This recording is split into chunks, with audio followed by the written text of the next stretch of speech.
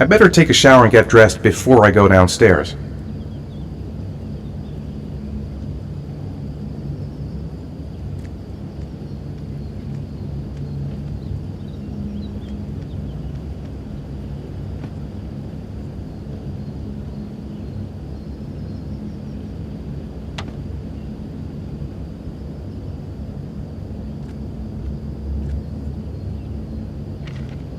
Gone shopping.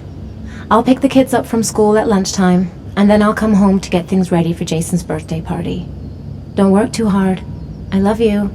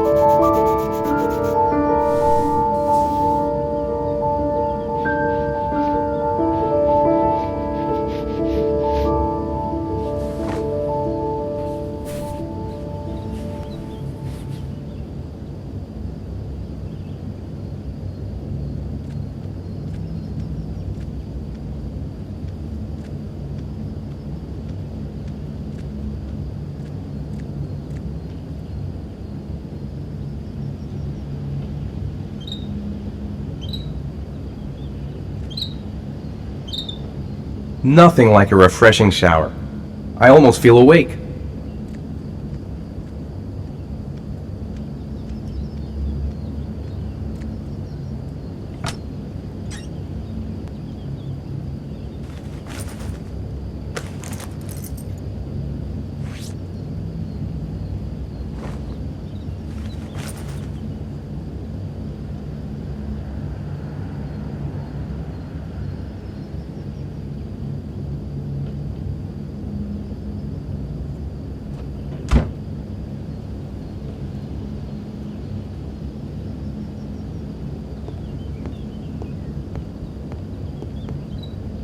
I've got some time before Grace and the kids get back. Better get some work done.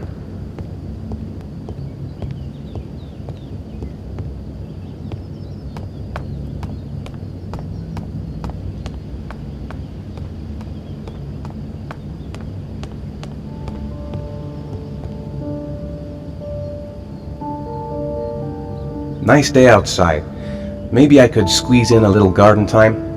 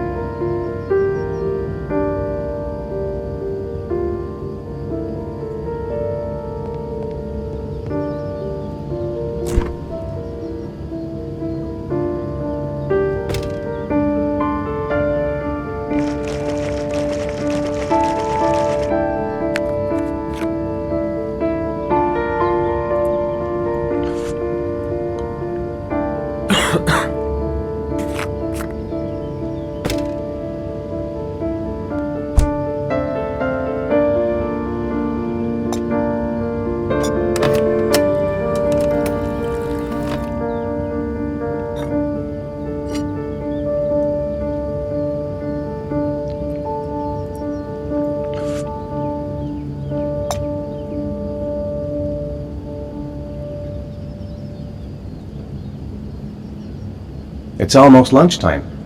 Grace and the kids will be back any minute. Oof, it's stuffy in here. I should get some fresh air in the garden.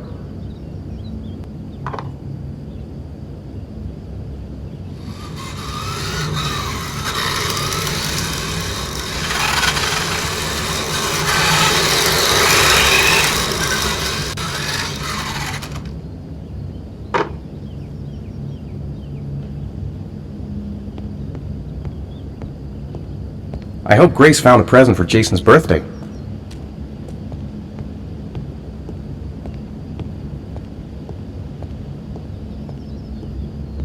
Maybe there's something on TV. I could just relax on the couch until Grace and the kids come back. How about some music?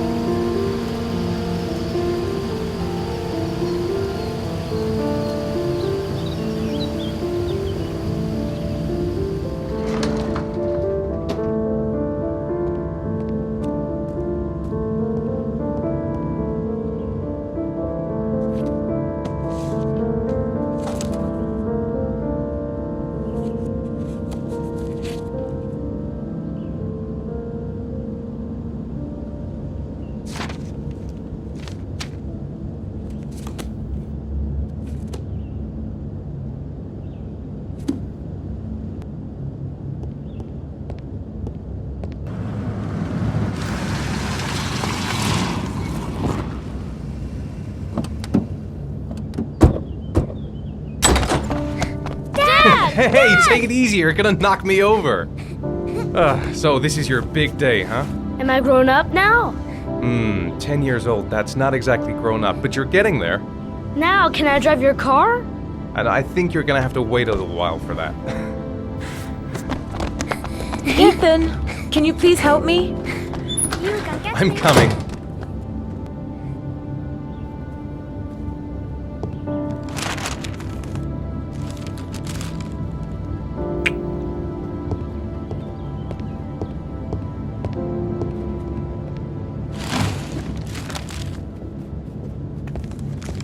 They've been so excited since this morning. I could hardly keep them in line in the supermarket.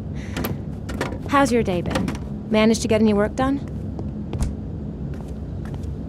Not really. I tried, but I didn't really nail it. I hope I get inspired because we're supposed to be presenting the plans to the client next month.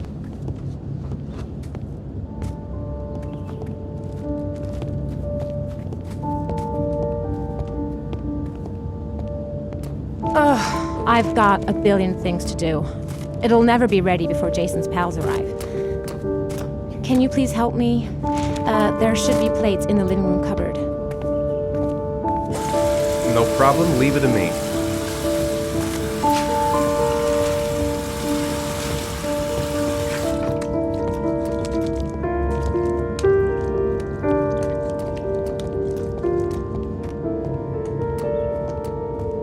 Hey, Ethan, I thought I asked you to take care of the plates. I forgot, they're in the living room cupboard, right? Yeah, they haven't moved since last time I asked.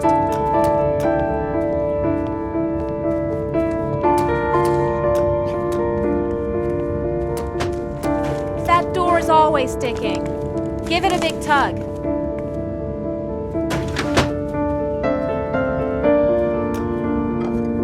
That's the set my mother gave us. Be careful, okay? Don't worry, I wouldn't want to be responsible for a diplomatic incident with your mother.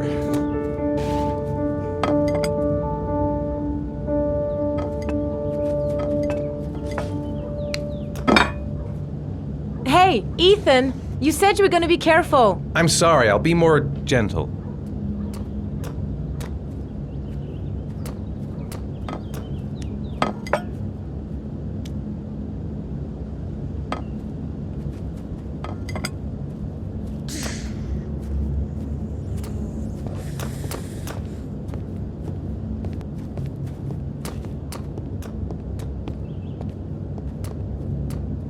She's more goddamn beautiful with every passing day. I think I'll go outside and play with the kids.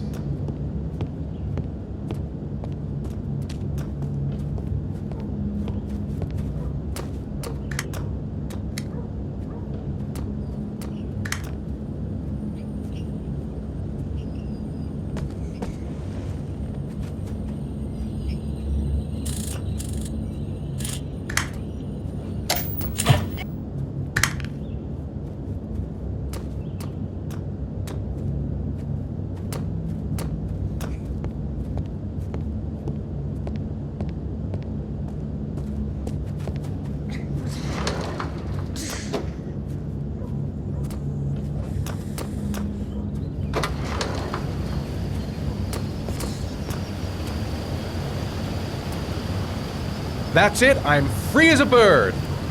Hey, 5 minutes, boys, okay? After that, we've got to eat because your friends are going to be here soon. Okay, we promise, Mom. Who wants to go first? Me first! No, me first! Easy, fellas, you can both have a turn. Me first! Me first! No, me first!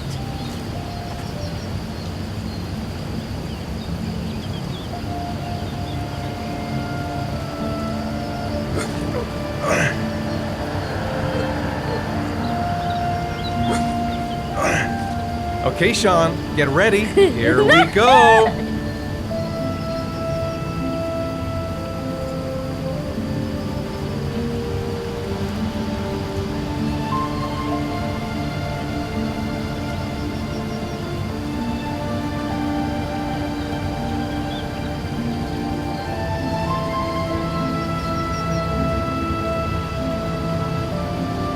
It's my turn now! All right, Jason, let's do the helicopter.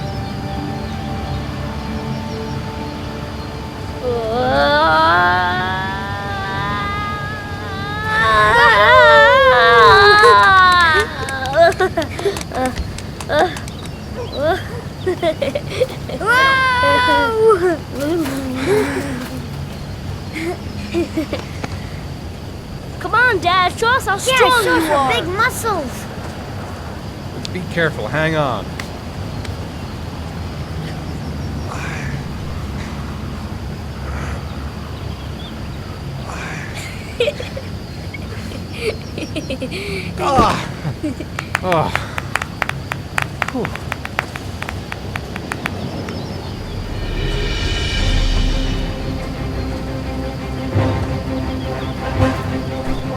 This time you're done for.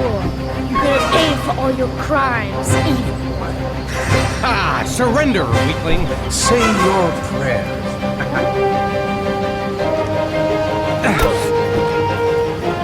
Come on, Jason. Hoy-ya! Give up. I am victorious. Watch out. Yo! Attack, attack.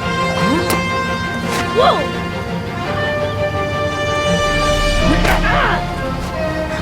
Take that. Oh, that's gonna leave a mark. Jason. Continue. Watch out. Yeah! Go, Jason. Yeah. Hoy-ya! Oh, no. My life. Scum.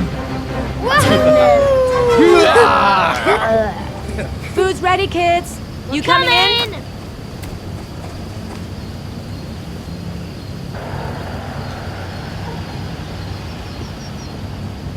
Sean? Lunch is ready. I'll go get him.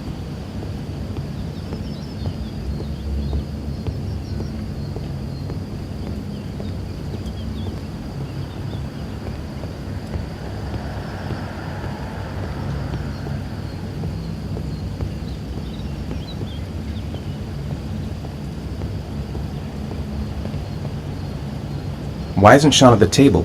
He should be around here somewhere.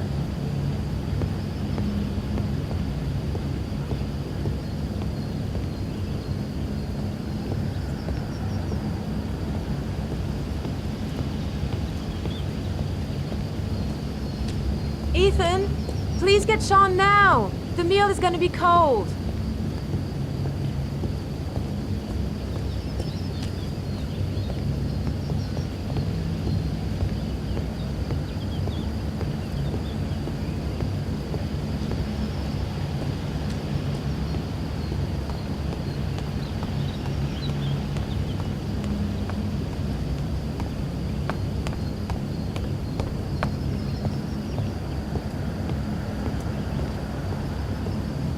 Sean? What's up? It's Merlin. He's dead. He's dead and it's all my fault. No, it's not, Sean. Of course it's not your fault. I'd give anything if you could come back to life. You know, Sean, there are some things which just have to happen. Even if you don't want them to. It's not fair, Dad. It's not fair. I know. I know.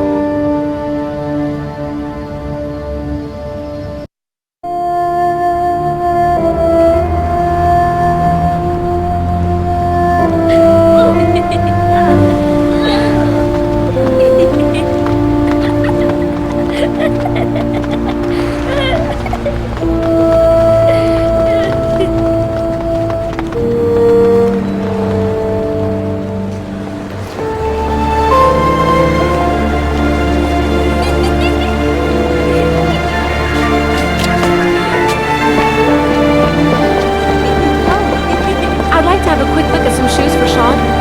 Can you watch Jason for a minute? I promise, it won't be long. Sure, no problem. We're not going anywhere, are we, Jason? Come on, honey.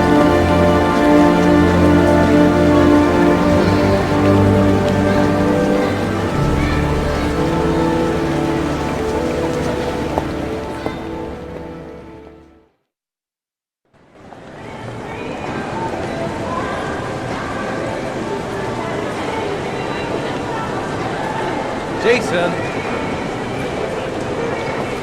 Jason! Jason! Jason!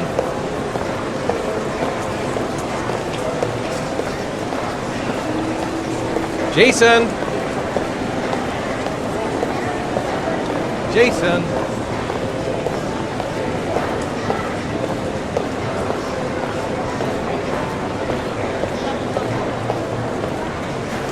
Jason, you really shouldn't run her off like that, you know? There's an awful lot of people in here. Please, Dad, can I have one? I would really love to have one. Please, Dad, come on.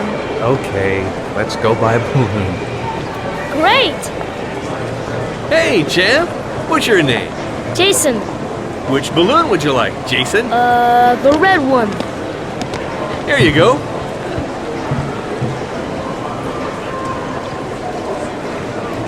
That'll be $2, sir.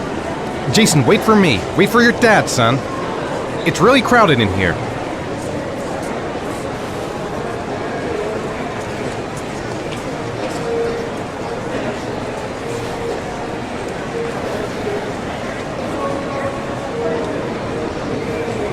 Keep the change.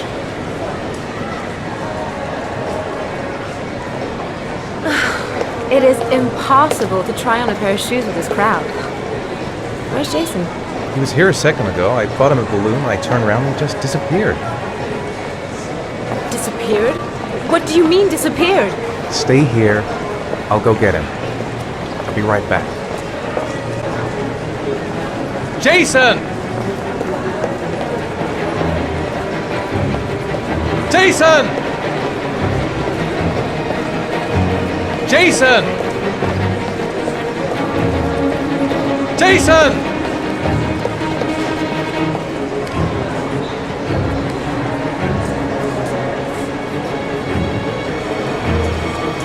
Quick, I need to go downstairs now or I'm gonna lose him in the crowd. Jason!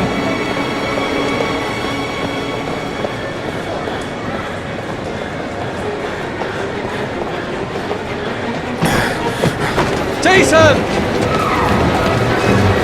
Jason! Jason! Jason! Jason! Watch it! Jason! Hey, watch it! Watch where you're going! Jason!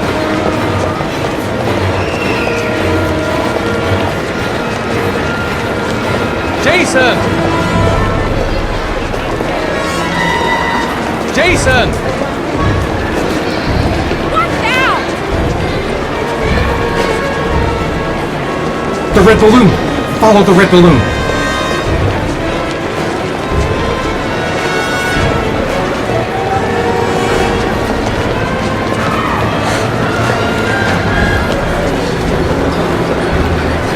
Jason!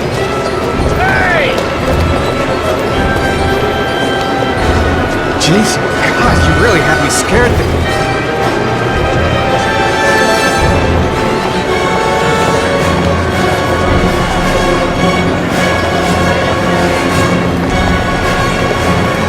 Jason!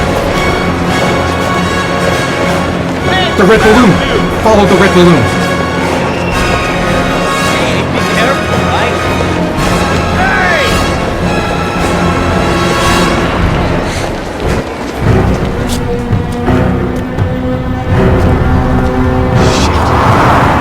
Shit!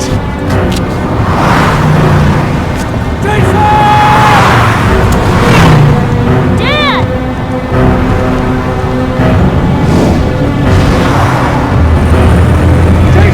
No,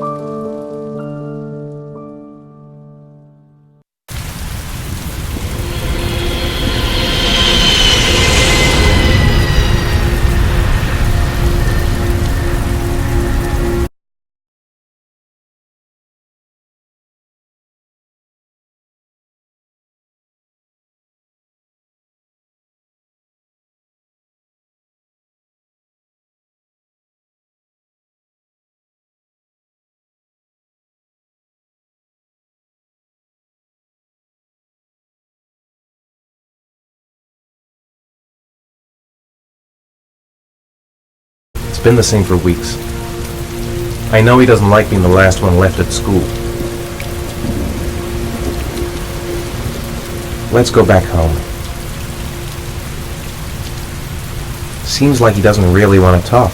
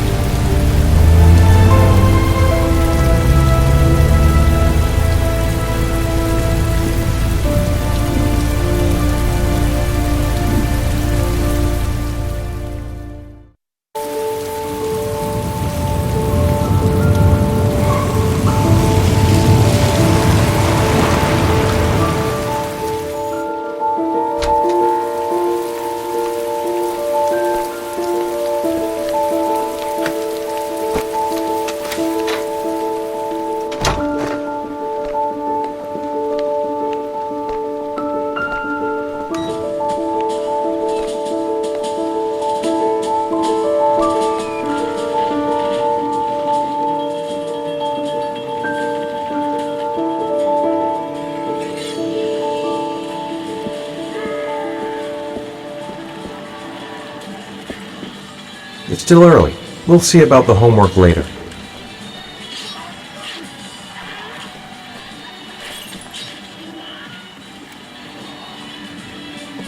Time for a snack. Maybe Sean is hungry.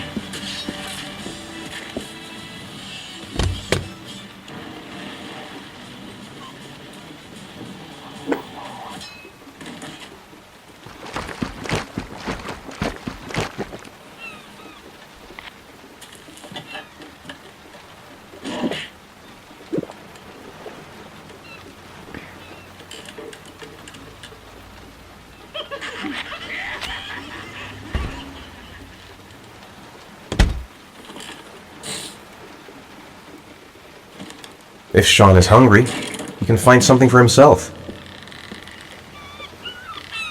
Sean hasn't done his homework yet.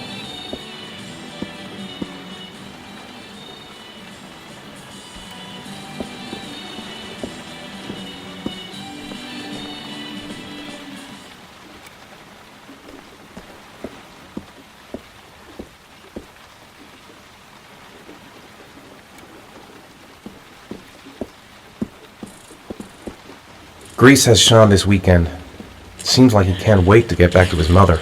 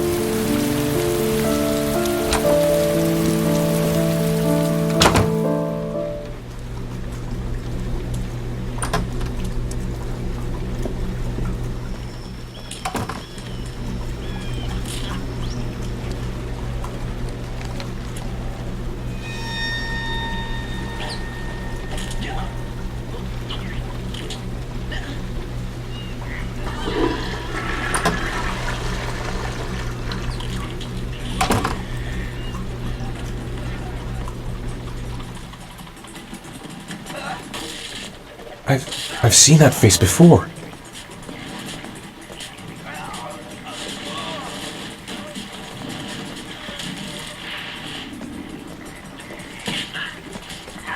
It's time for your snack. Are you hungry? I guess, a little. Let's see what we can find in the kitchen.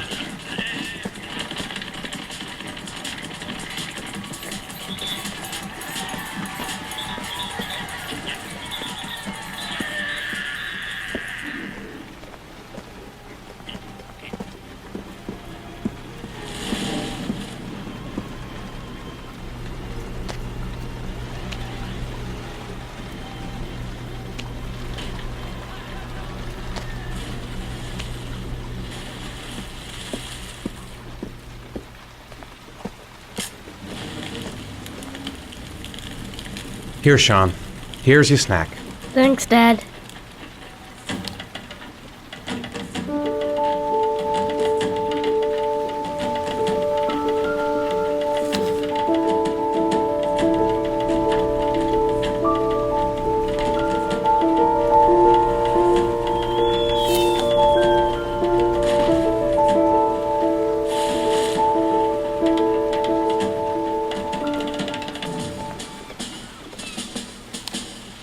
It's getting dark.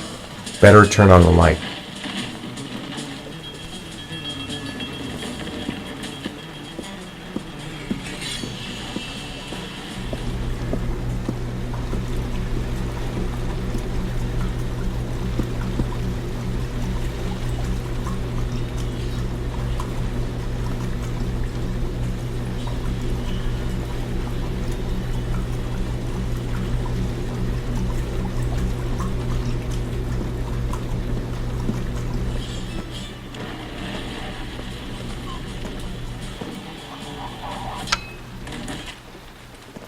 What do you say we play together for a while? I'd rather watch TV.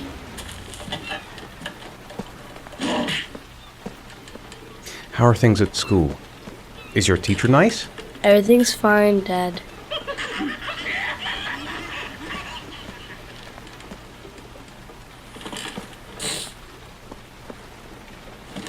Do you want me to get your dinner? No thanks, I'm not hungry yet.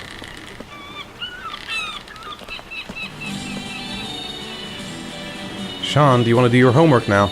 Please, Dad, let me watch TV a little while longer. We'll do it later, okay?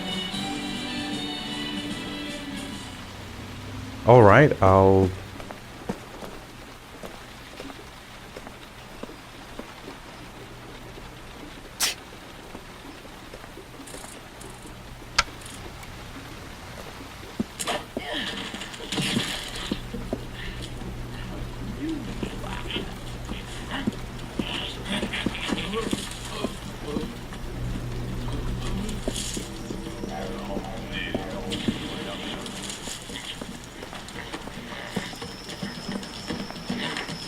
So, do you want to talk a little? Talk about what? I don't know, about you, your friends, how things are going. Nothing special. Sean, do you want to do your homework now? Please, Dad, let me watch TV a little while longer. We'll do it later, okay? I think we should just get right to it. Then it's done and out of the way. Now, get your bag and get set up in the kitchen. I'll help you.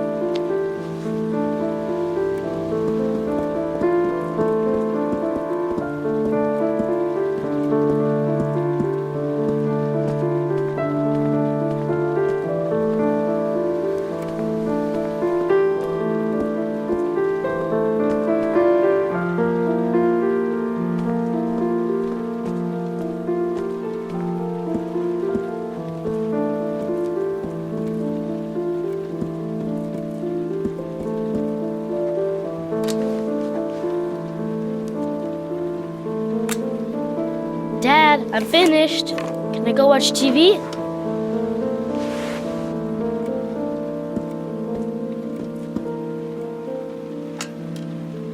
Let me have a look. Pretty good. Looks like you're done. Off you go.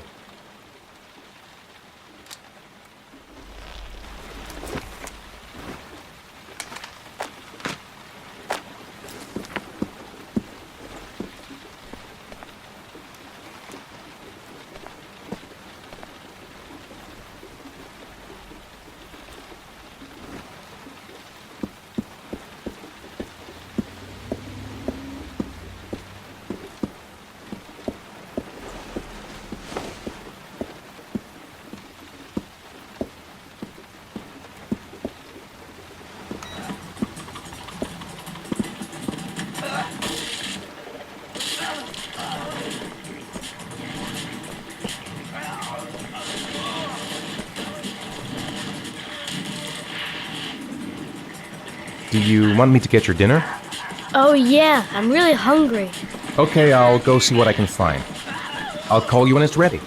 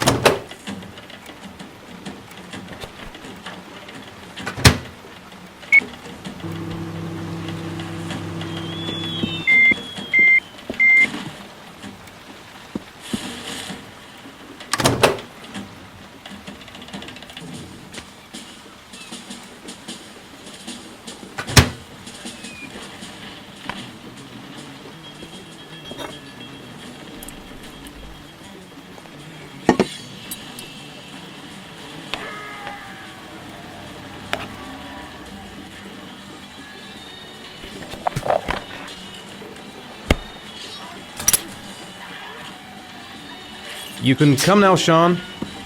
Your meal is ready. I'm coming!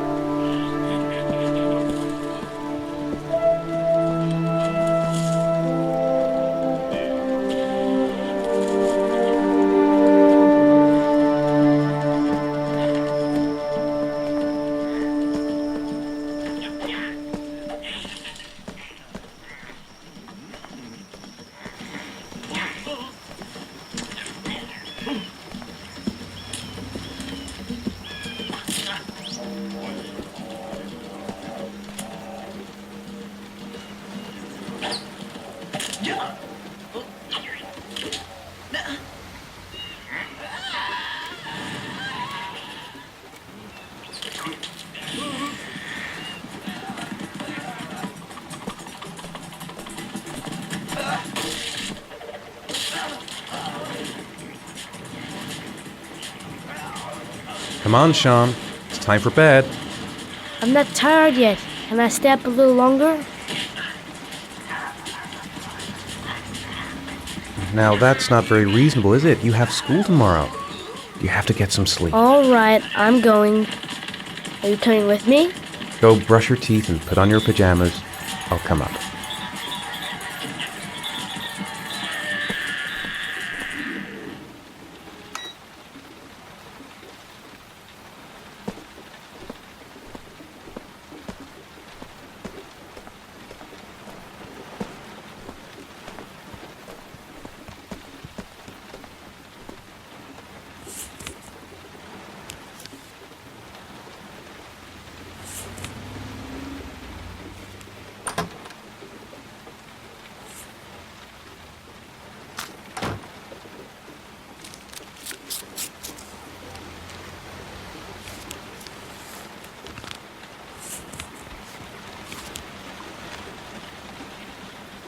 When the parents came home from church, all their children were gone. They searched and called for them, they cried and begged, but it was all to no avail. The children have never been seen again.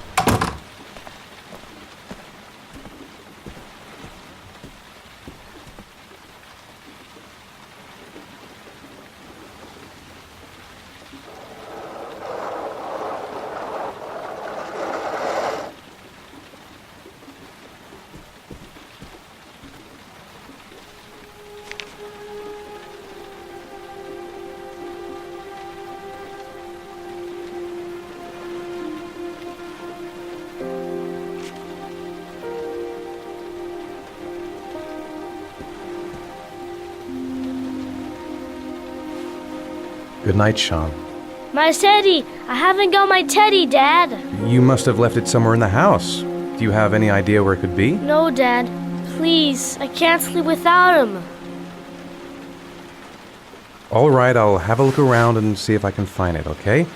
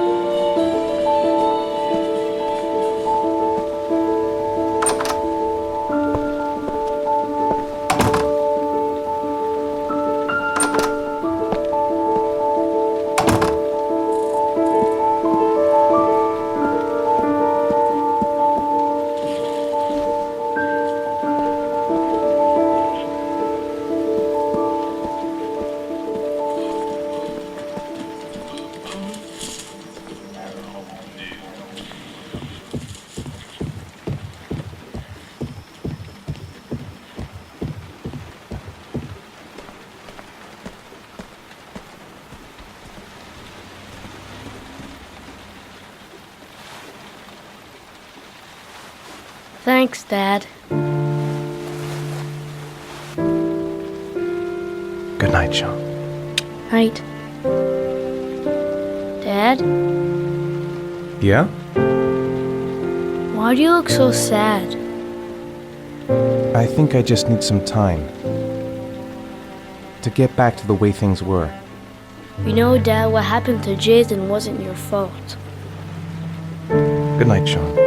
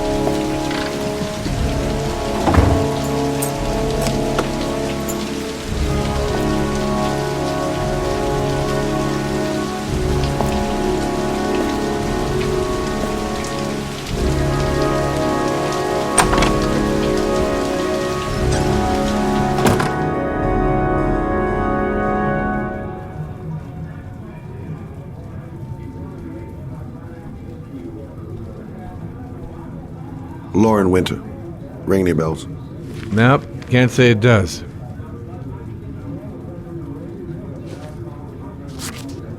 Oh, that Lauren Winter.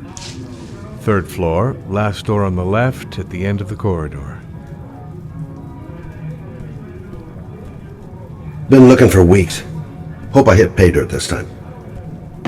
Guess I better take the stairs.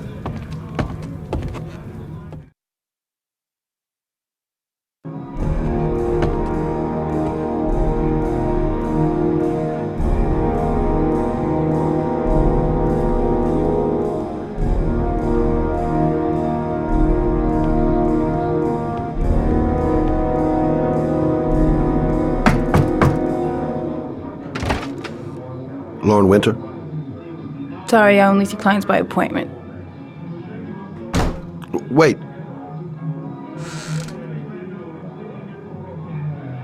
It's $50. I don't kiss and I don't do any weird shit. Fine by me.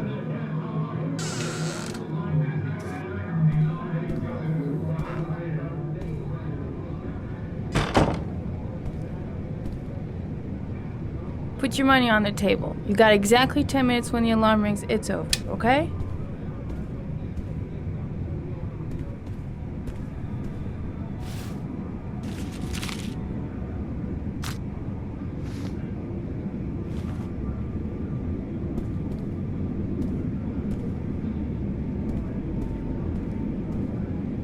Yeah, she keeps the place pretty ship-shape. I've seen whores that didn't give a... You should take your clothes off. We ain't got all day. Actually, I'm not a customer. Shit, a cop. I should've known. What do you want, a freebie? Is that it?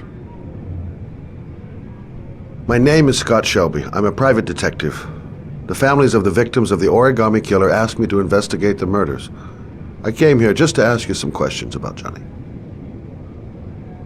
I already told the police all I know and I have nothing to add. Leave me alone. I understand, Lauren. I know what you're going through. Oh yeah? You know what it feels like to find your own son's body on a wasteland? I'm sorry, I don't believe you have the slightest idea what I'm going through, Mr. Shelby. The killer is walking around free as we speak. He'll kill again if he's not arrested. My Johnny's dead, so what difference does it make? If we don't find the killer, there'll be other mothers who find their son's body on a deserted wasteland. But you're right. Why should you care? It's not your problem anymore, right?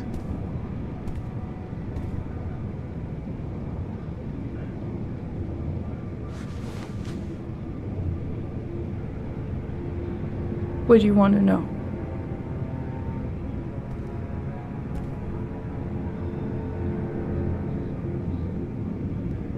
How did your son disappear?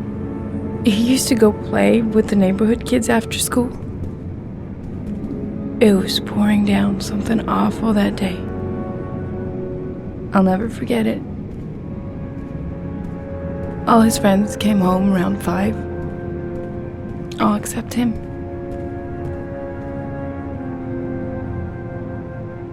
Did you suspect anyone after he disappeared? I meet a lot of pretty shady characters in my line of work. Sure, I thought of it at first. But it didn't seem to make any sense. I don't believe any of my clients could have done that to my Johnny and all those other kids. Do you know if they found anything on the wasteland? Any leads or witnesses? No. He said he must have run away and he'd probably end up coming back. His body was found 5 days later with an origami figure in his hand and an orchid on his chest.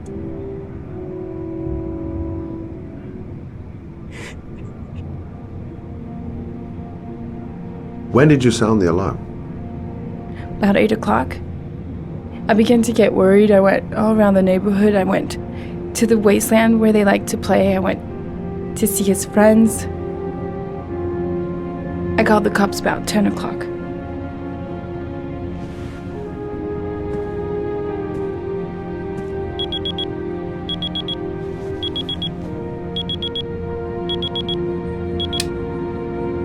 time's up, Mr. Shelby.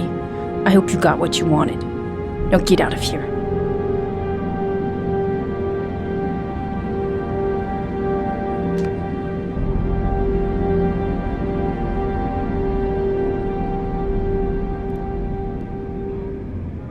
No point in pushing it. She's not going to tell me anymore. I didn't learn squat. Well, it's worth a try. I'll leave my card on the kitchen table. You never know.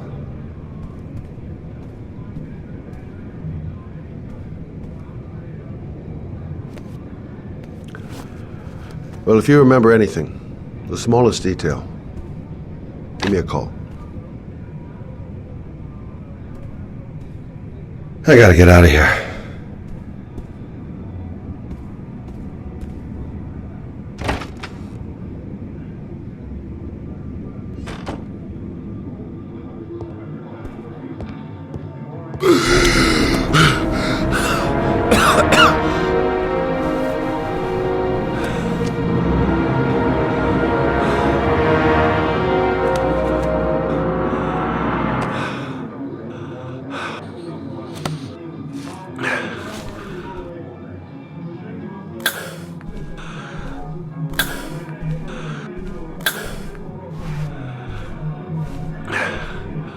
Lauren! Lauren, open up, baby! It's me! Troy, what are you doing here? I already told you I don't want to see you anymore. Sorry, Dal, but I really wanted to see ya.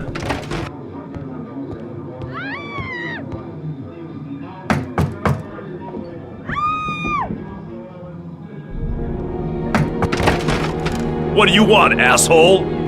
Lauren! Is everything all right? She's just swell. Now beat it, loser! You again? If you're looking for trouble, you found it. I'm gonna beat the shit out of you. Oh!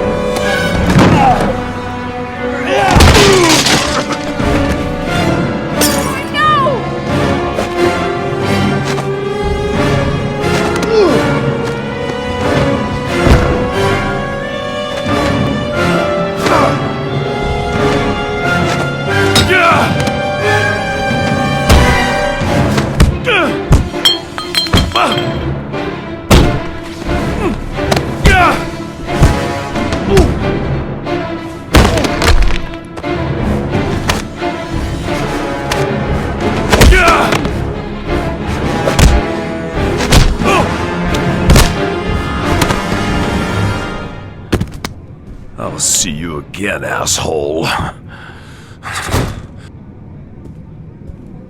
Are you alright? Better than him, I guess. Who is he? An ex-client who thinks he owns me. He was getting violent, and I told him I didn't want to see him anymore. Well, you should be careful. He'll probably be back. Sorry about the mess. Mr. Shelby, Yeah. thanks.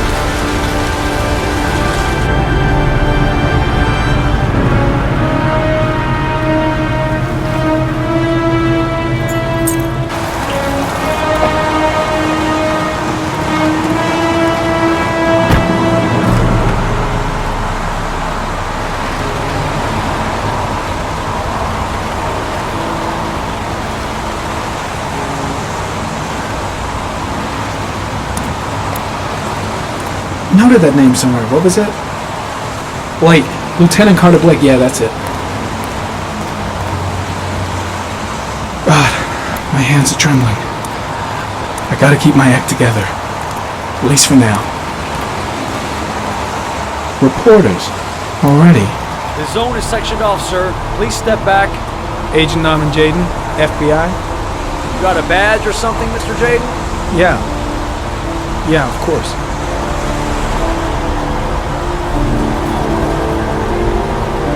Check. You can pass.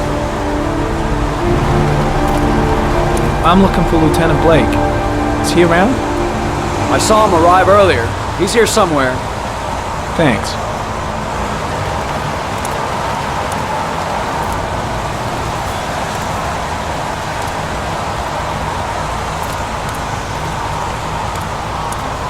Goddamn rain. Hasn't stopped pouring since I arrived. I'm really gonna love it here.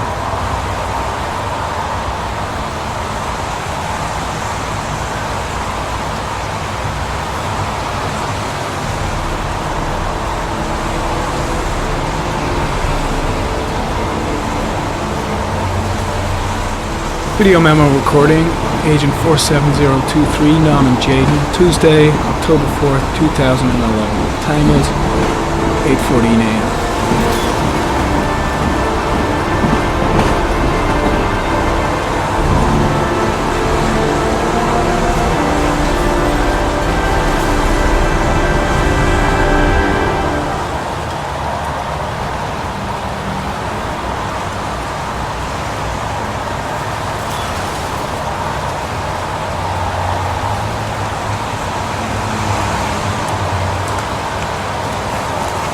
The body must be under the tarp near the lights. The crime scene is compromised by all these people. I doubt there'll be many clues left, if there were any to start with. There's a railroad track near where the body was left, same as all the other victims.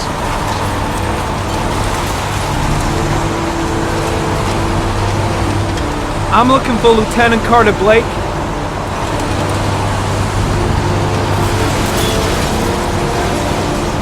Thanks. Way too many people here. They're trampling all over the crime scene.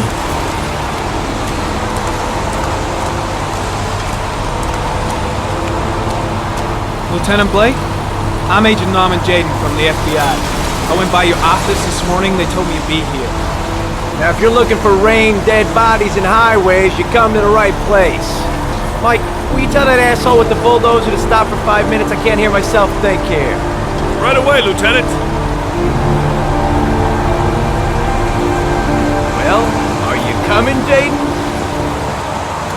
So, what happened? Some guy taking his dog for a piss found a body about 6 o'clock this morning. We don't know much more right now. Based on what we've seen, looks like the work of the origami killer.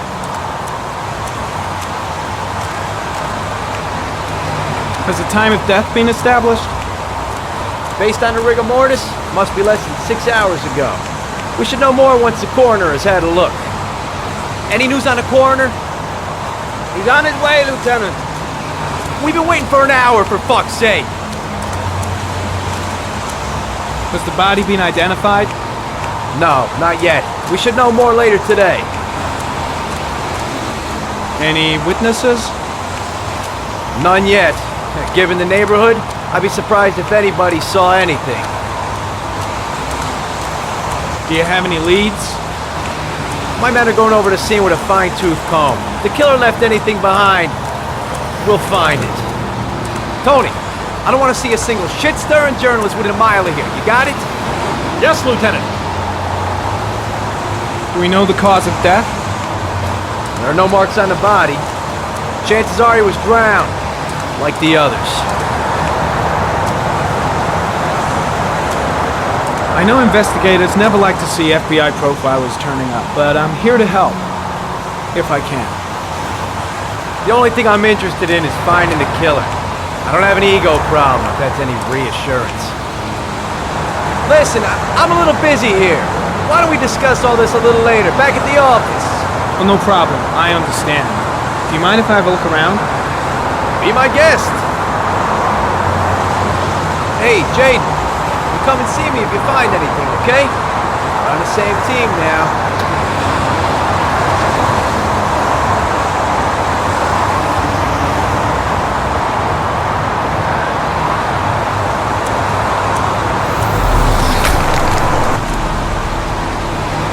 Some orchid pollen.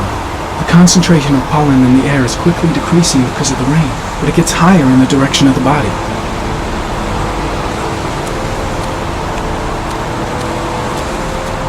Very common. Pollen particles disappear in the tall grass. It's probably the end of the trail. Very common. Traces of blood on the railroad track. The blood report indicates an advanced and long-lasting state of exhaustion.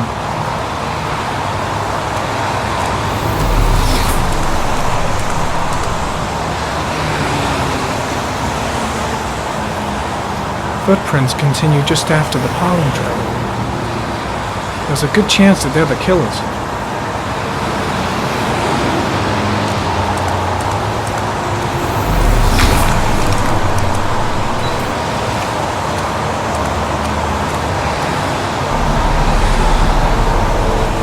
Very common. Traces of blood detected on the fence behind the railroad line.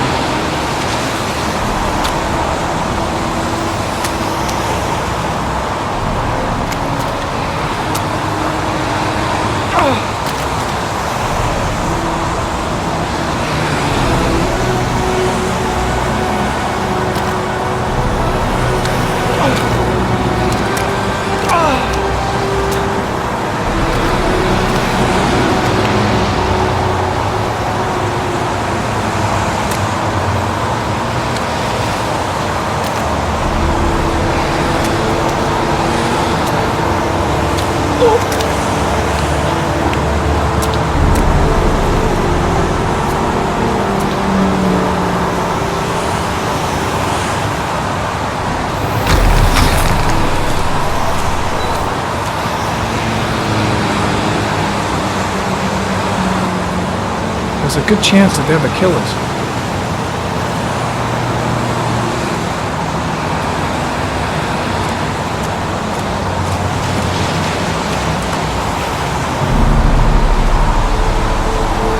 Very common.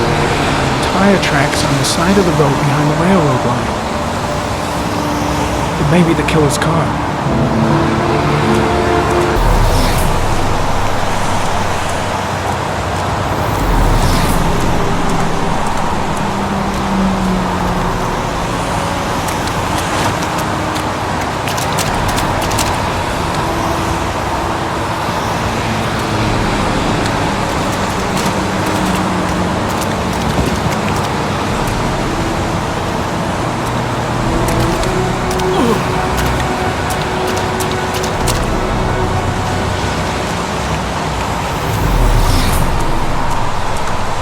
Why the hell is there blood here?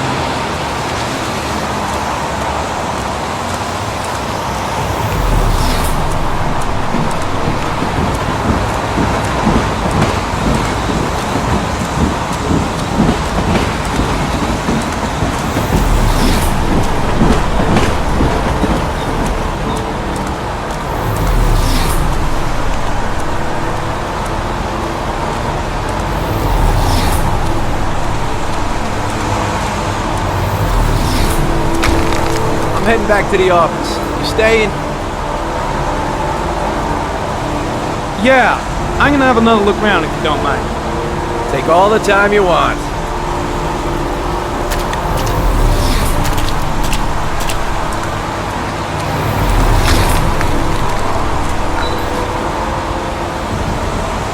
Very common. The victim is lying on his back. No visible signs of violence.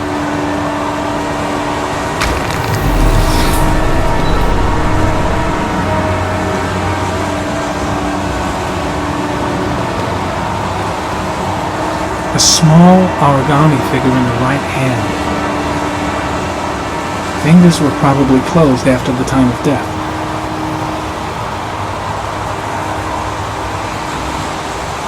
An orchid was placed on the victim's chest.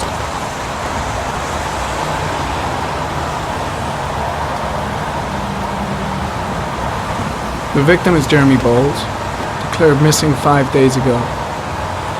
See reference file.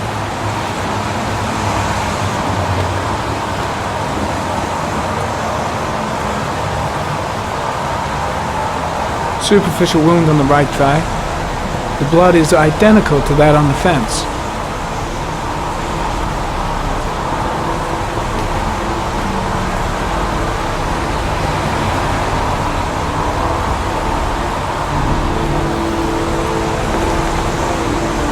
Think I've seen all there is to see.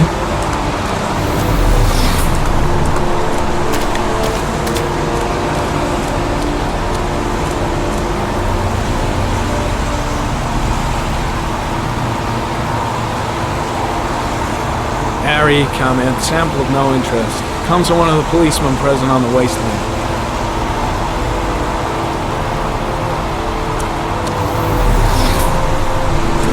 The trail leads to this ridge. The killer must have come down here with the body. Impressive. Seems the only traces the killer left are those he intended to leave. Knew exactly what he was doing, right down to the tiniest detail. The trail leads to this ridge. The killer must have come down here with the body.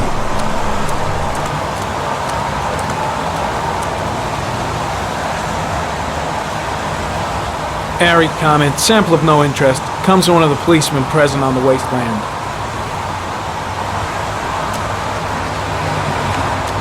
Think I've seen enough. Better get back to the station before I catch pneumonia.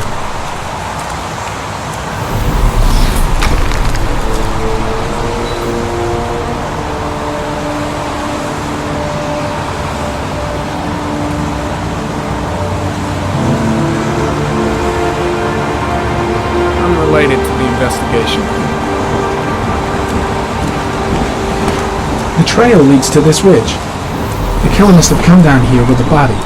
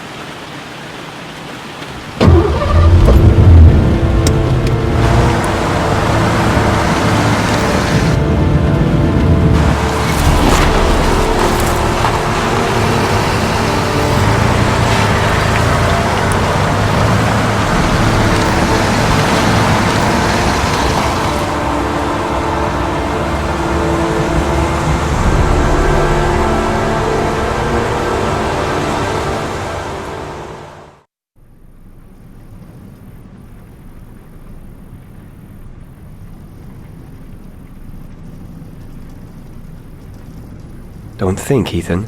Give me the first idea that pops into your head. A bat.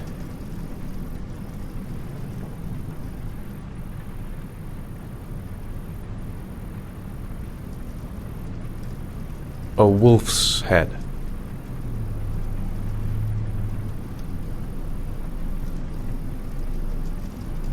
A crab.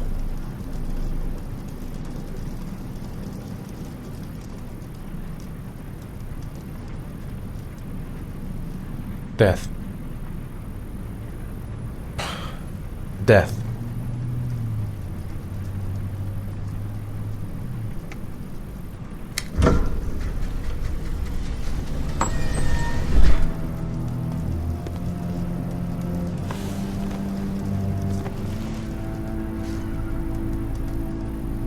I have the results of your MRI scans. Everything seems to be normal. There is no physical damage from the accident. However, I am worried about your psychological condition. I know it's not easy, but you've got to start over, Ethan. You're not responsible for what happened. It's my fault Jason is dead.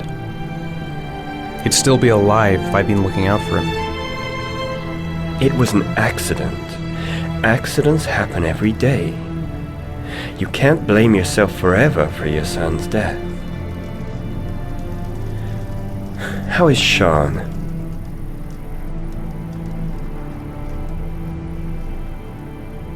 I know he's really unhappy. He just can't understand why I seem unable to love him. And what about you, Ethan? What do you feel?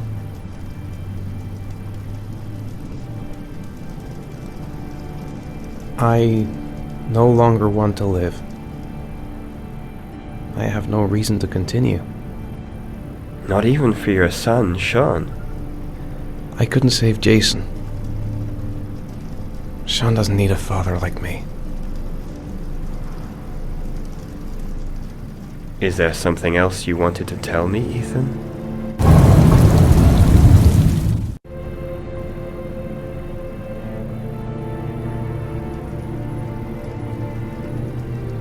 No. No. That's the end of this session. We'll continue this conversation next week. You were lucky, Ethan. It's very rare to survive such a traumatic accident. I don't exactly feel lucky, Doctor.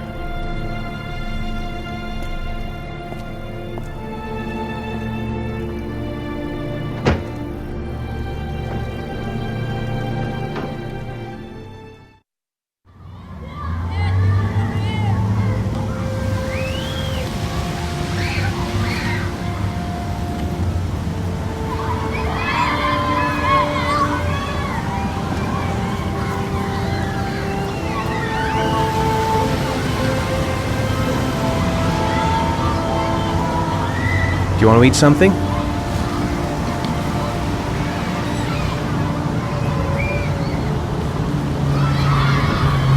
Aren't you gonna go play with the other kids? I don't feel like it. How did things go at school today? The teacher yelled at me for being late again. She's gonna send me home the next time it happens. I'm sorry about that, Sean. Next time, we'll really pull it together, okay? Is something the matter, Sean? No, I'm alright.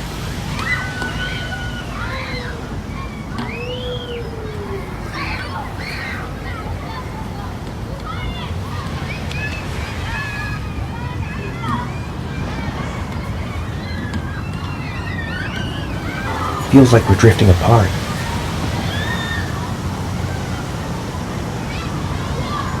I haven't been on a seesaw in a long time. What do you think? Yeah!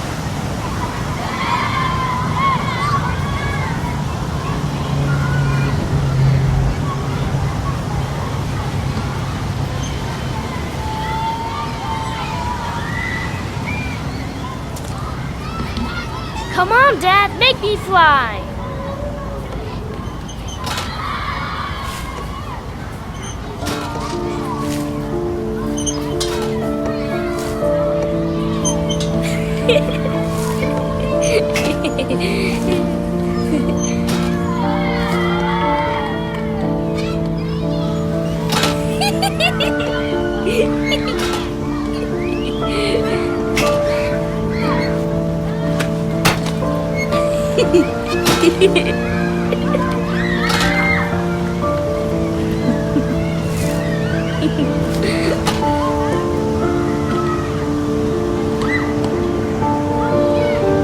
He seems to be having fun.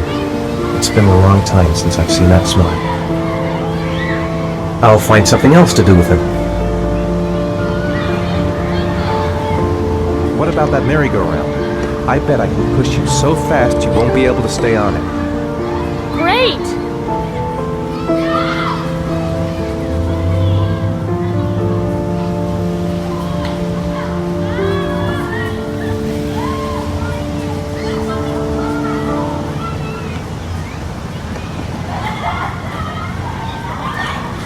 Dad. As fast as you can. Faster!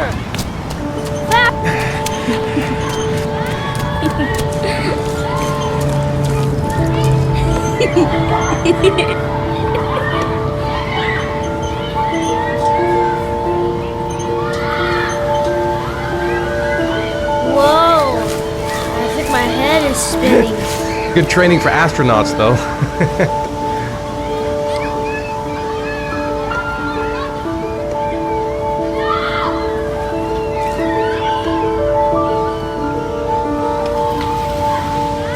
He seems to be having fun. It's been a long time since I've seen that smile. You want to go play on the swing? I'll push you. Okay.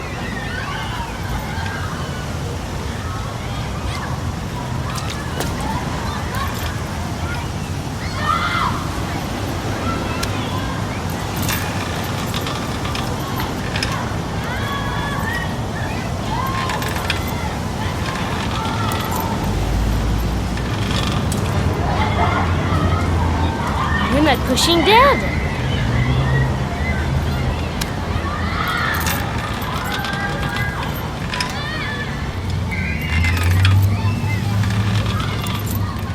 Come on, Dad! Higher!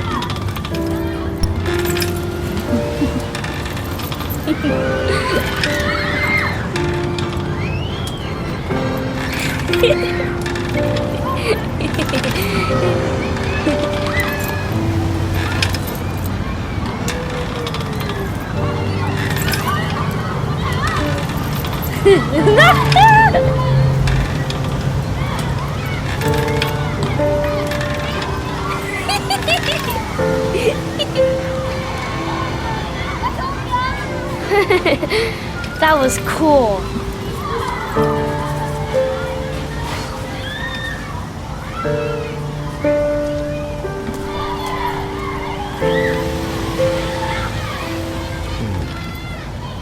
Looks like rain's coming. I think we better go. Okay.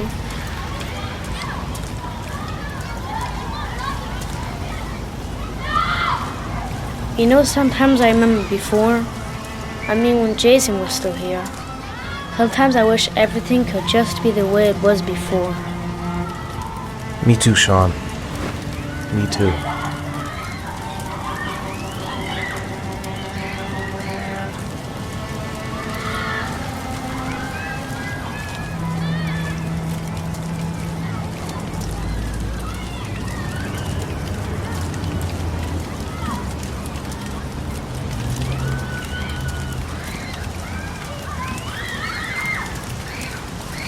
Hey, Dad, can I have a ride on the carousel? Can I? Sure. Go pick a horse and get on. I'll get a ticket.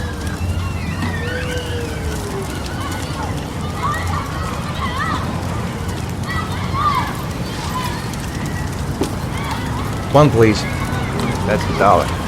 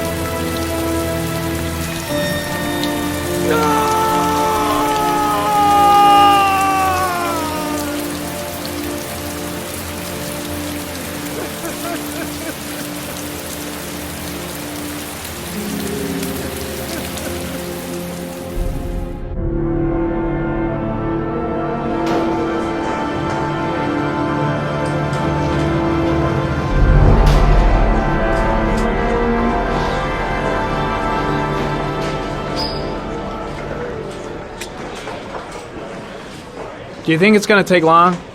No, he should be finished soon.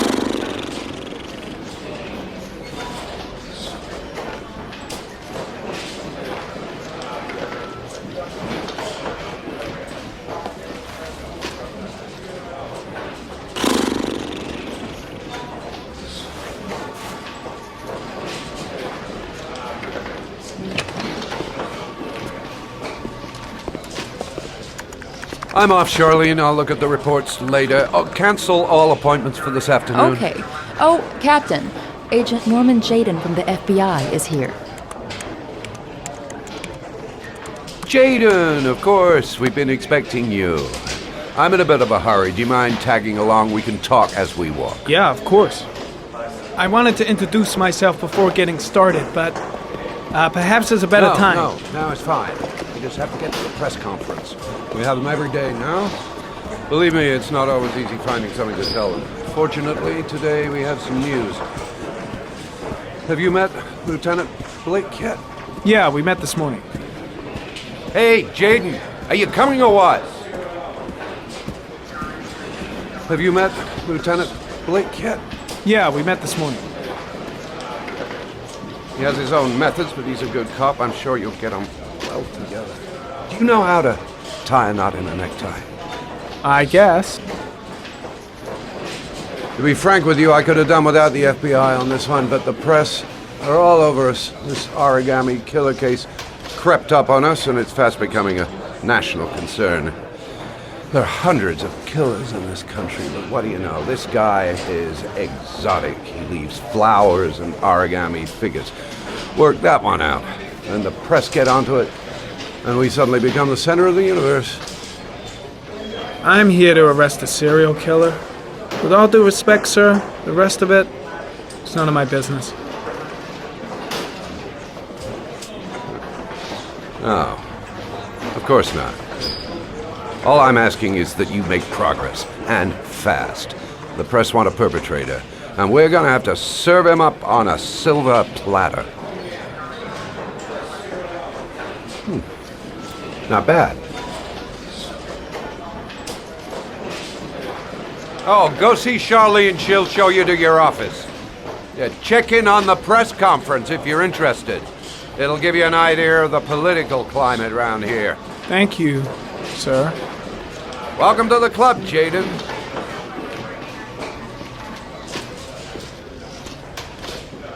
I should get Perry's assistant to show me my office. I can't wait to get to work. I'll have a look around the station. Stretch my legs for a bit. I'm dying of thirst. Where's the water cooler when you need one? Captain Perry is doing his press conference now. Might be interesting to have a look. I saw Blake when I arrived. Maybe I should go talk to him. Think I need a good cup of Java.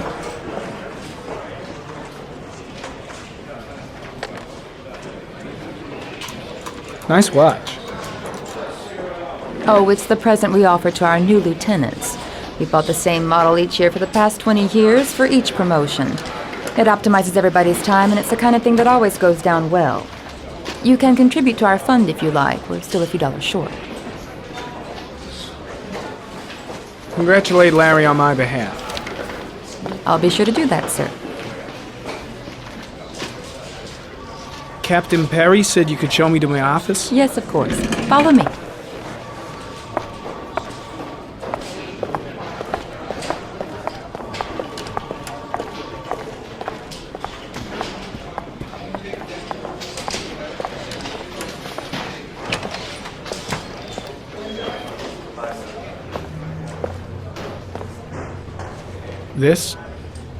This is my office? That's where I was told to take you. If you need anything, you know where to find me.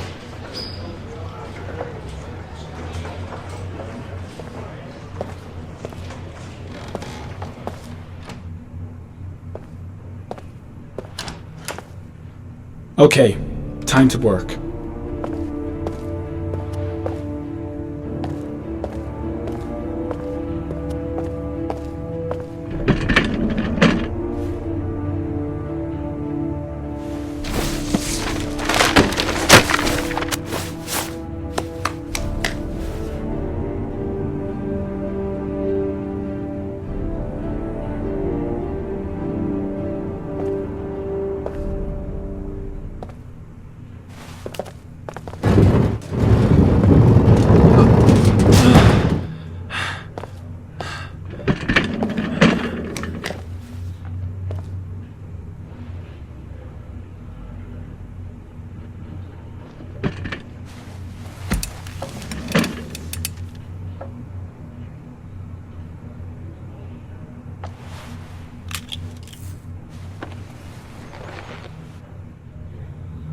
Step 1. Change the office.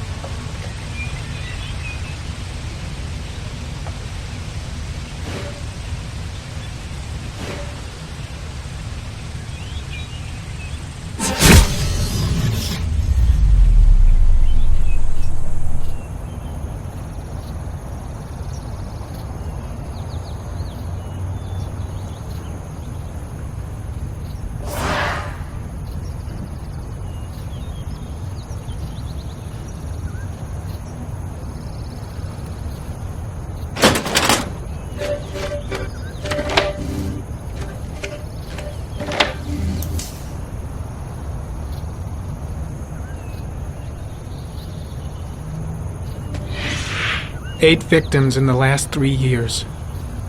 All boys, aged between 9 and 13. No signs of violence. The victims disappear from public places in broad daylight. No one notices anything. Bodies are found 3 to 5 days later, drowned in rainwater.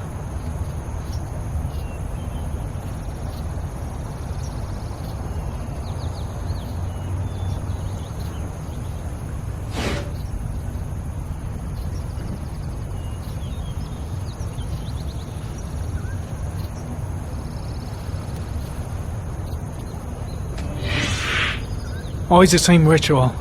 An origami in the hand, an orchid on the chest. The victims have always been dead for less than 6 hours when they were found, which means they remained alive for several days before being drowned. Over 3,500 people questioned. Over 100 suspects interrogated. Not a single lead to go on.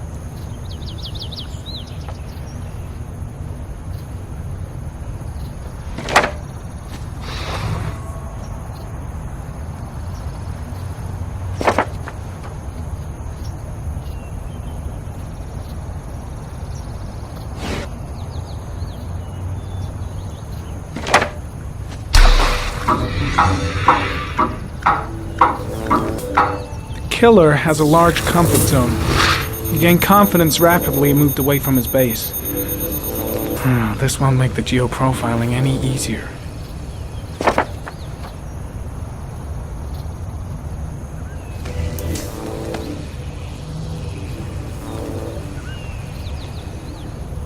There is always a railroad line adjacent to where the bodies are found. And all the victims disappeared in the fall.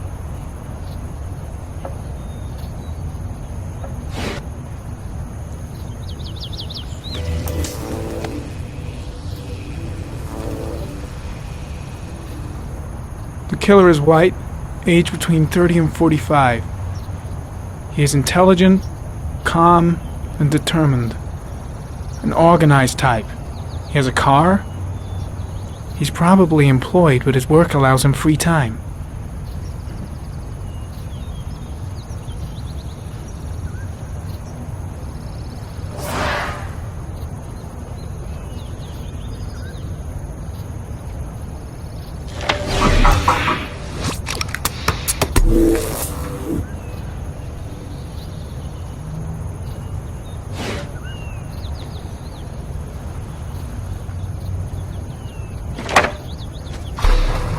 Just one origami store in town.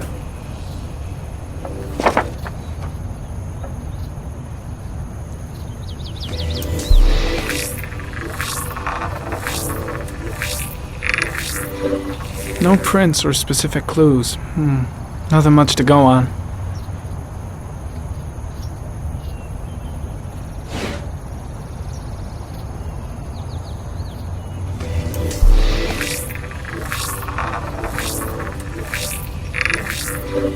A common species. That doesn't help much.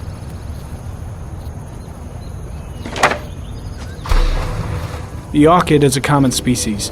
It can be found at any flower shop.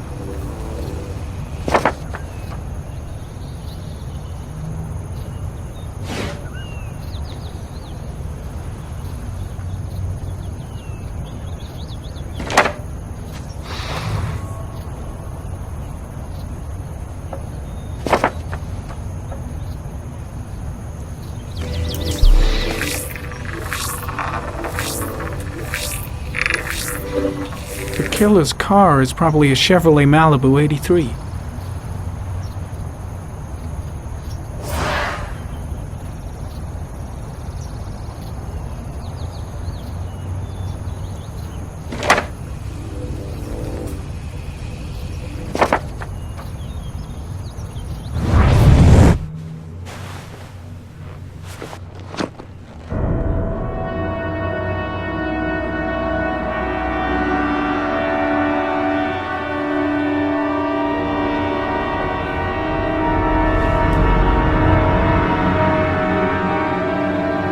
Here we go again. I better go wash my face.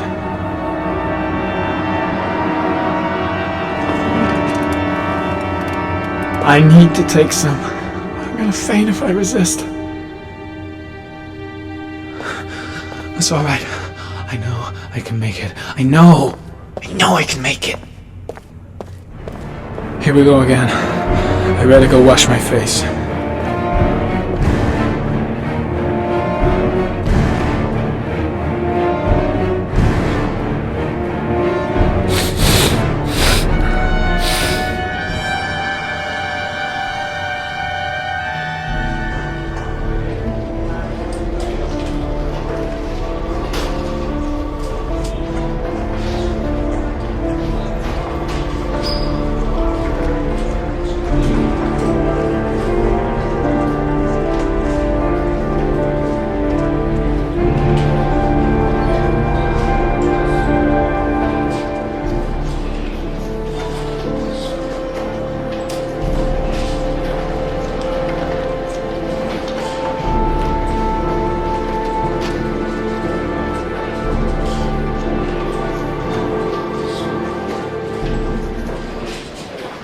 This is Lieutenant Blake, Mr. Marsh.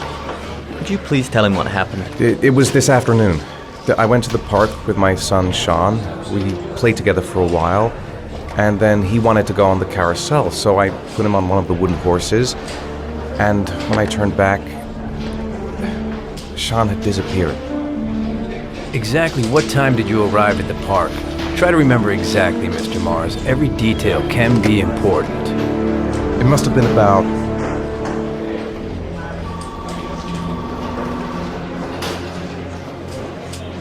5:15, I think. I'm not really sure. What was your son wearing when he disappeared? He was wearing a coat.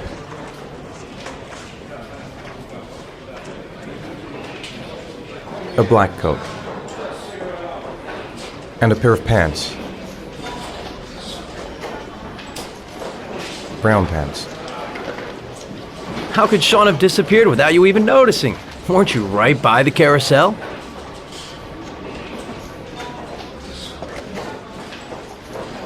I did. I didn't leave. I watched the carousel. How could Sean possibly have vanished if you were right there watching the carousel? I don't know. I don't understand.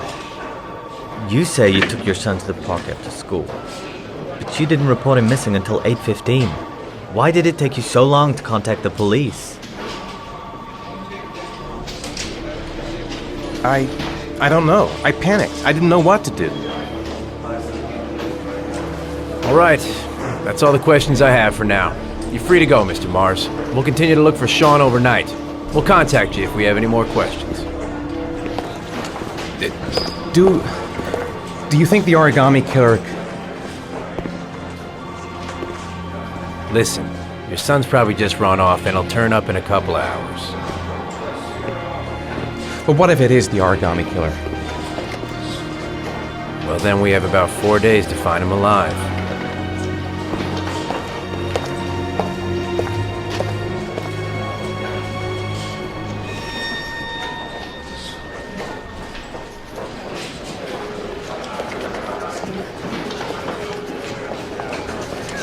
Did they find something?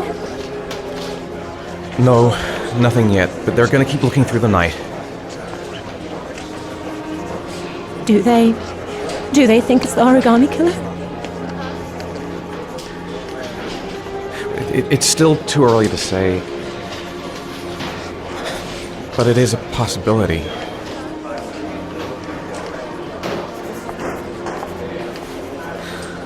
What happened, Ethan? How could you lose Sean like that? You should never have taken your eyes off him. I mean, for God's sake, how hard is it to keep your eye on a child in the park? Why did you leave him, Ethan? Why? Wasn't it enough losing Jason? I'm sorry. It's not what I meant to say.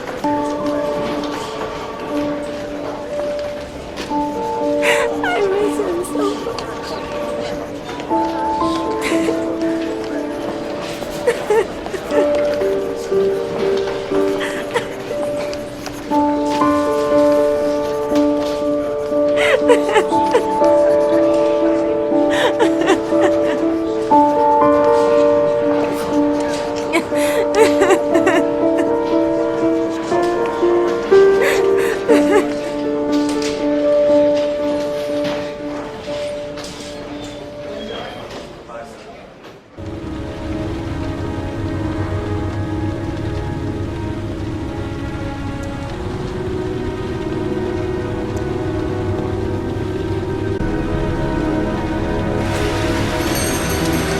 Good evening. Good evening to you, sir. Store's empty. Guess it's that time of day. Well, it's a good time for a quiet little talk. Guy behind the counter? Gotta suppose that's him.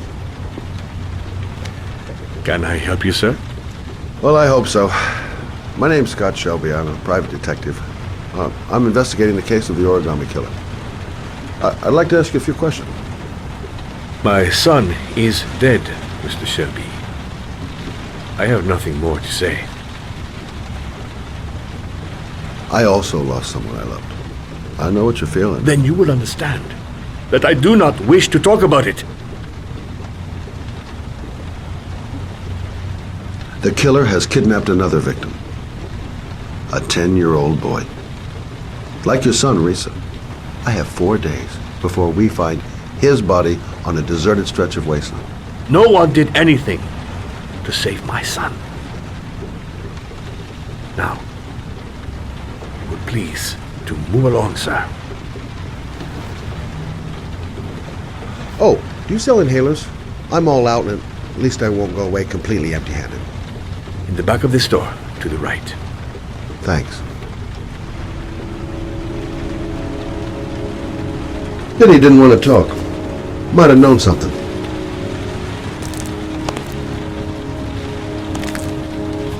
Inhalers are down at the far end of the store. Goddamn asthma. Can't breathe when it rains.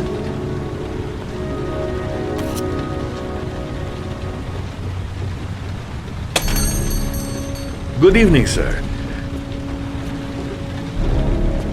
Are you looking for something in particular? Give me what you got in the register. Don't fucking try anything. Open the register, you dumb fuck. Put the money on the counter. Shit, are you deaf or what? Are you gonna open that fucking register or not? No, sir. You do not have the right to steal that money from me. I have worked very hard to earn it. You cannot have it. What did you say? You're out of your fucking mind, man. You don't get it, do you? I'm gonna put a fucking bullet right between your eyes if you don't do what I say now! You shall not be robbing my register, sir. That money is mine. I ask you now to leave before it is too late. Christ, goddamn idiot! Open the register! Don't make me fucking kill you! No, sir. That I cannot do. I'll waste you, man. I ain't joking. I swear to God, man, I'll blow your fucking brains out! Turn around. Just don't turn around. Fuck! Drop it!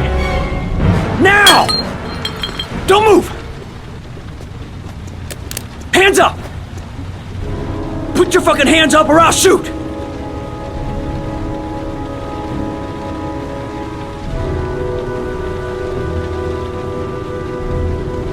Don't panic. Let's just stay calm. Nobody here wants to hurt you. We're all just gonna be cool, and everything will be all right. Yeah. I'm cool, man. Everything's gonna be all fucking right.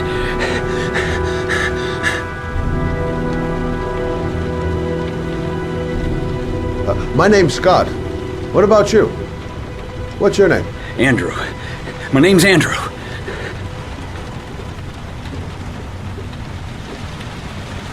Do you have anyone you care for in your life? A girlfriend, maybe? A family? Yeah. A little girl. I got a little girl. Her name is Jessica. What would Jessica think if she saw you here? Ask yourself, what would happen to her if things go wrong?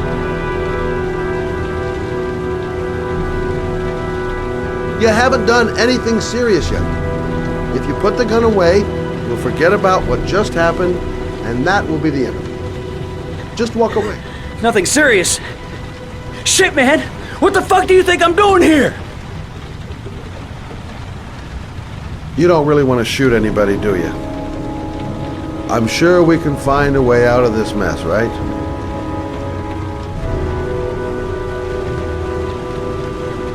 Look, it's not worth it.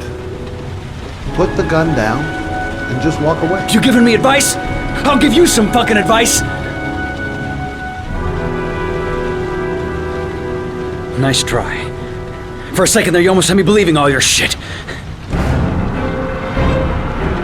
And now, give me the...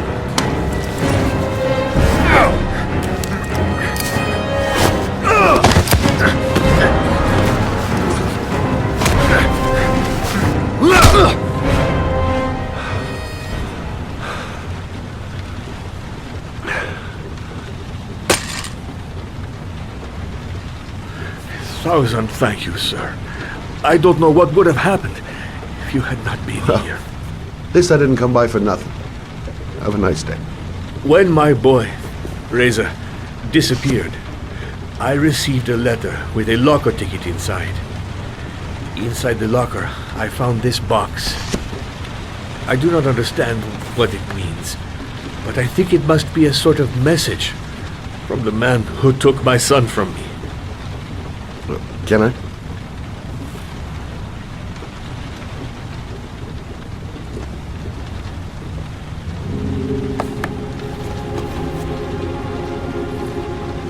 Please, take the box if it can be of any use to you at all. It did not help me to save Reza, but maybe it will help you find the other little boy.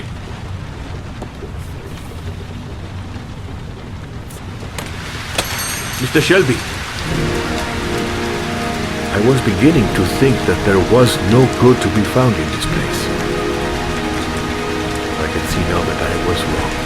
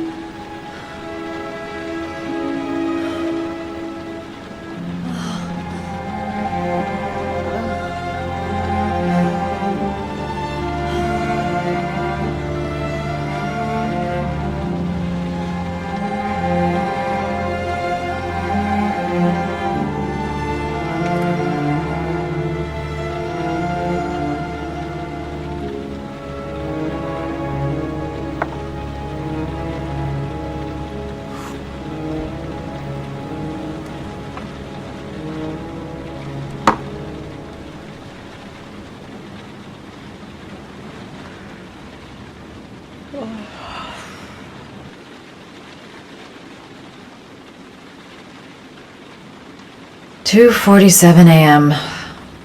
Always the same time. I shouldn't take those damn pills again.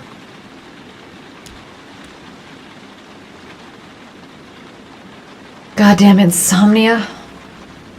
I'm totally exhausted, but I just can't sleep. If I try to stay busy, it might actually help me get to sleep.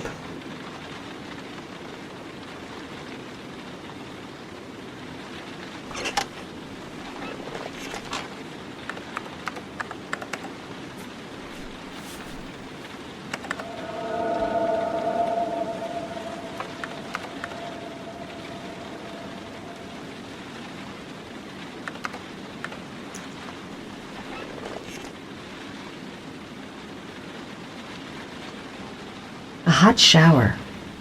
That'll create the magic of sleep.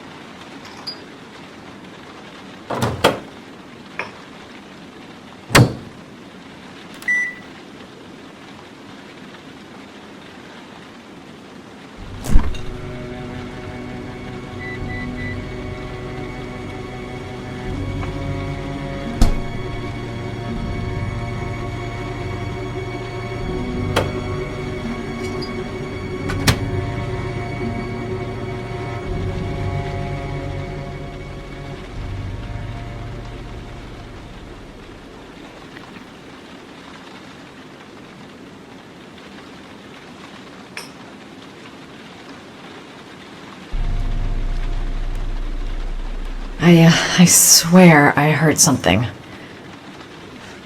Good job, Madison. I think you're starting to lose it.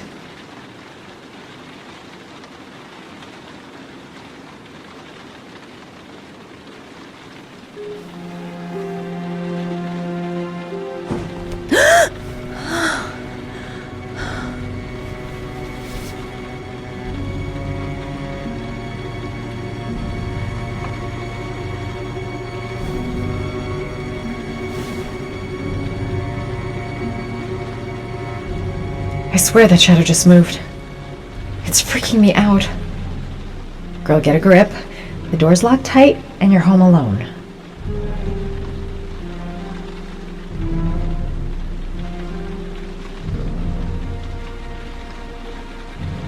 The fridge door.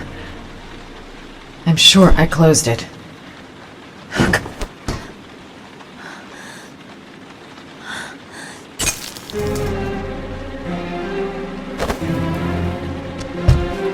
There's someone here. There's someone in the apartment. The phone on the desk. I could call for help. The front door. It's the only way out. If I can reach it, I still have a chance.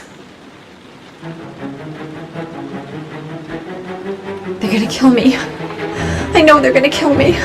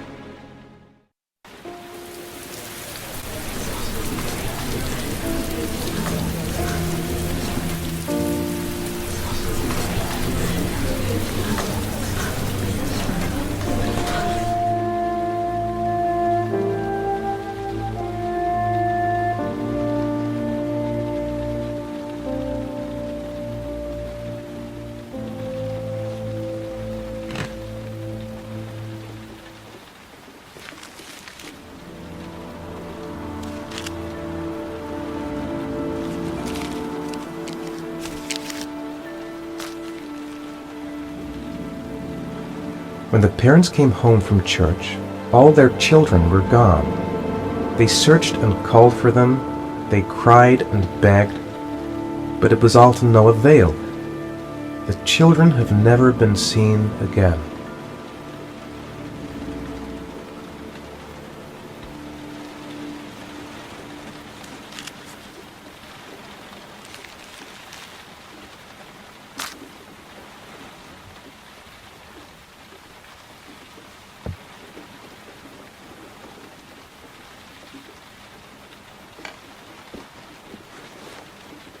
I have to get out of here and find out what this ticket is about.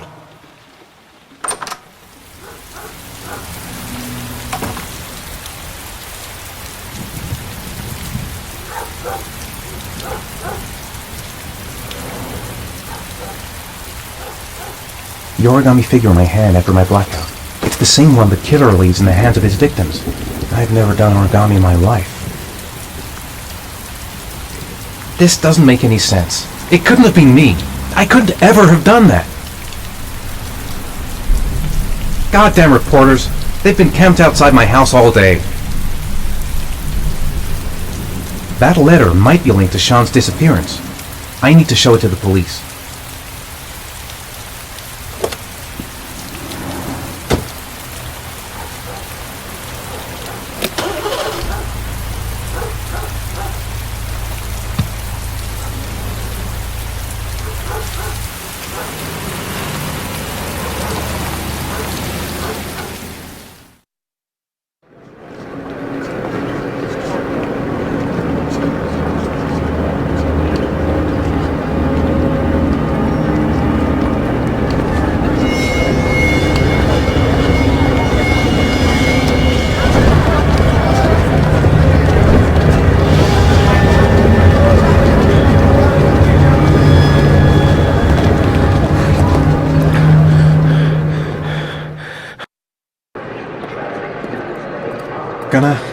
Gonna have to make it through the crowd.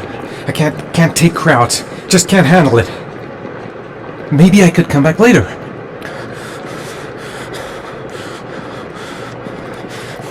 I'm just not gonna make it. I'm tightening up. I can't go on. I can't make it. Too many people. Too many people.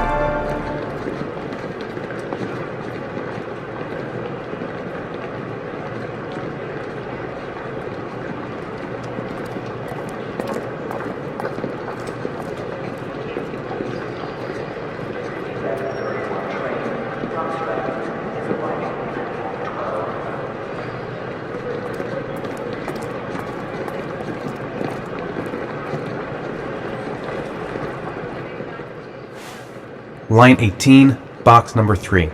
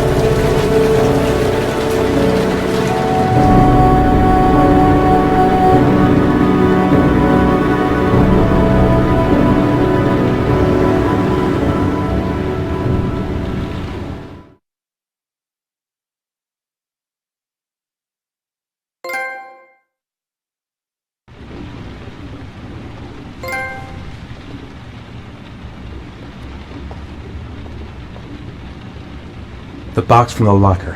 What am I going to find inside?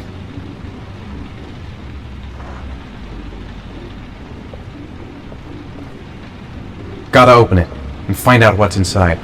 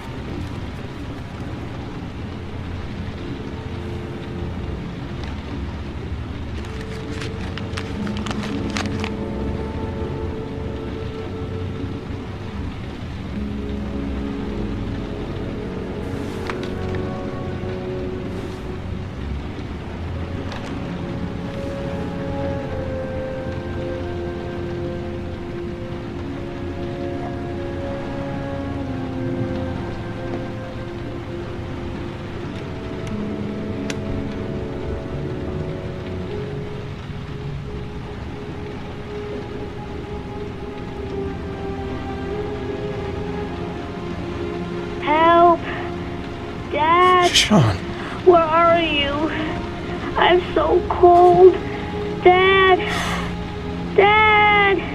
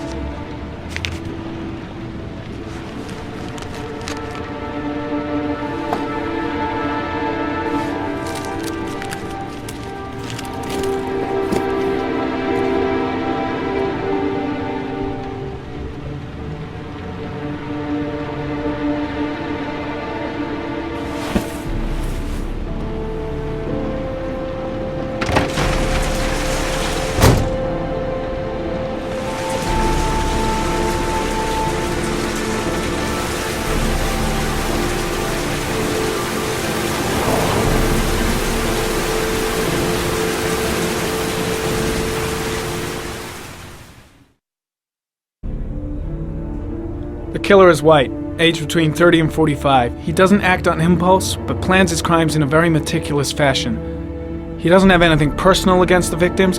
That's why he covers their faces with mud, to make them anonymous.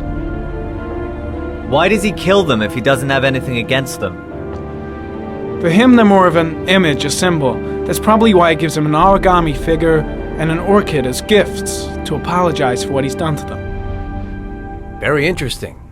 And where does all that get us?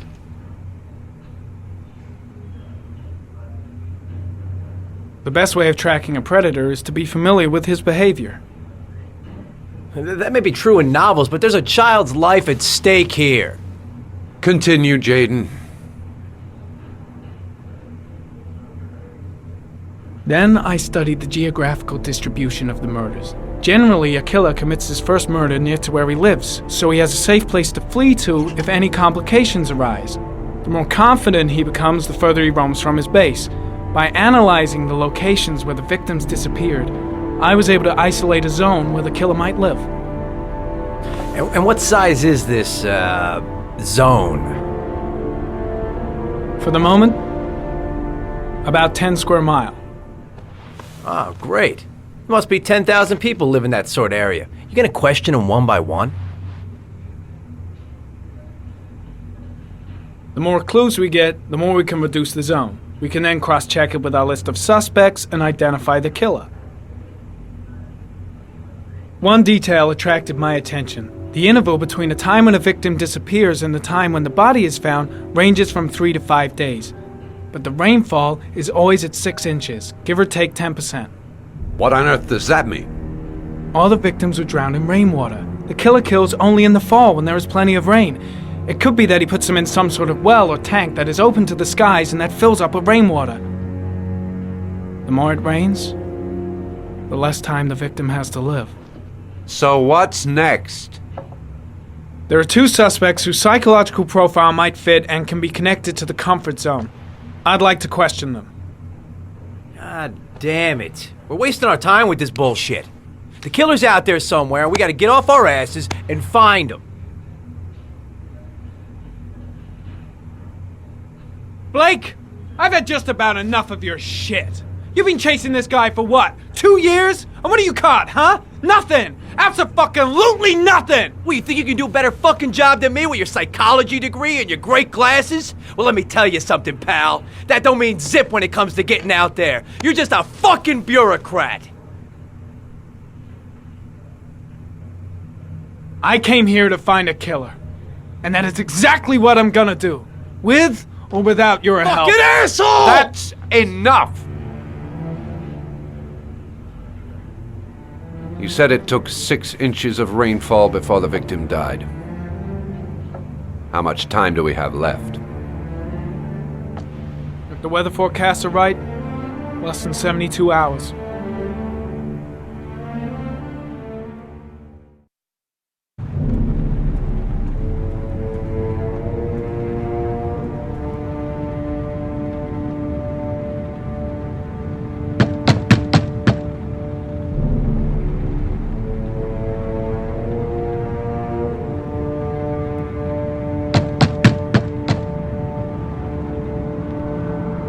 No answer. We'll waste our time coming here. Maybe we should have a little look inside anyway. There's nobody home.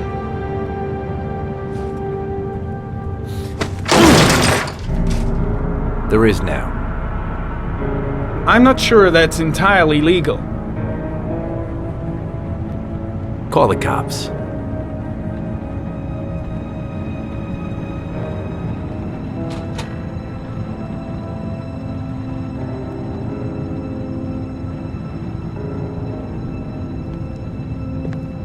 Looks like Nathaniel Williams is a pretty religious guy. He's a God-fearing idiot, waiting for the end of the world.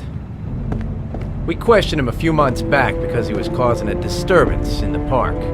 He was ranting and raving. Said he heard voices.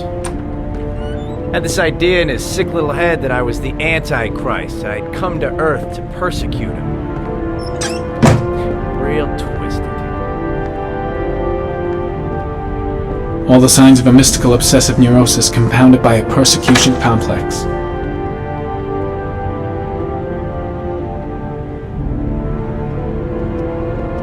You don't have to be a profiler to see he's not a killer. We're wasting our time here.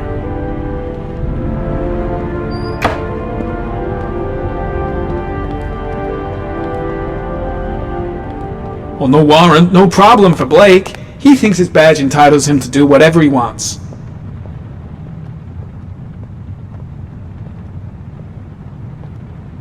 It's stifling in here. Those windows haven't been opened in years.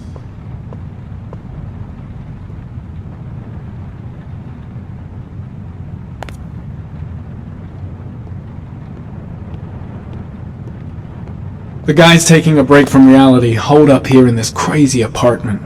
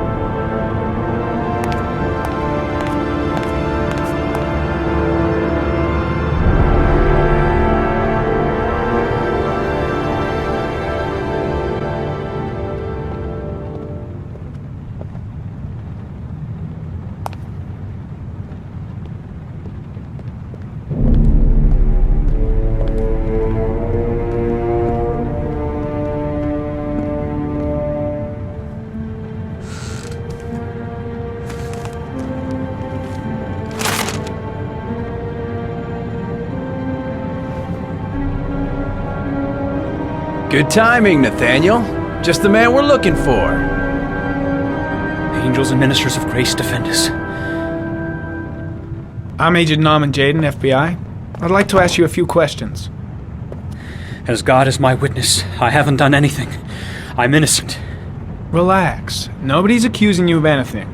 We just want to talk. Where do you work, Nathaniel? You have a job? My sole occupation is praying to the all-merciful Lord for the salvation of humanity. Why all the crucifixes?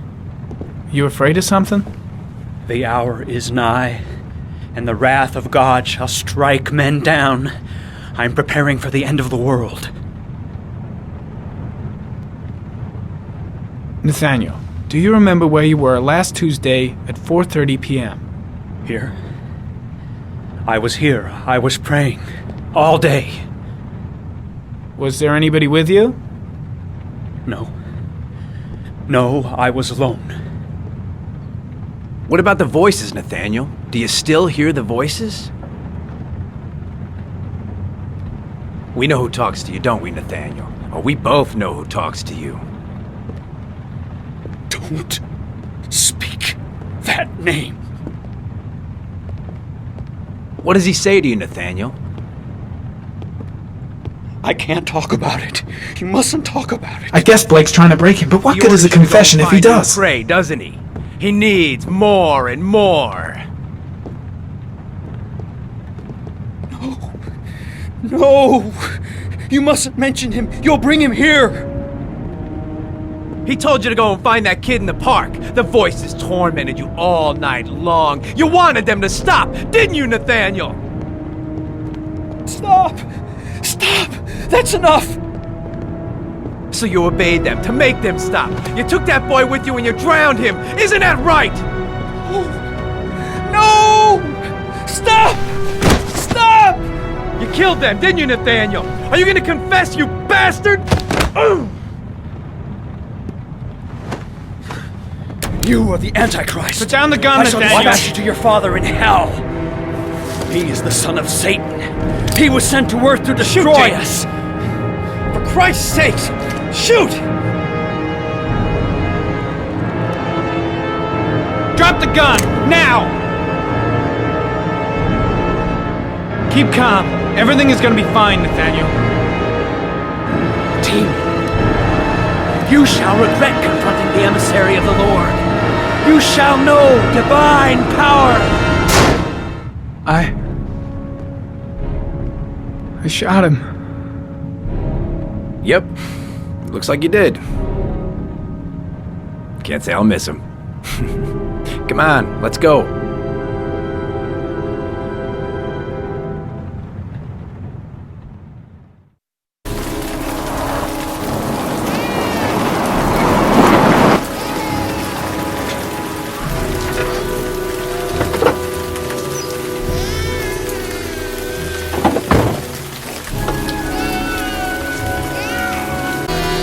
Susan Bowles, mother of the origami killer's latest victim.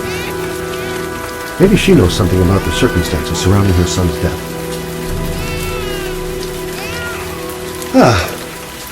Asthma-free for the moment and loving it. Good old inhaler in my pocket, just in case.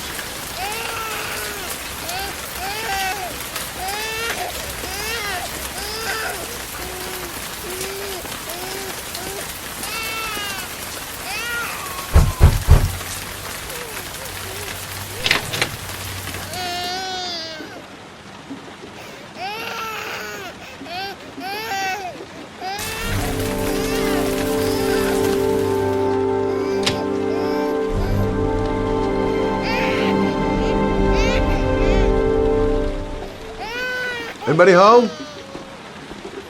Mrs. Bowles. Hello, little cutie. Oh? You looking for your mama?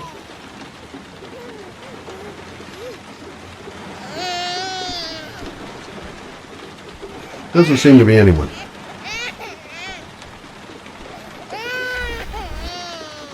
Oh, Jesus.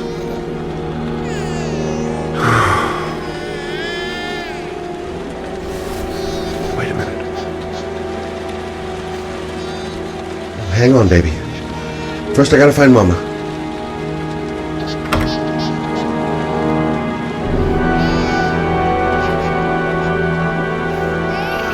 Mrs. Bowles! Mrs. Bowles, are you there?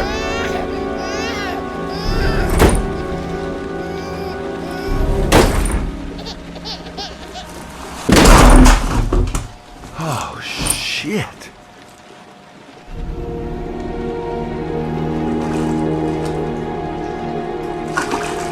Mrs. Bowles! Mrs. Bowles, can you hear me? Wake up! Wake up!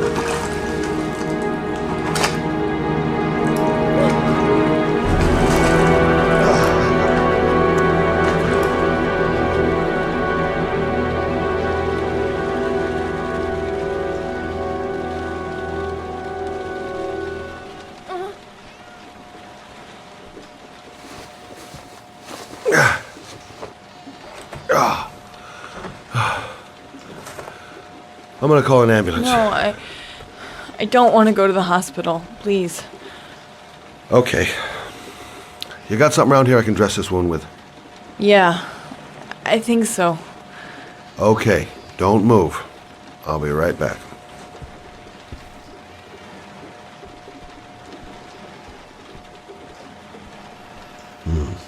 Need some bandages and disinfectant. Gotta be here somewhere.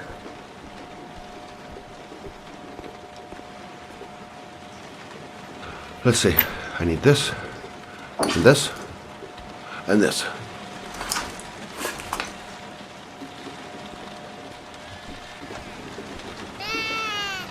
Quick, she's losing blood. I gotta hurry.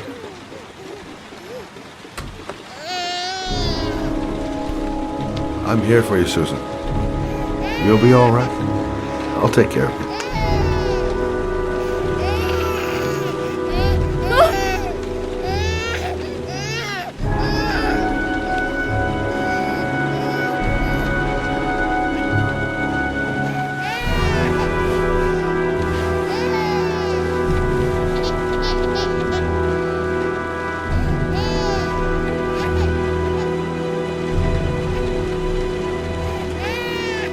There, I done what I can. That should stop the bleeding. Well, luckily the wounds aren't too deep. Hey, how are you feeling? Okay? My baby. My baby needs me. Right. You stay there. I'll take care of the baby. Okay? Do you know what to do? With a baby, I mean. I'm a private eye. There's nothing I can't do. Her name is Emily. I was a private eye when I walked in. Gotcha.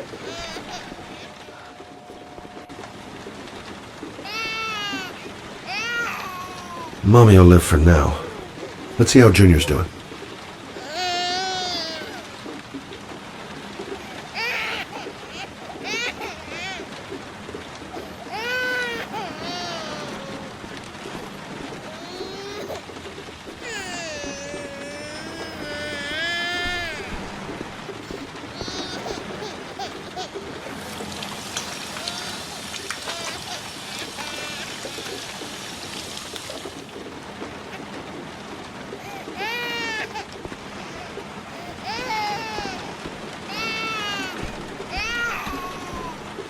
Hi there, Emily.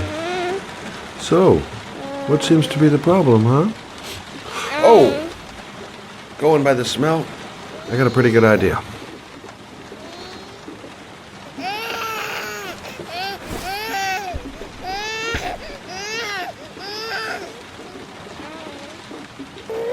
Okay. How do you do this again?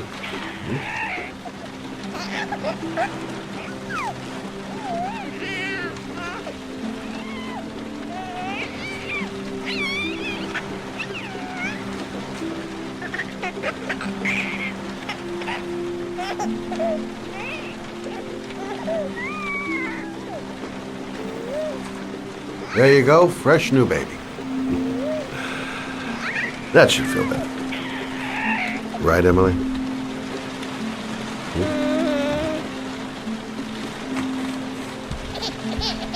Hey, what's the matter? I thought we solved the problem.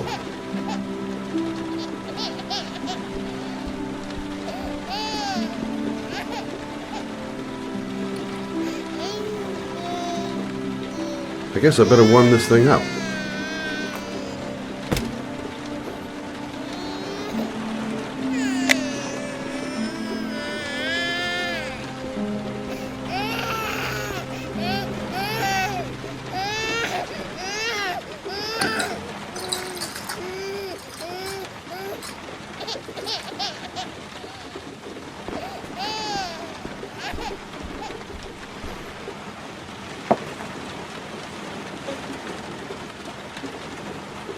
Oh, Emily, are you hungry? Huh? You hold on. I'll just tilt this bottle a little bit so you don't choke.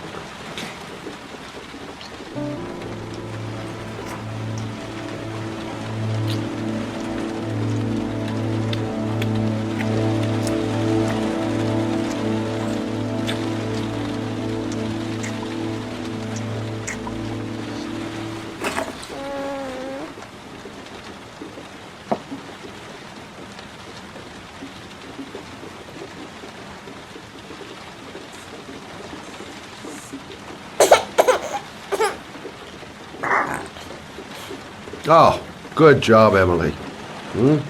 You're feeling good now, right? Now, I'm gonna rock you very gently so you can have a nice little snooze. Okay? All right.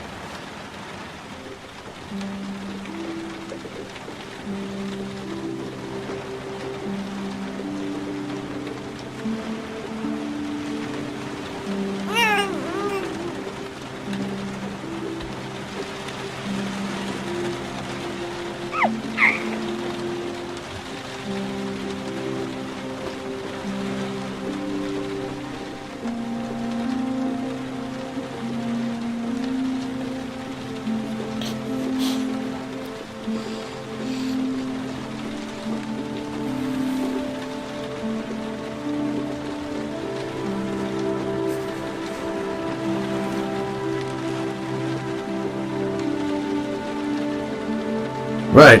That's about the limit of my maternal powers. Poor kid. Life ain't gonna be easy for her.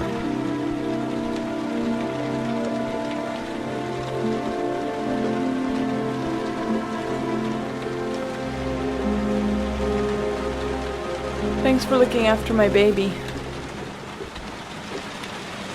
I didn't want to leave her. I just couldn't cope anymore.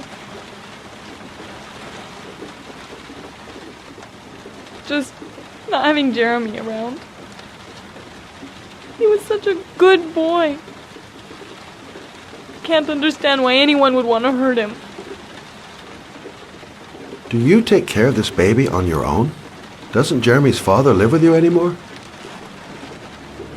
He disappeared. The day after Jeremy. I don't know what happened to him. Maybe he couldn't take it. Ever since I've had to look after Emily all on my own and I couldn't do it anymore. I understand. Did your husband say anything before he disappeared? Did he leave a note or something? No. He left the house without a word, and there was just the cell phone. A cell phone? Yeah, I found a cell phone in his dresser.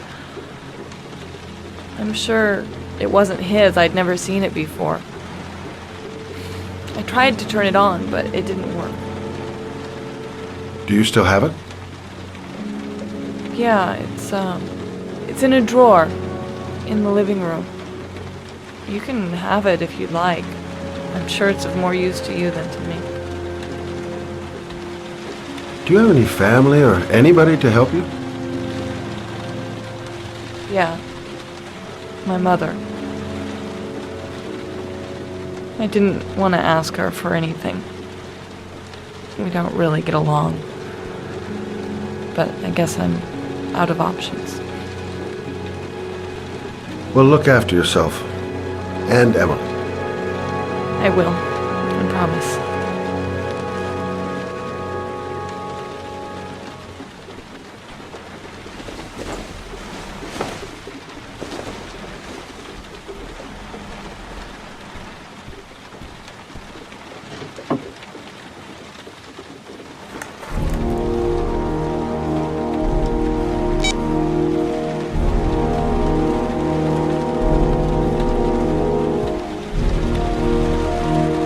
Good luck, Emily. You take care of your mama.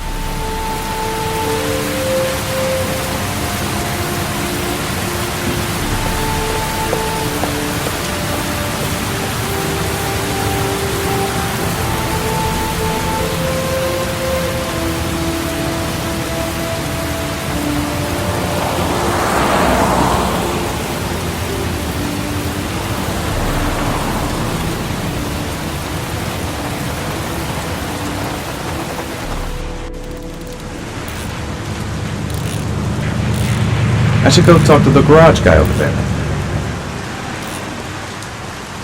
Can't stop thinking about that well. Sean seemed exhausted. But at least he's alive. I'll do anything to get him out of there. Excuse me? Hey! Oh! Huh. Sorry. Didn't see you. What can I do you for?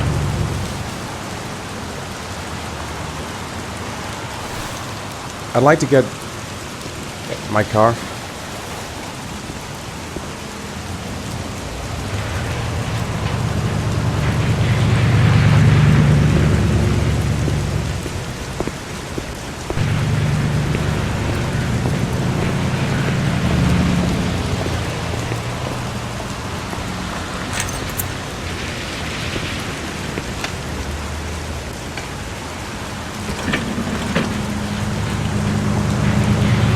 Elevator at the back of the garage, 3rd floor. Got it. Car's been here for 2 years. What does that mean?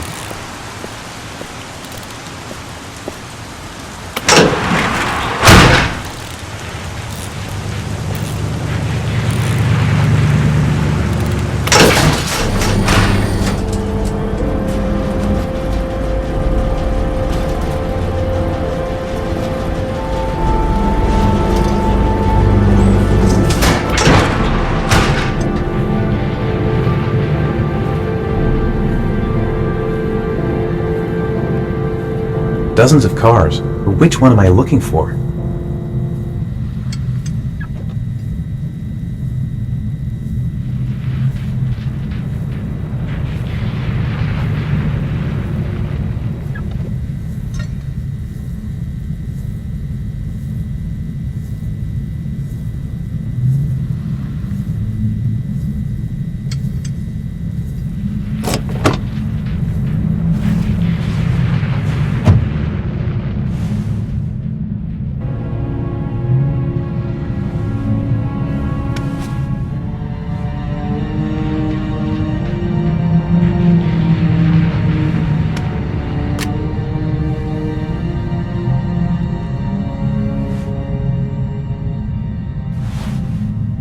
Your destination is 4 miles from here. Leave the parking lot and take the first right.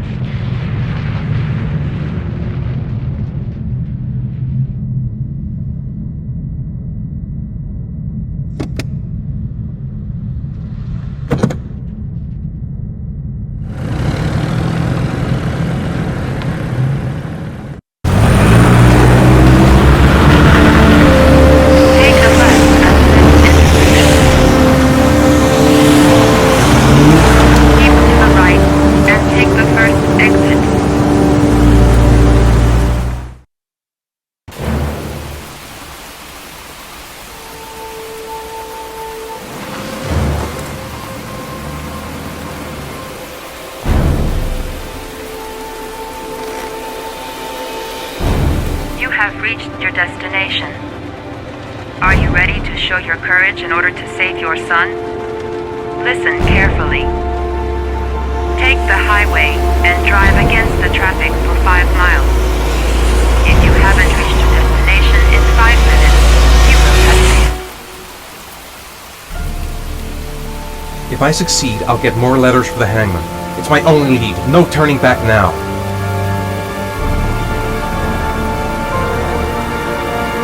I can do it. I'd do anything to save my son.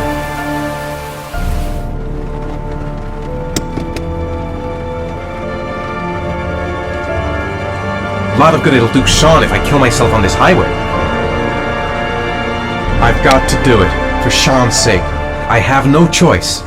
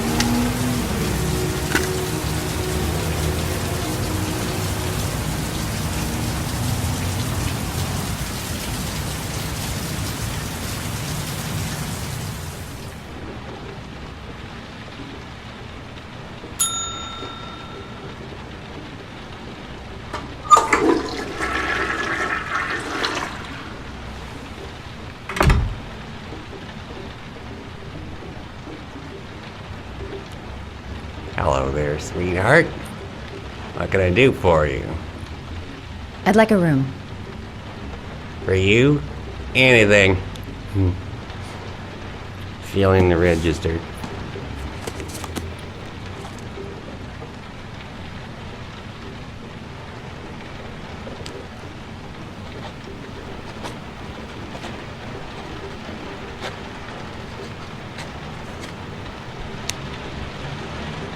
Madison, page 27, single. How long will you be staying with us, Ms. Page? I don't know yet.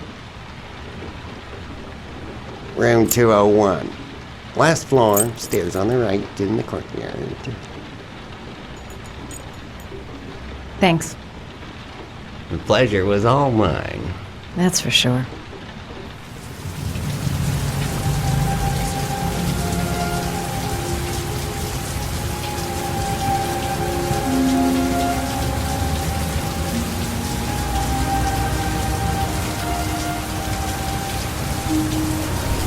That obnoxious receptionist better not have a spare key to my room.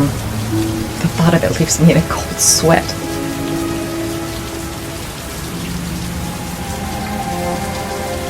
Room 201. Stairs on the right, last floor.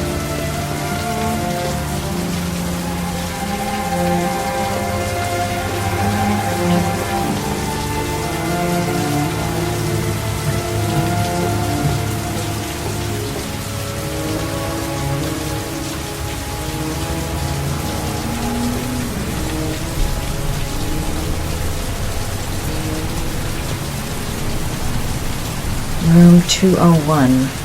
Stairs on the right, last floor.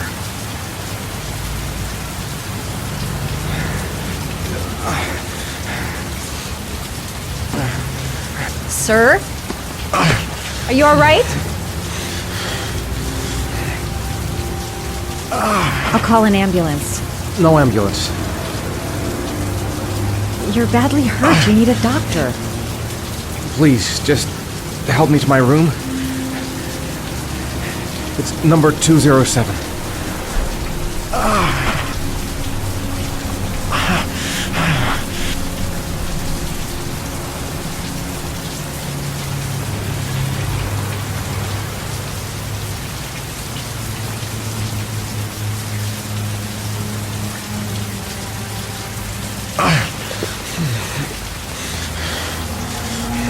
Have you got the key?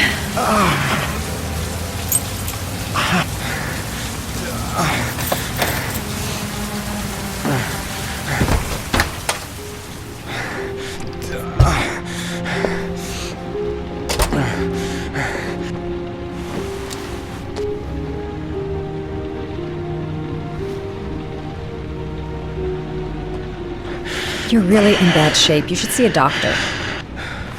Must have one, maybe two broken ribs. It's not fatal. But it's sore as hell. Your head is bleeding. It looks deep.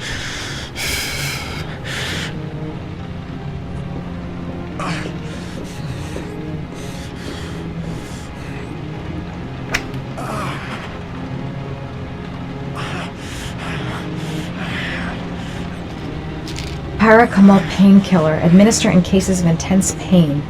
Do not take more than one pill every 24 hours. Paracetamol painkiller. Administer in cases of intense pain. Do not take more than one pill every 24 hours. Here. Take this. It should do you some good. It's a painkiller. It'll help reduce the pain. It says on the box to take one every 24 hours. I don't think it's a good idea to exceed the dose. I can't afford to wait.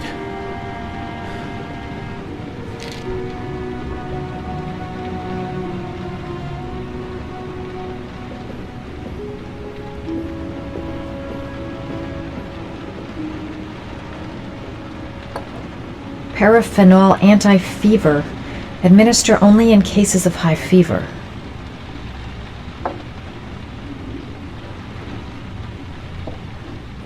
Necophren 100 antibiotics. Administer to combat infection.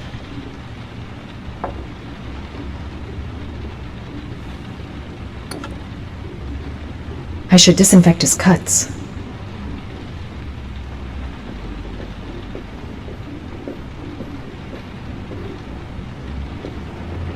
I'm gonna disinfect your wound. This might hurt a little.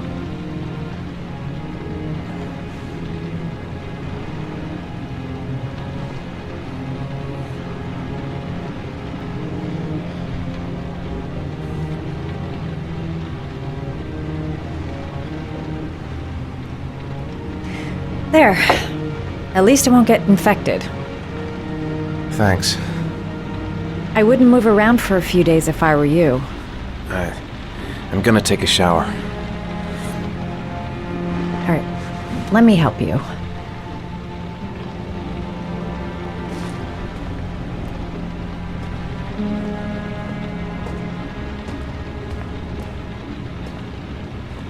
I'll wait here until you come out. Let me know if you need anything.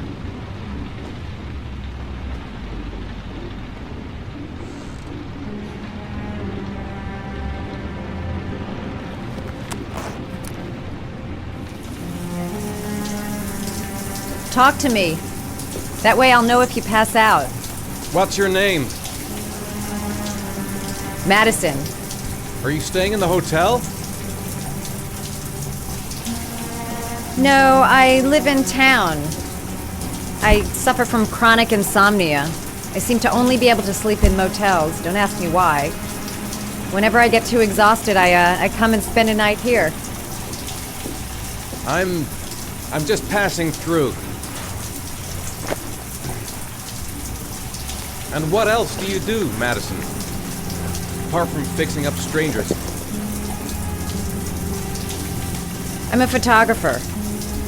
I take pictures of furniture for fashionable design magazines. And you? I'm an architect.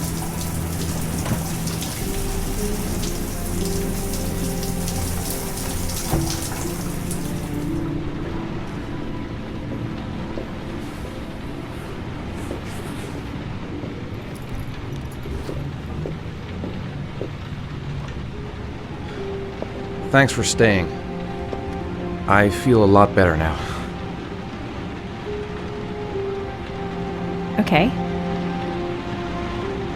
I better get going then.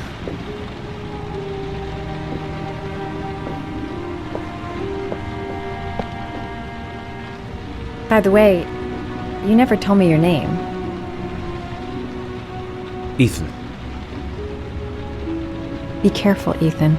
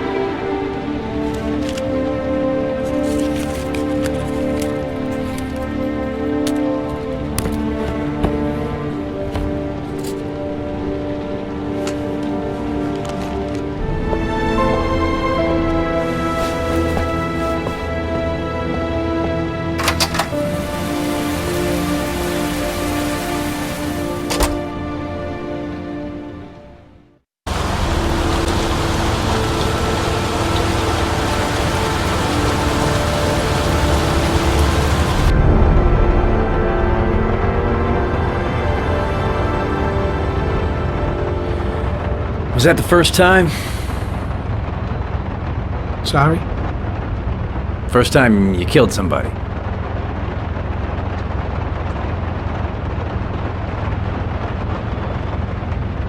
It always does something to you the first time. Then you get used to it.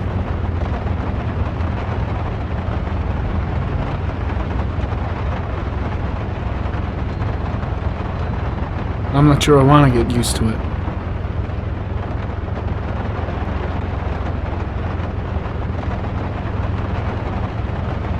That's him.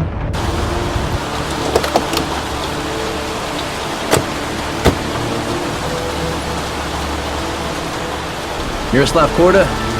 Yeah? Lieutenant Carter Blake, I'd like to ask you some questions.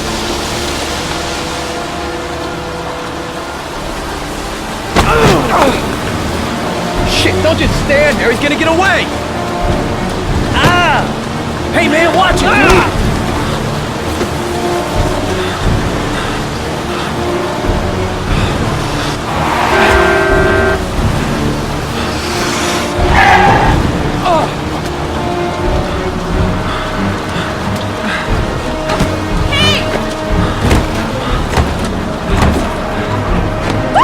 Hey, watch it, man! Whoa!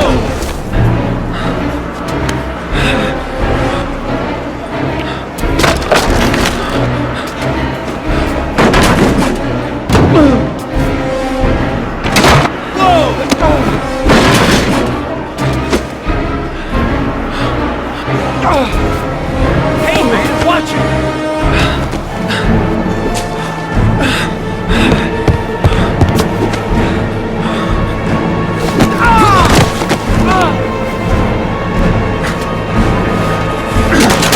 Hey, man, what you got?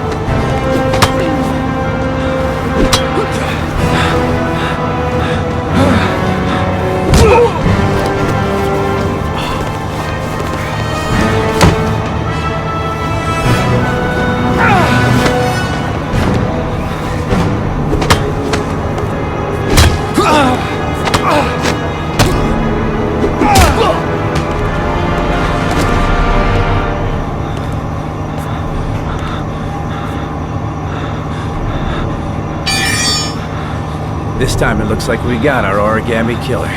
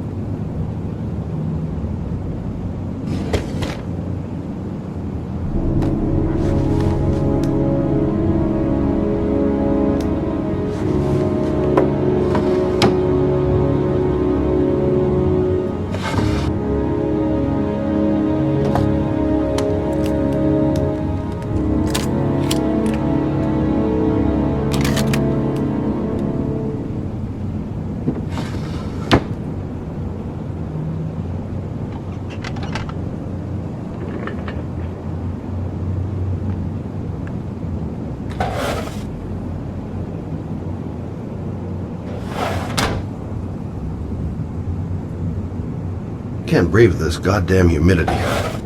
Hope it stops raining soon.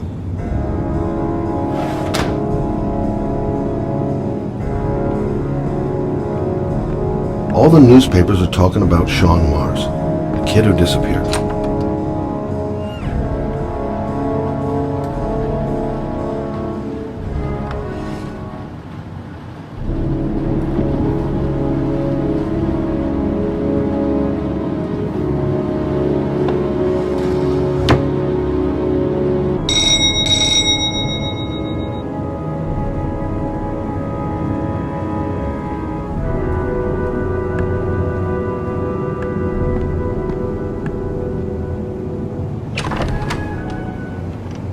You said I could contact you if I remembered anything. Can I come in? Sure.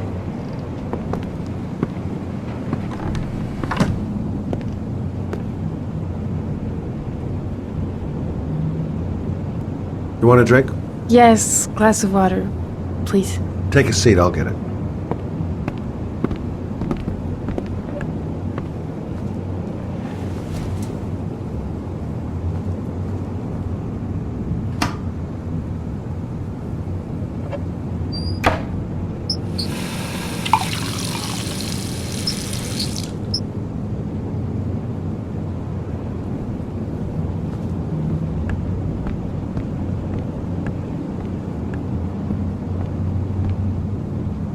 Thanks.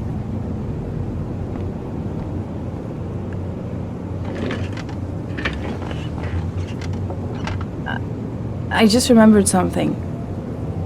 Maybe it's not important, but a letter arrived in the mail the morning Johnny disappeared. A letter?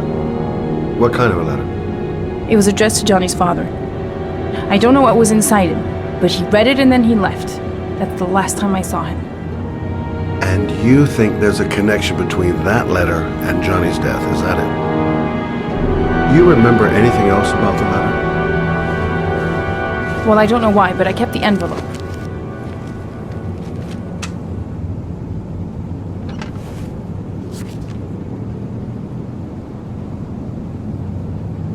Nothing particular.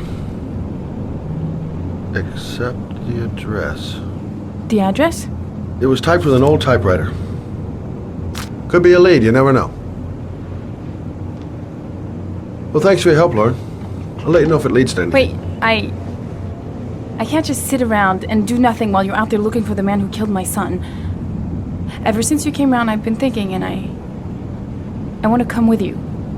Help you in your investigation? The answer is no. If you won't let me help you, I'm keeping the envelope. It's all or nothing. Listen, an investigation like this is dangerous, and I don't have time to play the bodyguard. How many clues have you got, Mr. Shelby? This envelope. Maybe your only link to the killer. I understand. It was a stupid idea. Sorry for wasting your time, Mr. Shelby. Wait. You're really something special, Lauren. I'll give you that. I'm just a mother. A mother who wants to find out who killed her son. Are we partners?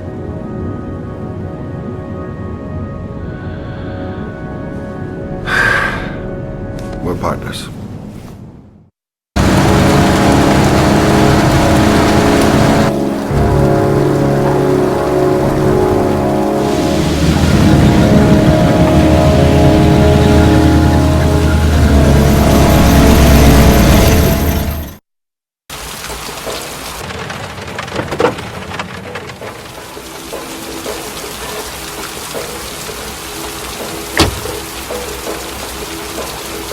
Maybe you better stay in the car. We're partners, remember? Wherever you go, I go.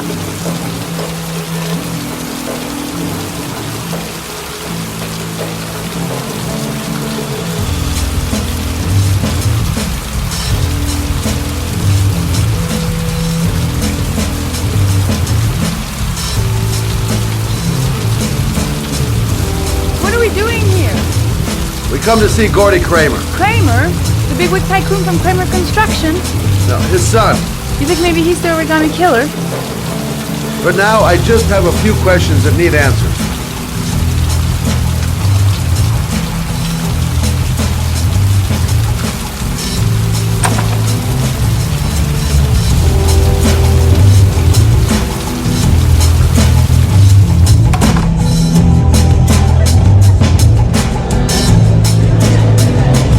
What a joint! Kramer must be loaded! What do you think he paid for all this shiny crap? We'll discuss Kramer's decor another time. Are we gonna be here long? This place gives me the creeps. I'm gonna go find Gordy Kramer. You stay here till I come back, okay?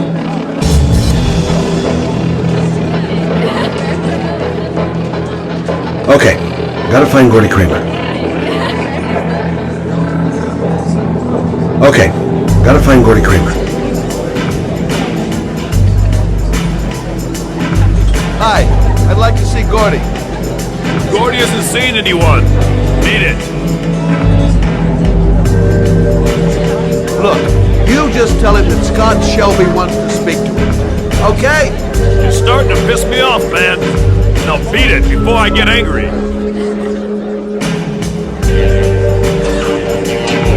If I want to see Gordy Kramer, I'm gonna have to go about it some other way.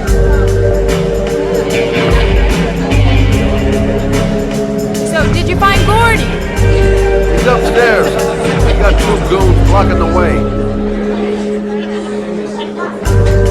Do you want me to handle them?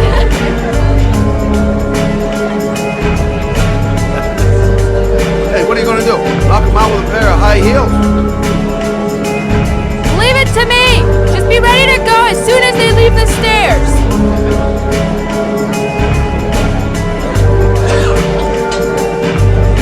Wait, Lord.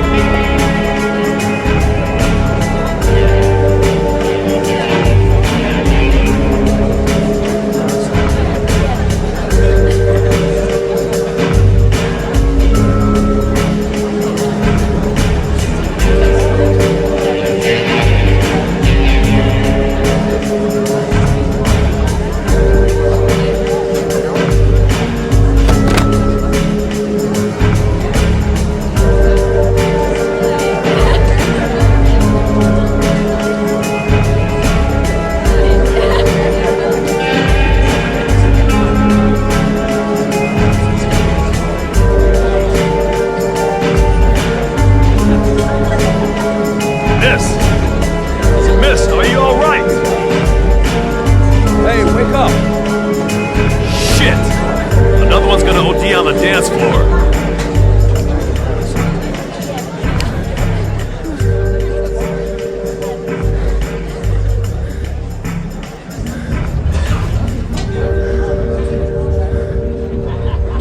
We gotta get her out of here.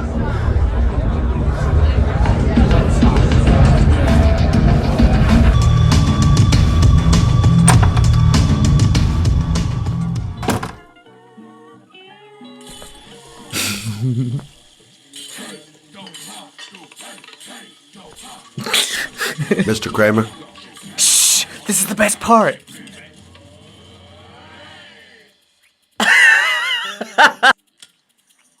My name is Scott Shelby. I'm a private detective. I'm investigating the case of the origami killer. I'd like to ask you a few questions.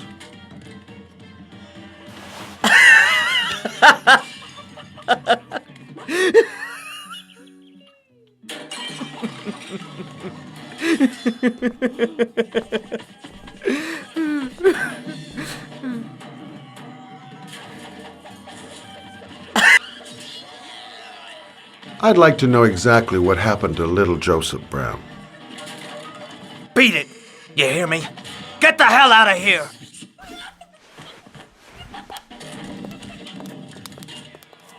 What do you want? A witness saw little Joseph Brown get in the back of your limousine. That was the last time anybody ever saw him. Now, I know you've been arrested and interrogated until your father made a little phone call and the file was closed. I'd like to hear your version of the facts. The kid was lost. I just offered to drive him home. The police arrived, I explained the misunderstanding, and I was released. End of story. Nothing to get excited about, right?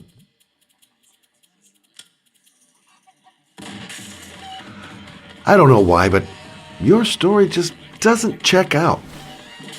You're giving me the crap now. Tell me something I can't believe.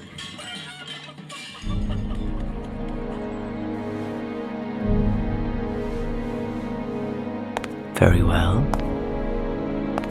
I'm the origami killer. I get my victims into my car. I drown them in rainwater. Then I dump them on a wasteland with an origami figure in one hand and an orchid on their chest. I do that because I'm bored, Mr. Shelby. And it's a creative and entertaining way of having fun. Is that good enough for you? Or do you want more? This interview is over. Get rid of this clown!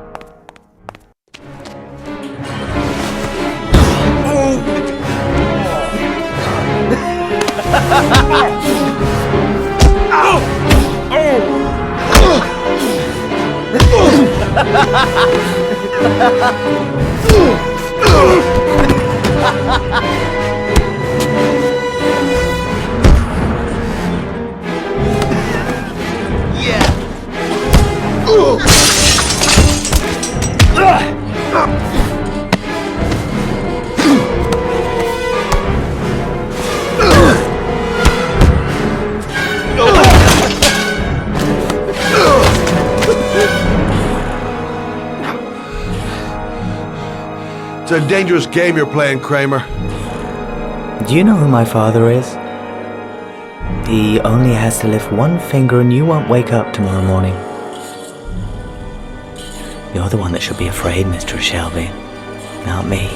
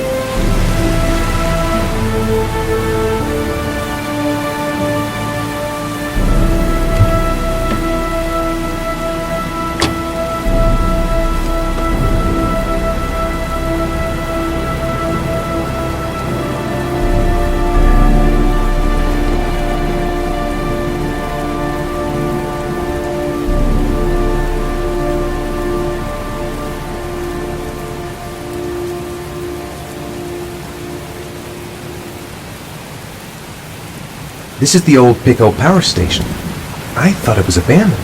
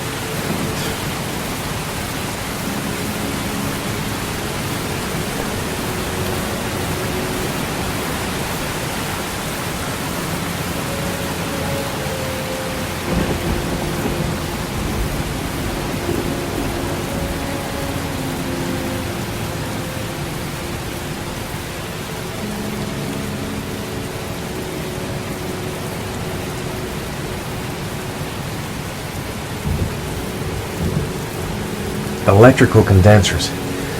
Going by the sound of them, they're still active.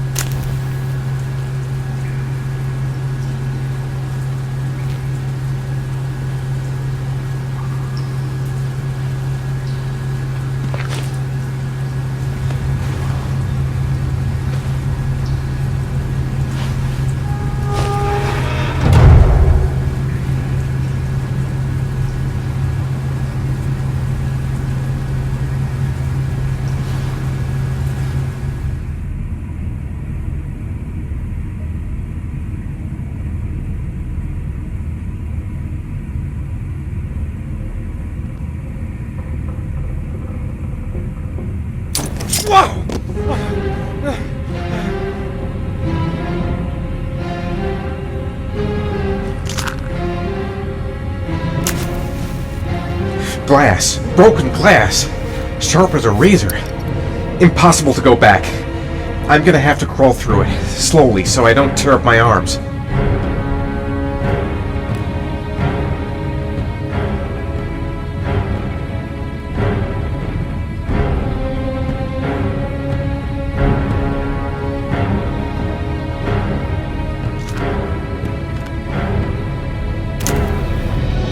The match flame. It indicates where the fresh air comes from. All I have to do is follow the wind.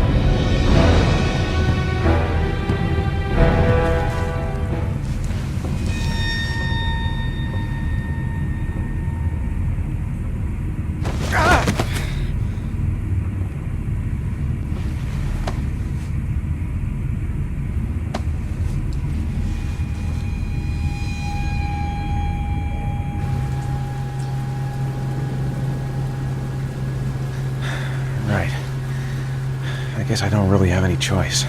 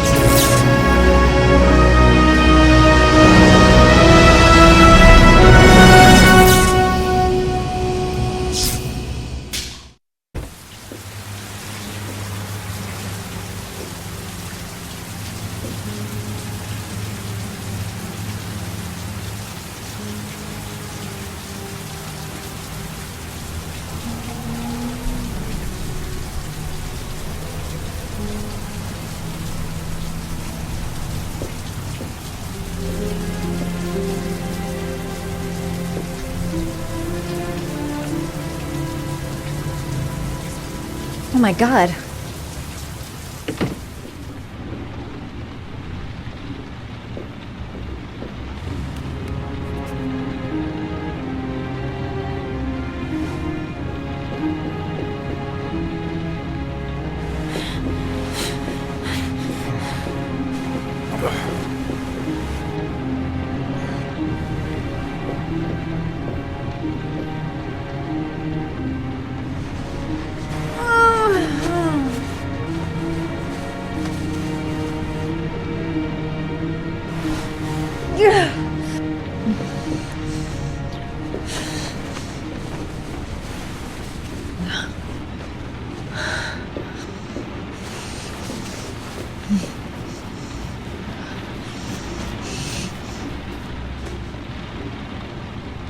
Ethan. Ethan, can you hear me?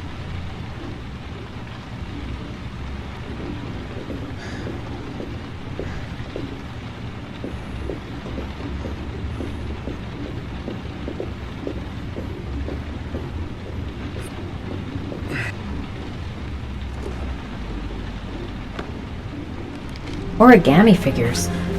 What is he doing with them?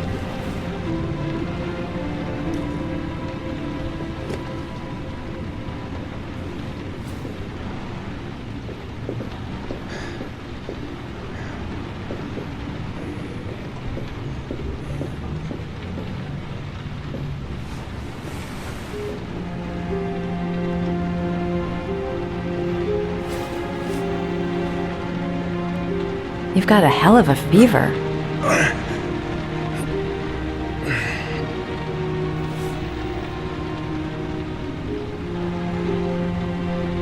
Are those burn marks on your chest?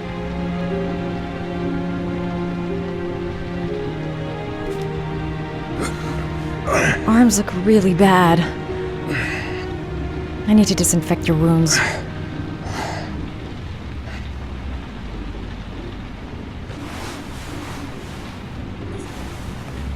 I'm gonna have to get your clothes off to disinfect those wounds.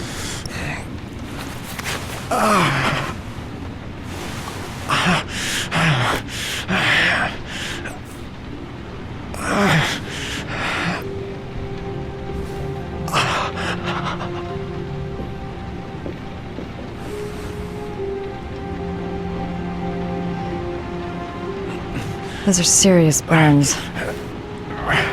I don't know if I can do anything for you.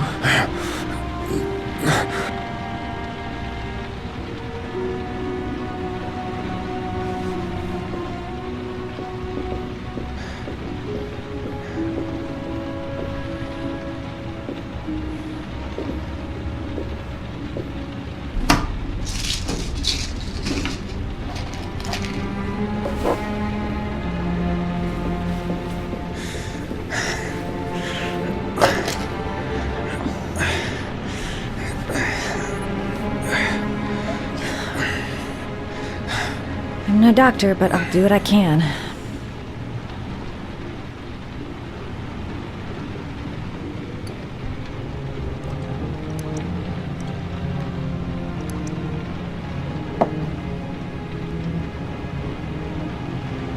Crap. That's disinfectant. Not terribly good for burns.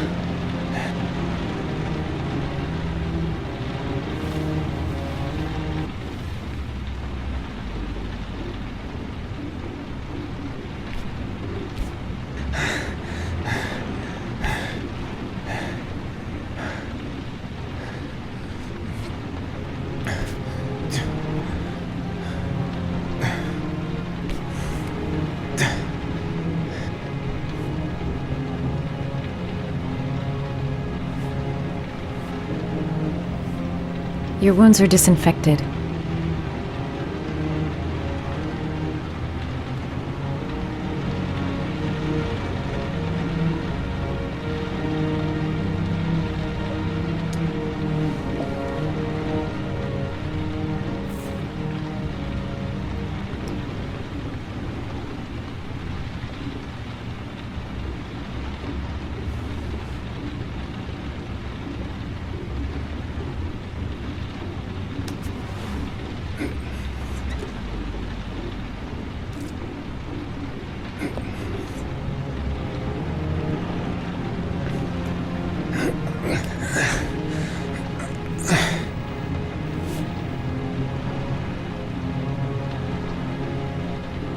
That should ease the pain.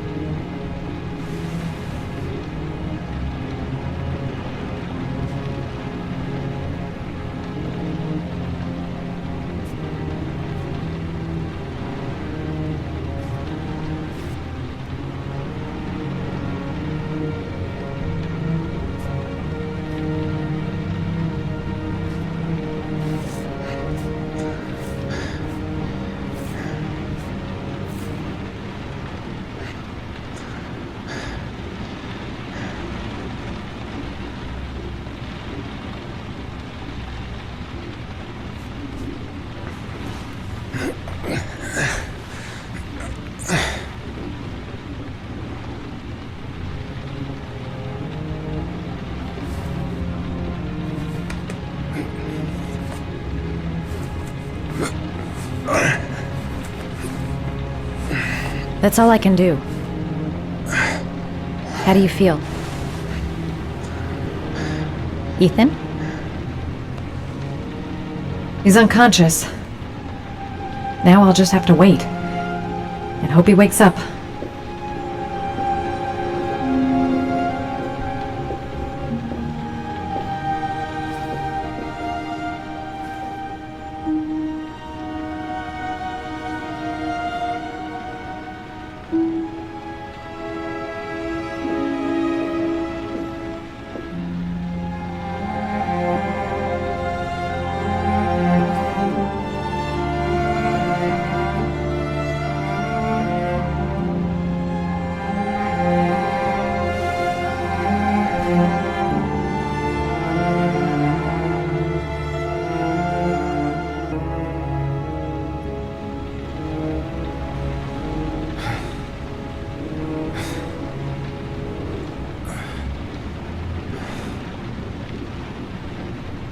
How do you feel?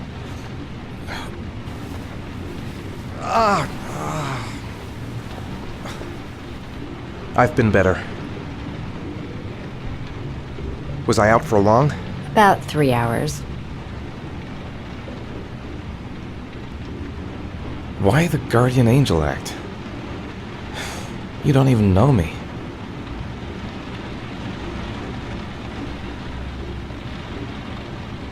When I was a child, I was always the one who used to fix my brothers up when they'd been fighting with the other kids on the block.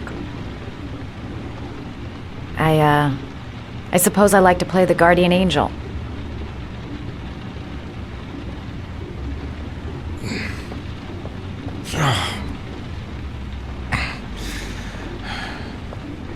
You said you were here because you're an insomniac?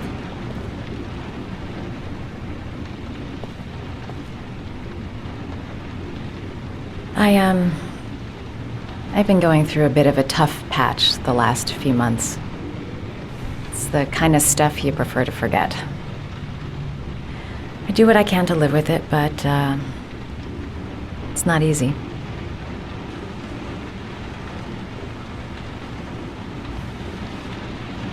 That's the second time I found you in a bad way. You always seem to be running for your life. What's happening, Ethan?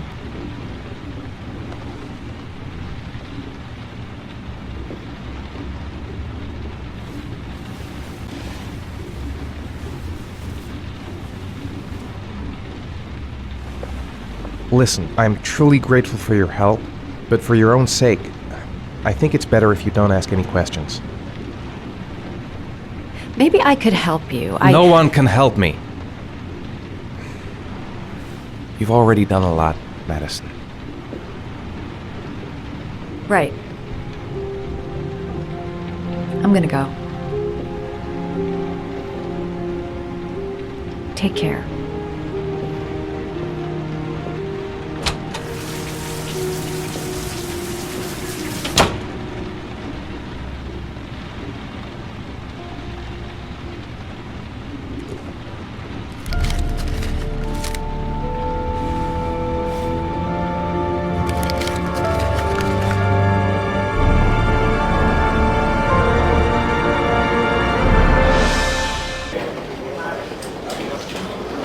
I didn't do it. I swear I didn't do it.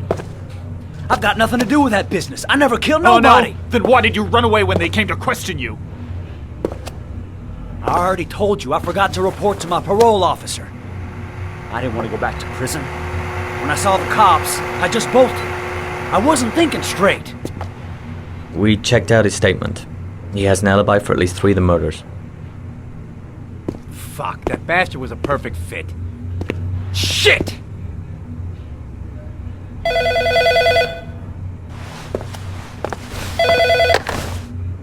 Ash? Okay. Sean Moss's mother's here. She'd like to speak with you.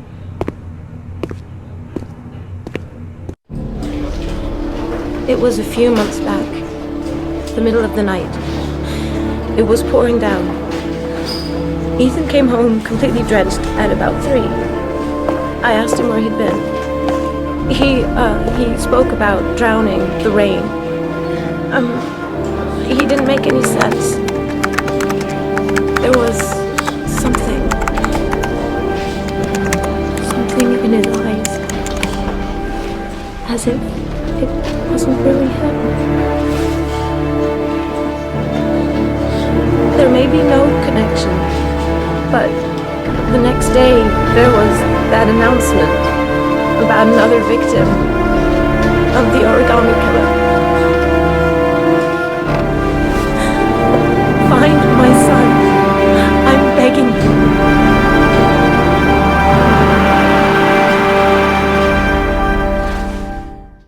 I'm Police Lieutenant Carter Blake, and this is Agent Norman Jaden of the FBI. According to our information, Ethan Mars is one of your patients. We'd like to ask you a few questions about him.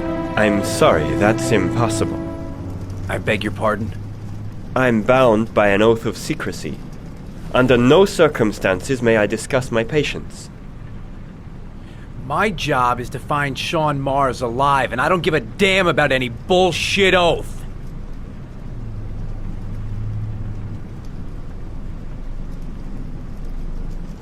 I'm sorry, I can't help you. And now I must ask you to leave. You need to cooperate. For your own sake. It's your duty to inform the police if you suspect one of your patients, Doctor. Are you threatening me? I'm just giving you some free advice, Doc. I suggest you take it.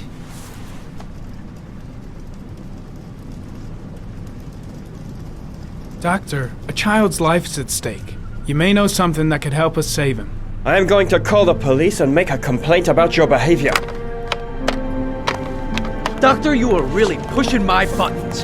The only thing I'm interested in is saving that kid's life. So, you're gonna be a good boy and tell me what I want to know, or I am really gonna lose my temper. What are you doing? You out of your mind? Back off, Jaden. This guy knows something, and I'm not leaving here until he tells me what it is.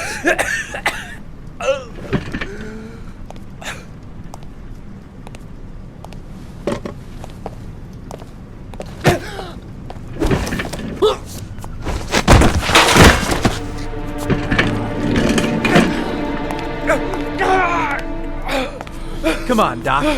There's an easy way and a hard way. It's your fucking choice.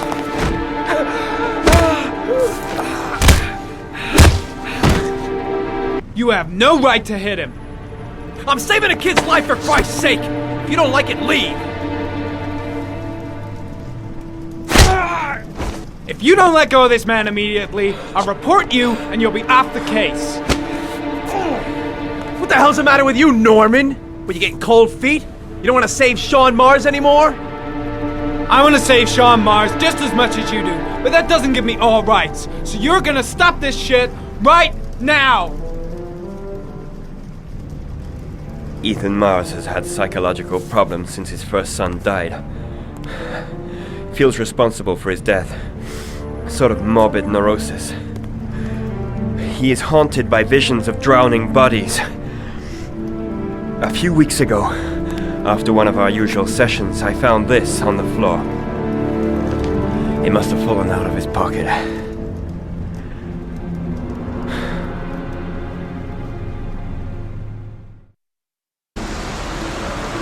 Ash, I want you to assign every available man to finding Ethan Mars. I want a man outside his place day and night.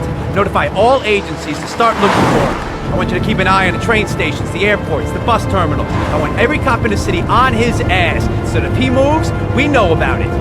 Yes, Ethan Mars is the origami killer.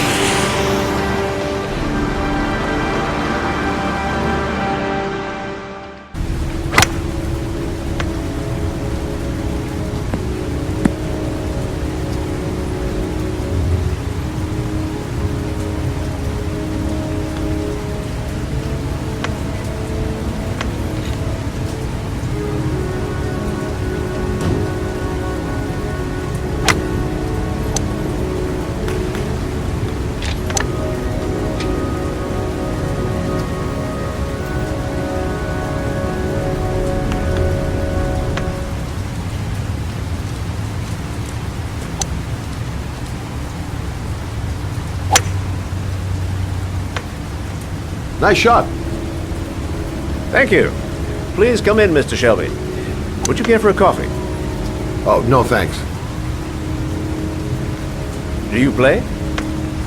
I tried once, but I think the owner of the course is still looking for me. It's an interesting sport. It requires strength, but also a cool head and absolute precision. Would you care to hit a few balls with me? There's no danger of damaging the greens here. Okay. Take off your jacket and grab a club.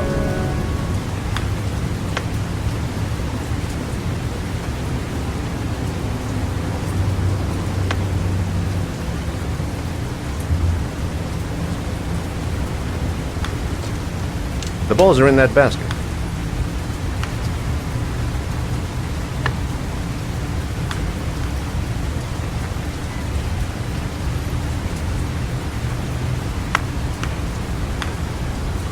The most important thing is to grip the club correctly.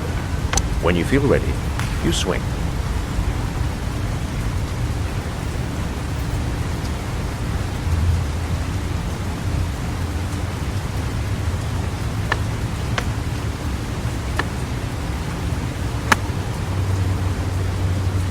Well, it's only your first ball.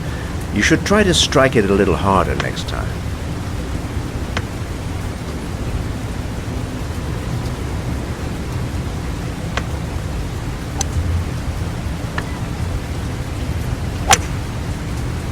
I'm assuming you didn't invite me here just to play golf, Mr. Kramer. I hear you've been asking questions about my son. That's right. I want to know if Gordy is linked to the origami killer case in any way.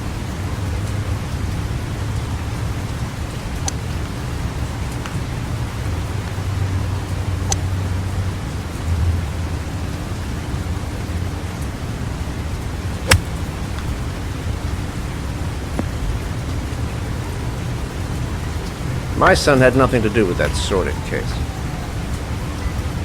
Well, then he has nothing to fear from my investigation.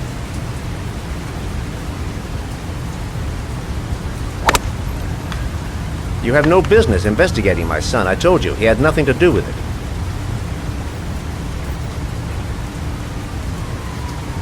With all due respect, Mr. Kramer, it's up to me to decide who I want to investigate.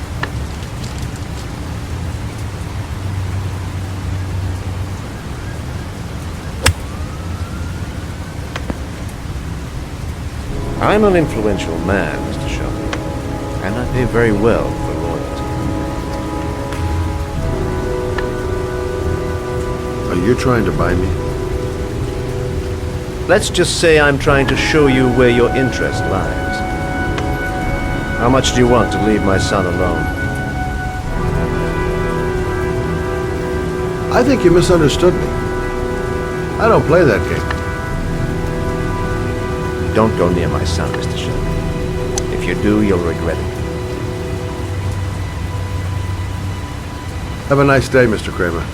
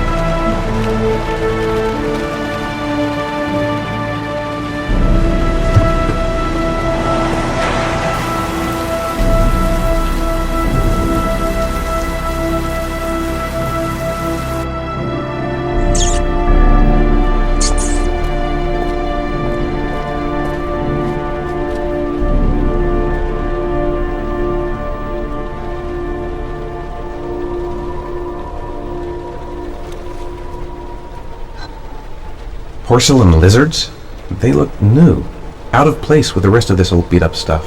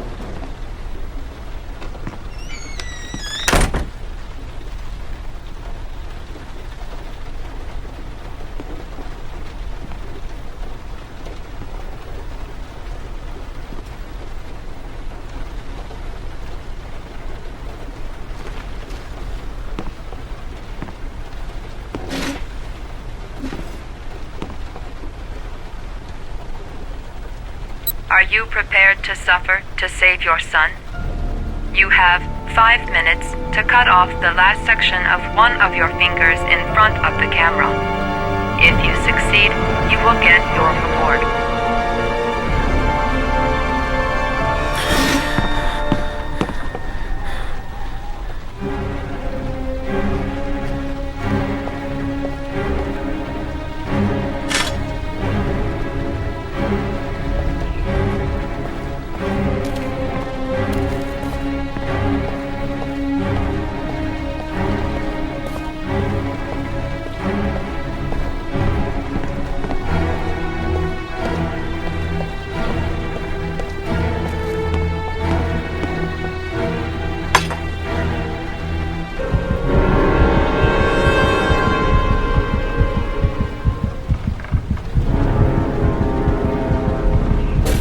You have 3 minutes and...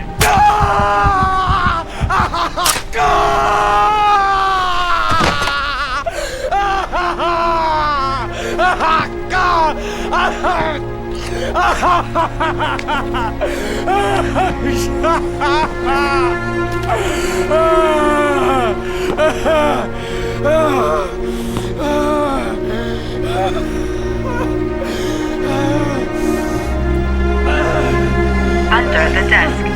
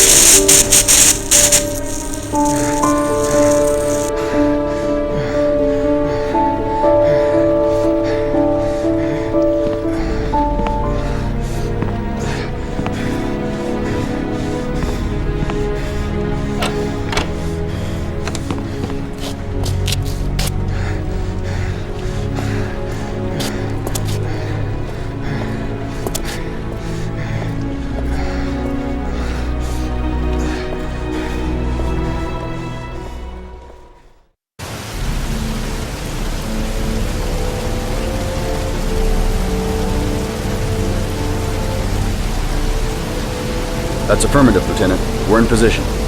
Perfect. Nobody moves until I give the signal. Is that clear? We nail him as soon as he sets foot outside. Right, Lieutenant. Lucky that patrol spotted his car. What's he doing in there? Beats me. You're the profiler, right? I thought you were supposed to be right inside the killer's head. Well, that's just it. What I know of Ethan Mars doesn't match the killer's psychological profile. I know what the jury's gonna choose between your theories and concrete proof.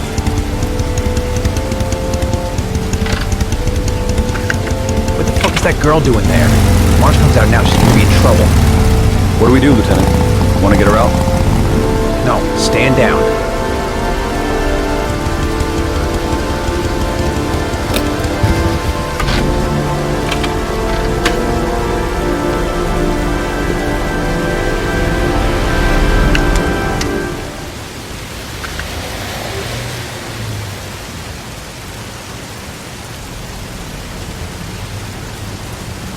The police. They staked out the building where Ethan is. The cops don't know me. I could just walk into the building without being noticed. She's going inside. Maybe she lives there. Else just as well, we don't want anyone hanging around if Mars comes out. Ethan, what happened? The police. They're out there. I think they're here to arrest you. We've got to find another way out. Shit. What's he up to in there? Wait for a go on my word. We've got to search the hall. There's got to be another exit.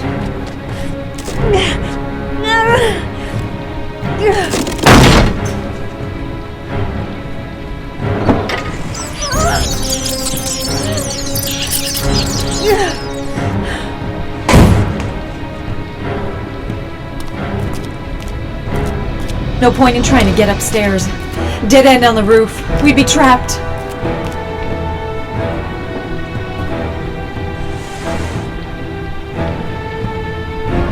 They're still out there. We've got to find another way.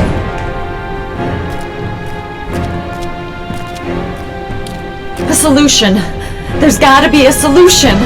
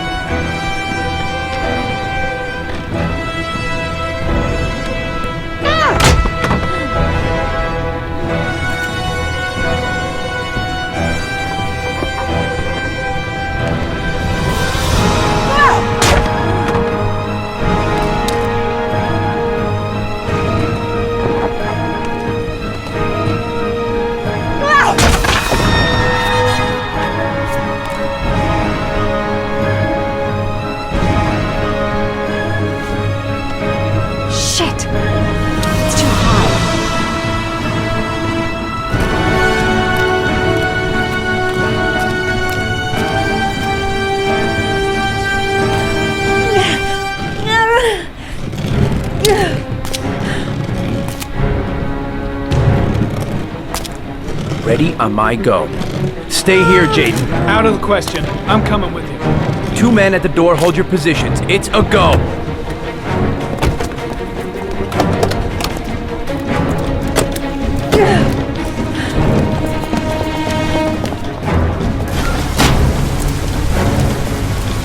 Come on, let's go this way.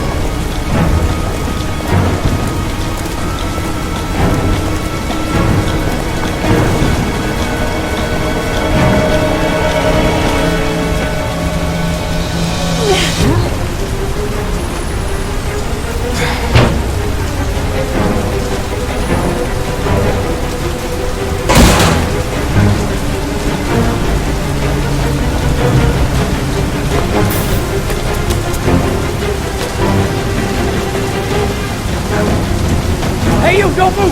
I'll shoot! Come on, quick! I can't. Hands in the air! Lieutenant, there's a man and a woman exiting the alley. Woman! Shit! It's that girl who went in! Everybody downstairs! They're in the alley! Follow them! The subway. We've got the cops on our ass. No way out.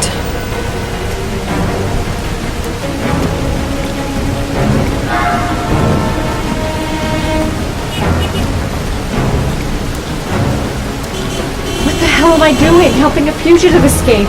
I must be completely out of my mind.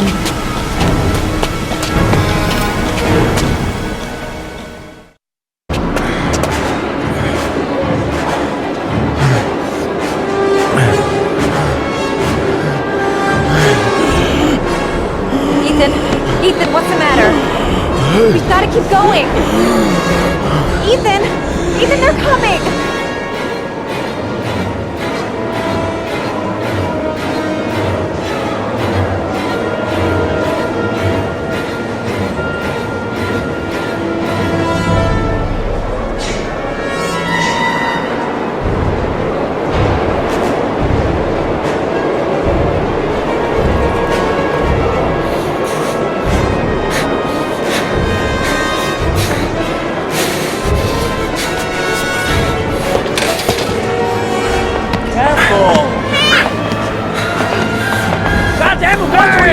Motherfucker!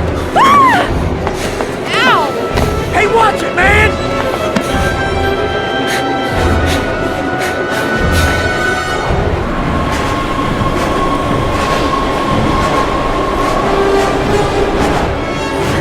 Quick!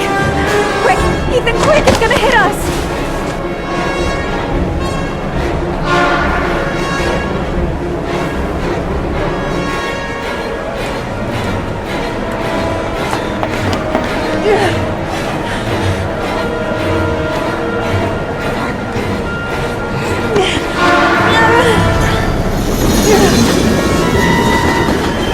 We've got to get on that train, Ethan. It's our only chance.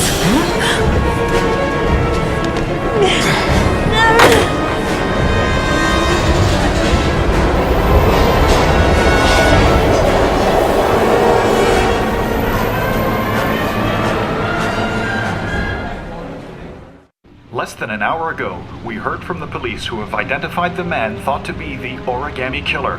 Ethan Mars, father of the kidnapped victim Sean Mars, is on the run and should be considered armed and dangerous. A police manhunt is now underway, and they hope that they will soon be able to announce the apprehension of this dangerous lunatic.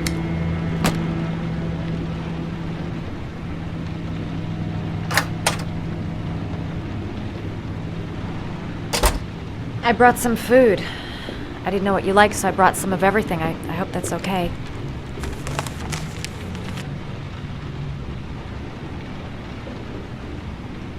Any cops? No, I think we lost them. The guy at the desk, though, he gives me the creeps. I don't trust him. You're all over the news reports, Ethan. Every cop in the country will be hunting you. They say you're the origami killer. Is it true? Are you the killer, Ethan?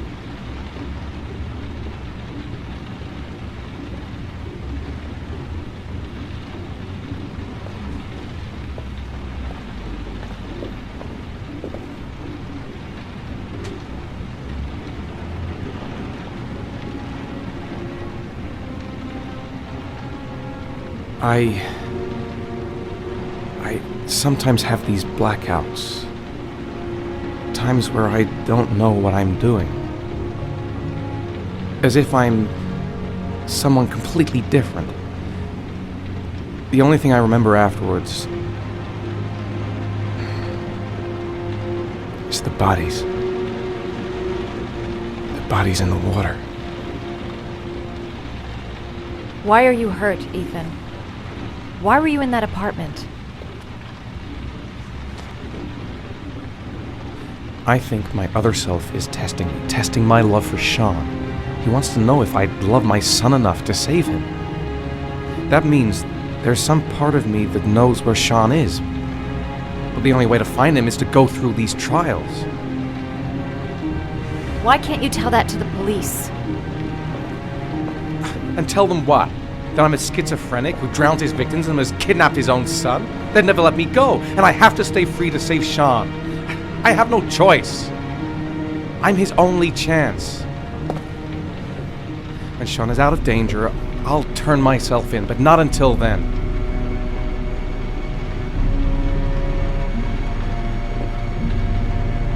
You can't keep going like this. You're destroying yourself, Ethan. Finding Sean is the only thing that matters. There has to be another way. You don't understand. Time is running out. Sean will be dead in a few hours. I have no choice!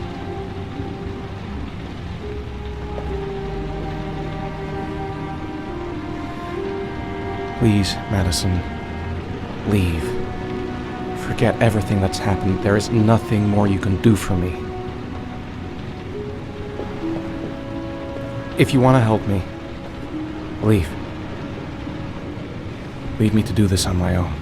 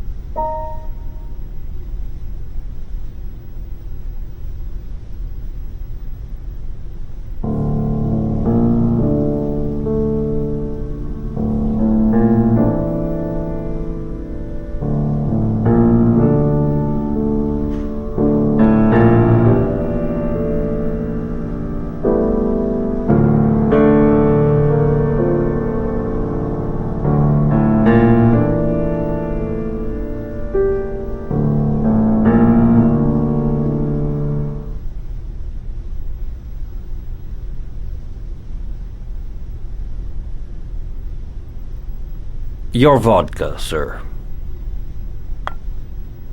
Thanks. You look preoccupied, if you don't mind my saying so. Problems with the investigation? Blake is convinced that Mars is the killer. Not you. I thought there was some evidence to that effect. That's true. But it just doesn't make sense. His psychological profile doesn't fit. Neither does the geolocalization. I can't see this father drowning 8 victims before kidnapping his own kid. Mars is not the origami killer. I'd stake my life on it. Then who is? I haven't the faintest fucking idea. Maybe you should review the evidence in your possession. That's just what I was thinking of doing. Oh, one last thing, sir. You should be careful not to overindulge in you-know-what. It can be dangerous. Very dangerous. I'm trying to keep a handle on it, but that's difficult. It gets more and more difficult. It'll end up killing you if you're not careful. That would be most unfortunate, sir.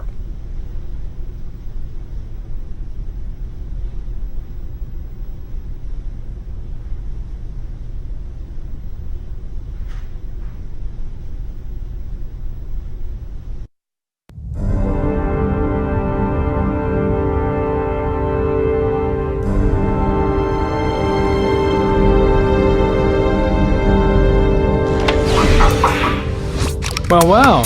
Looks like there's something new. A video recording from near the park on the afternoon Sean Mars disappeared. I doubt there's anything on it, but you never know.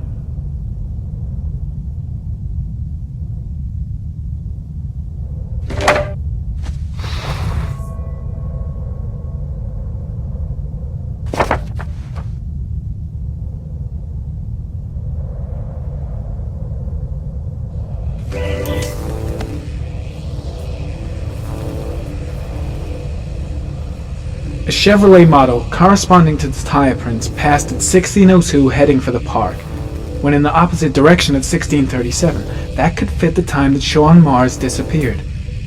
Could it be the killer's car?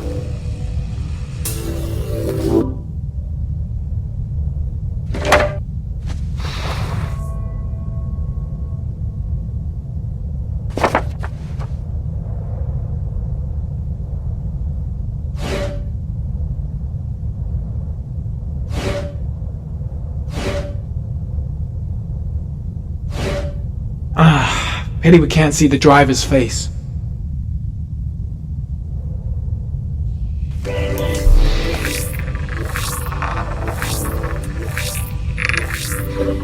The car was stolen. Let's see. A certain Jackson Neville was suspected of stealing it, but the charges were dropped. Not enough evidence.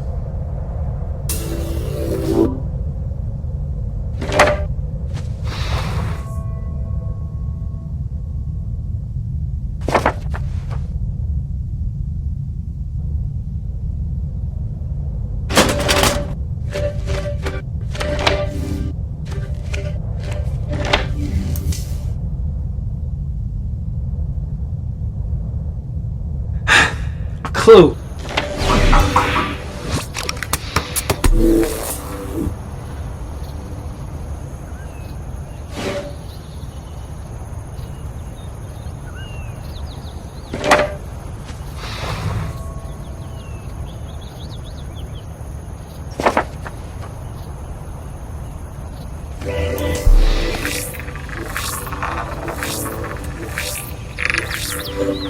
Jackson Neville, aka Mad Jack, involved in several cases of buying and selling stolen vehicles. Considered to be very dangerous. This guy might have provided the killer with a car. It's a pretty slim lead, but it's all I have right now.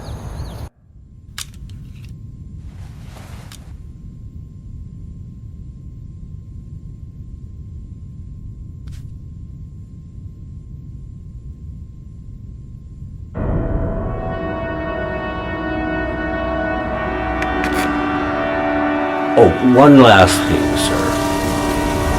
You should be careful not to overindulge in no one. It can be dangerous. Very dangerous. Shit, it's coming. Tryptocane. The tube is on the bedside table. All I need is to take some, and the pain will go away. I should resist. This is gonna kill me. I know I can resist. I just need to stay in control and do something until it goes away.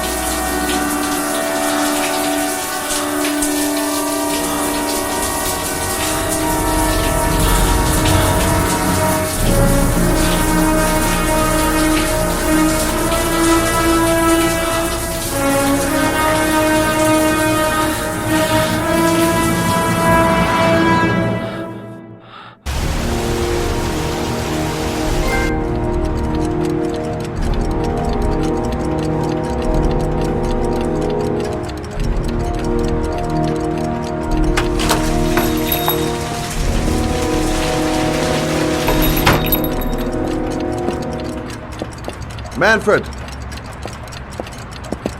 Manfred! Anybody home?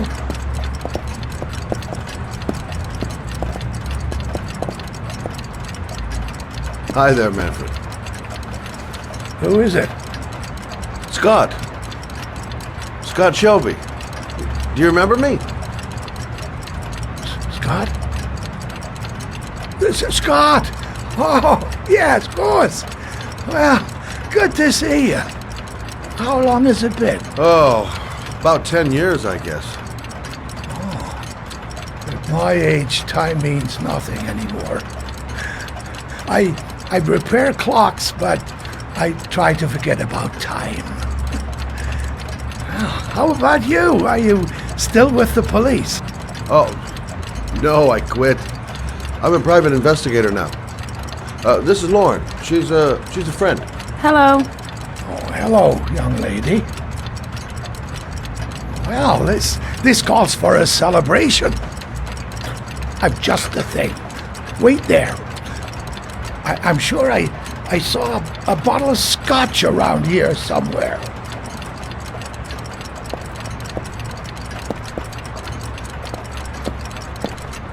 Nothing much changed here. Do an old man a favor, would you, Scott? Tell him to call back this afternoon. Sure, no problem. Hello? Yeah, this is Manfred's. He's not available right now. Could you call back later this afternoon? Thanks.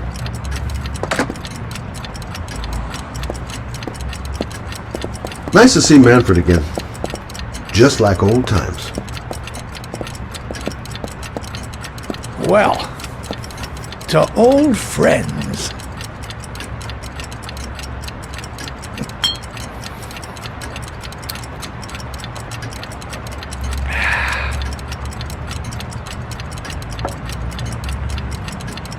I'd like you to have a look at an envelope. I thought maybe you could tell me about the typewriter that was used to type the address on it. Oh, well, let's have a look.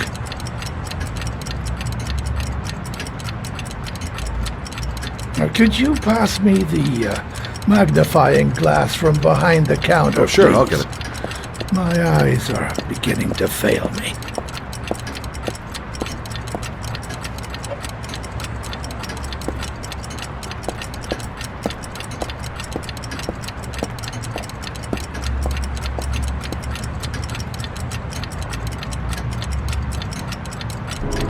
Thanks.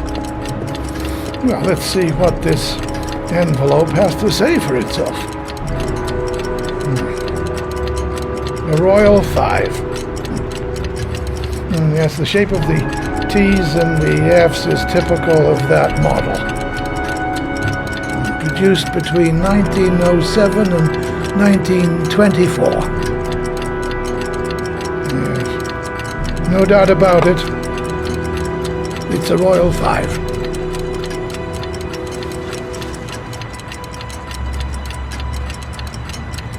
These typewriters, are they rare? No, they're fairly common. I'd say many folks have one gathering dust in an attic or in their cellar. Are there many places around that could repair one of these? I bought the company's entire stock of spare parts for a song in '64. Well, they were going to take them to the dumpster, so I got the lot. Anybody around here who has one that actually works has been to see me at one time or another. Do you keep a record of all your clients? Oh, yes, indeed. At least the ones who pay. Any chance I could get a peek at that? Well, yes, of course. I keep my account books in the office. If you're not in a hurry, I have a list of all the clients who ever bought a Royal 5 or had one repaired. Yeah, that would really help us out. Delighted to help. Give me 2 minutes, and I'll be right back with the list.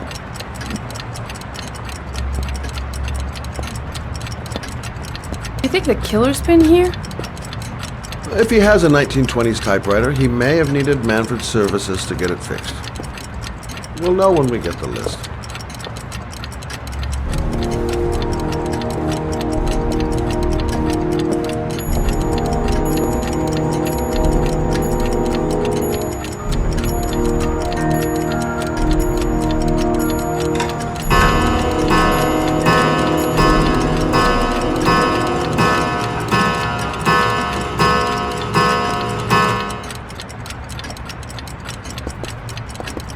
Been a while since Manfred went into his office. I should take a look. Hello? Manfred! Hello? Your call is logged, sir. A police car will be there in a few minutes. I need to know who you are, sir. Sir? Hello?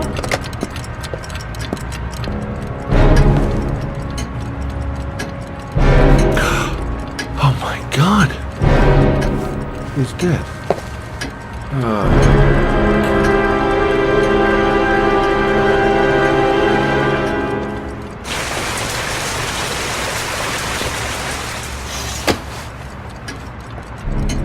Scott? Oh my God. What are you doing? I'm calling the police. The killer has already called the police. I think he wants us to be his scapegoats. We gotta get the hell out of here. What do you mean? We have nothing to do with his death. We were just here when it happened. Look, we're running out of time to find Sean Mars. The last thing we need is 24 hours in a police station explaining this whole thing. Well, so what do we do?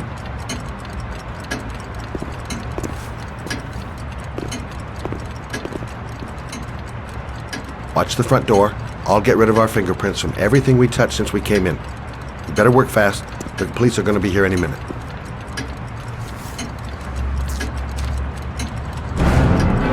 What are you doing, Lord? If someone comes in, we're going to be in trouble. These are Manfred's account books. He must have been looking for owners of royals when he was killed.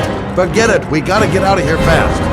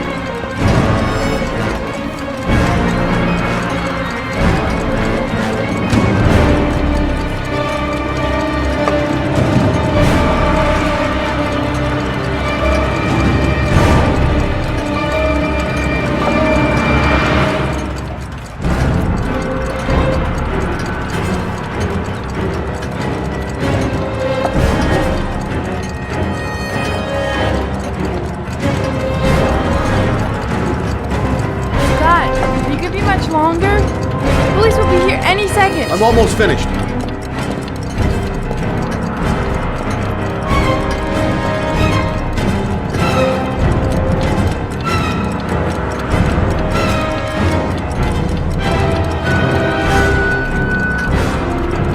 Poor old man. He didn't deserve to go like that.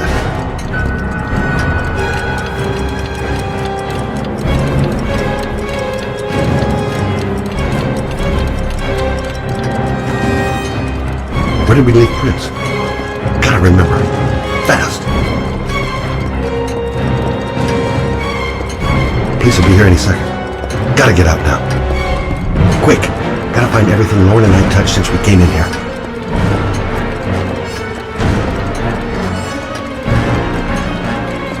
I'm running out of time. Gotta move faster. The glasses. The telephone. What else?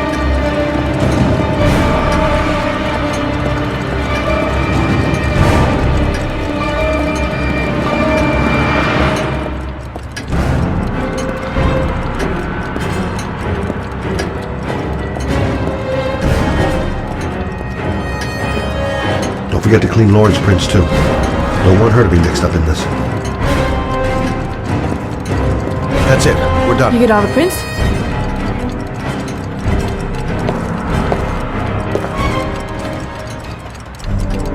I got what I got. It should be enough to prevent them from fighting us. Come on, let's go.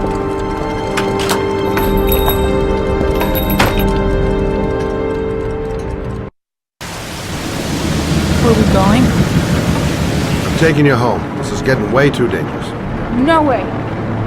We're partners, remember? We had a deal.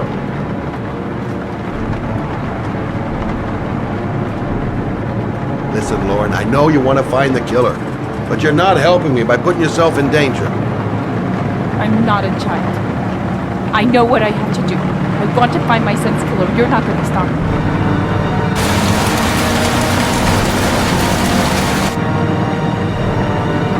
You're gonna be a good girl. You're gonna go home and let me get on with my investigation.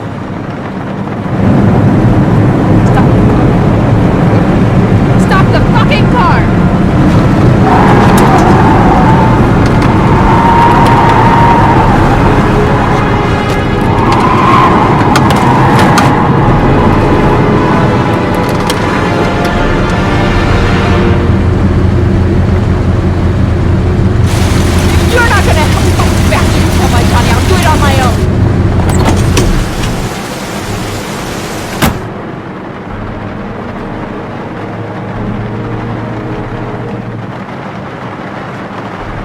Crap, I have no choice. I guess I'm doing this to protect her.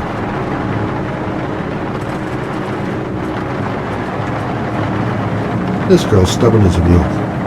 She doesn't let up, with or without me.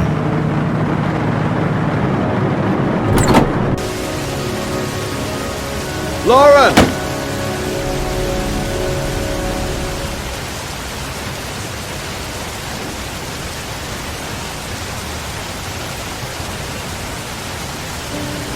I miss him. I miss him so much. I'd do anything to hold him once again in my arms.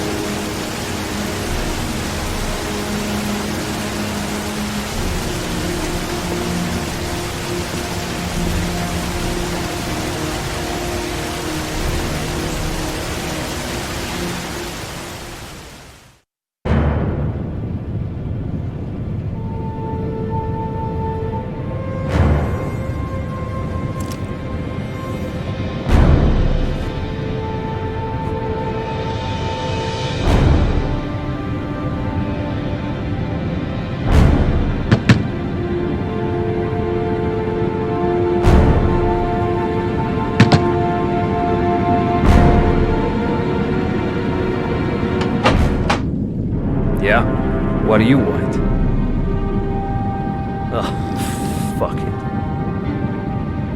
I said 1,000 times that I don't want any junkies at my door. If you want to score, man, you gotta fucking call first. Come on. Beat it.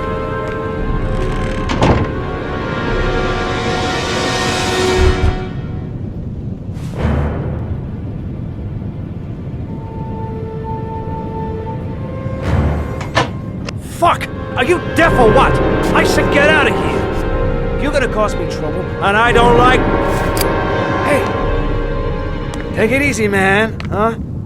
Keep cool. What do you want? Dope? Money?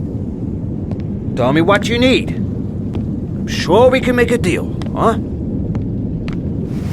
Gosh! I'm gonna blow your brains out, you son of a bitch! You think you come into my house and steal my dope? You'll be shooting up in hell, motherfucker! Will you stop fucking moving? Nowhere to hide, you asshole!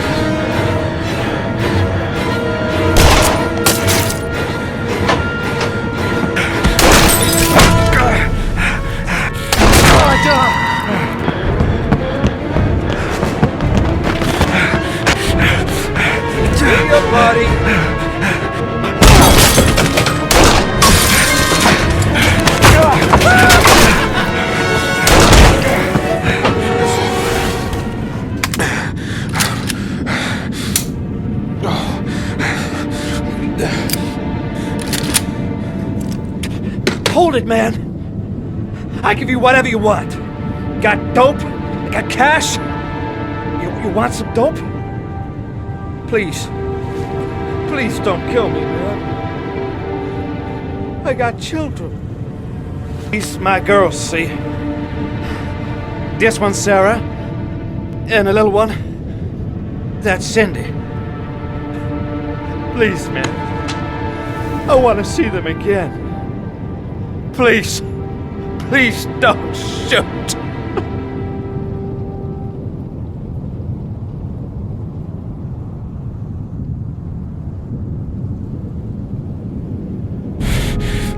I'm a father too. But I'm no killer.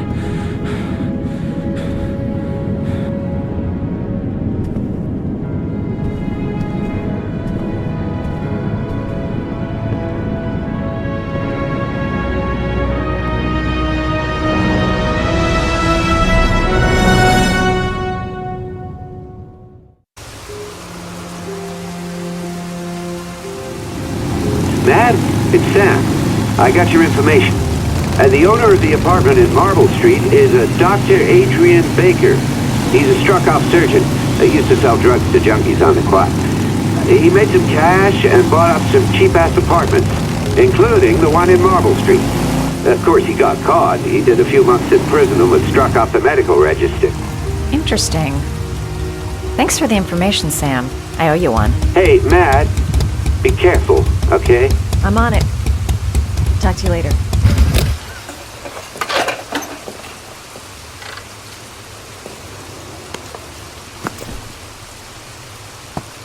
The owner of the apartment where Ethan cut off his finger lives here. It's not much of a lead, but it's all I've got.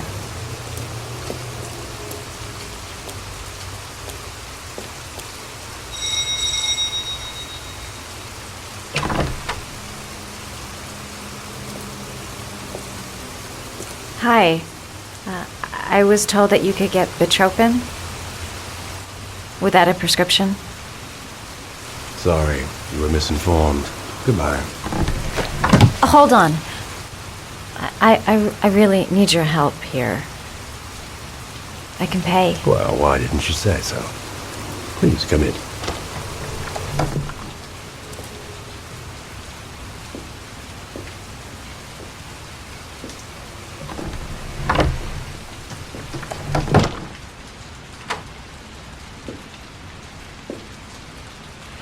So, you're looking for Bitropin, my dear? Are you having trouble sleeping? How much do you need? I don't know, about 3-4 boxes. Well, no, that shouldn't be a problem. Would you like a drink? I was just about to have one. No, thanks. Well, alcohol helps take the edge off the pills, don't you think? Anyway, we should drink a toast to our first deal.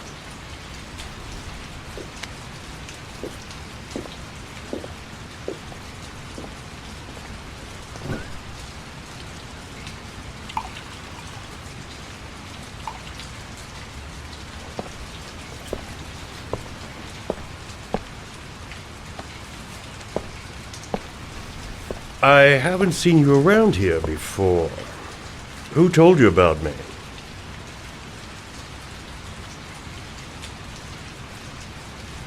The important thing is that we're here, right?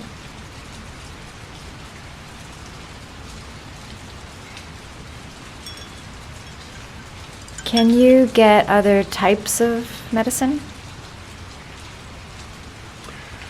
Everything has a price, my dear. What about you? Do you have a price? Forget it. I'm not for sale. I heard you had some apartments for rent. I'm looking. Sorry, darling. Those are all booked up. Shame. I was looking for something around Marble Street.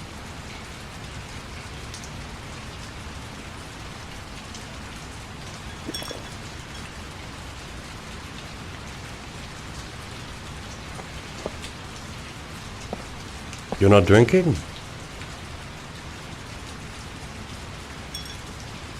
I'm not really thirsty.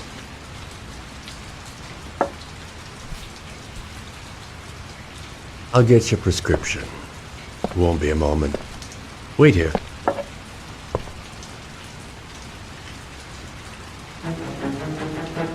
That guy gives me the creeps. I better take a look around to see if I can find anything before he gets back. His bedroom. Might be something in his bedroom. Maybe a quick look behind those doors. I'll make up some lies if he finds me.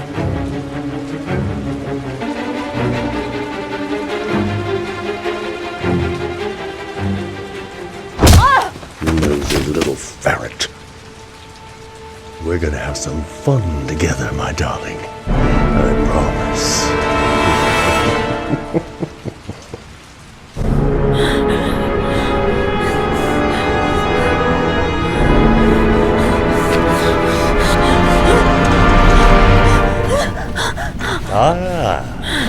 Say hello to Matthew. He claimed he had come to the census. Another one of those goddamn government spies. So, you're interested in my Marble Street apartment. I rented to my friend Paco, if you must know. I have no idea what he does there. Maybe that's where he fornicates with his dancers from the Blue Lagoon. To be honest, I don't give a damn. Just as long as he pays his rent, he can do whatever he likes. But enough with the chit-chat. I missed surgery, you see, so I take every opportunity to practice. I don't have any instruments here, so I use whatever comes to hand. I hope you won't hold that against me. Hold on. This might sting him.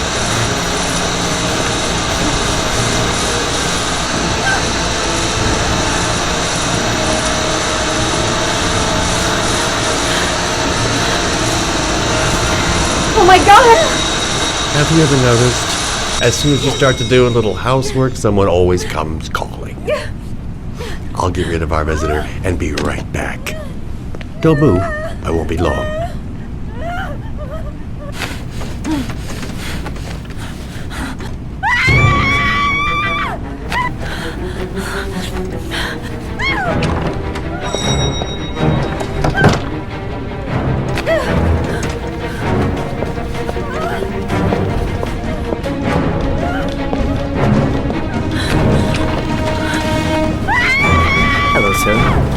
I've come to bring you the word of the Lord in the form of these magnificent Bibles, which I will gladly leave with you, in return for a contribution of only $5. No thanks, I love it. Come now, brother. I cannot believe the word of the Lord is of no interest to you.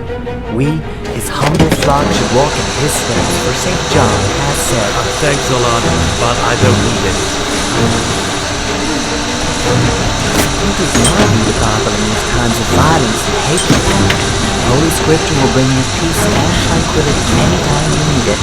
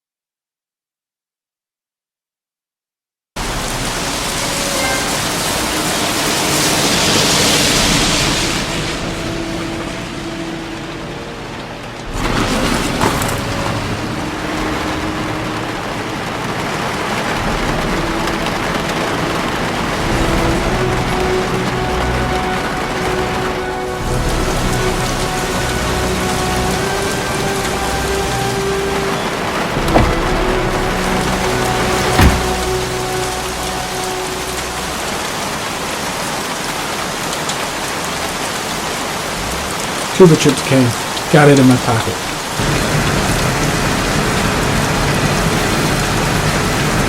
Jeez, won't this rain ever let up? I won't be coming here on vacation. That's for goddamn sure. Goddamn rain. Soaking wet. Better have a word with the guy on the bulldozer. Hey, Cracker! What you doing in there? Norman Jaden, FBI. Can we talk for a minute? Yeah? I'm looking for the owner of a blue Chevrolet Malibu 83. I don't give a damn how the car got here, whether you stole it or not. I just want to know who bought it from you. Sorry, man. Don't ring a bell. I got a real bad memory for names. Perhaps I can help you to remember. If we find out that you sold the car to the man we're looking for, you're looking at some pretty solid time inside, Jackie boy. You trying to scam me with your big talk? I never saw your damn car. Now take a walk.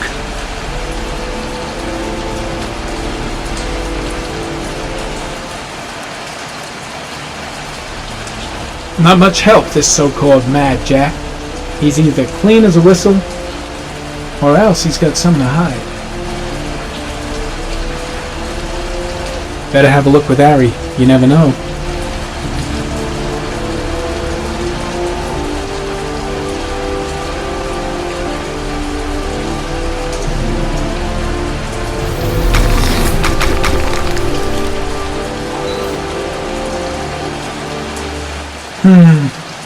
Not the car I'm looking for.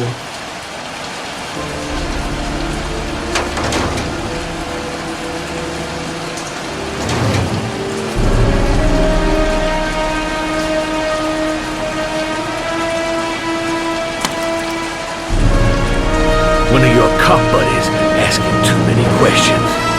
I had to solder up his little mouth. Hands on your head, pig. I ain't got time to be playing around with you. Let's just get you out of sight and finish you off.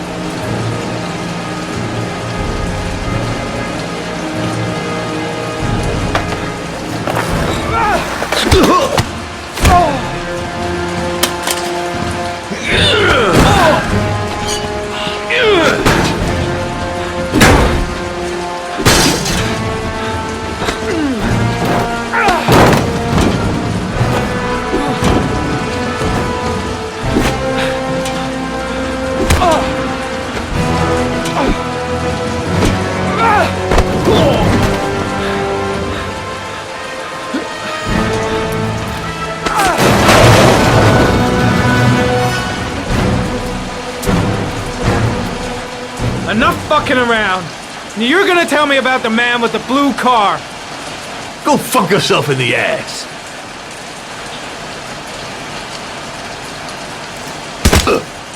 Broke my fucking nose, pig! Next, I'm gonna blow a hole in your face. Spill! All of it! You won't scare me, Mr. CSI. You ain't got it in you.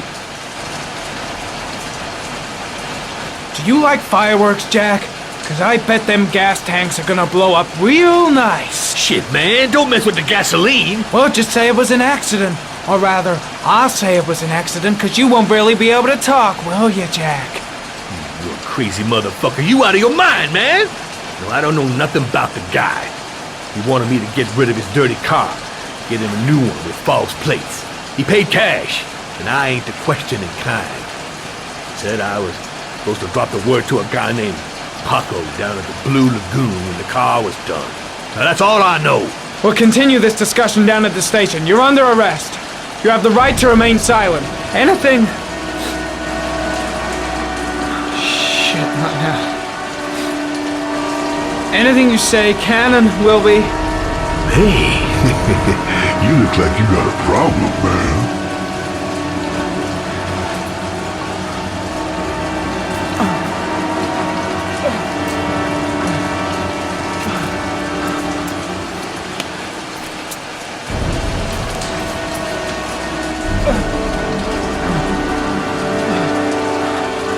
Turn around.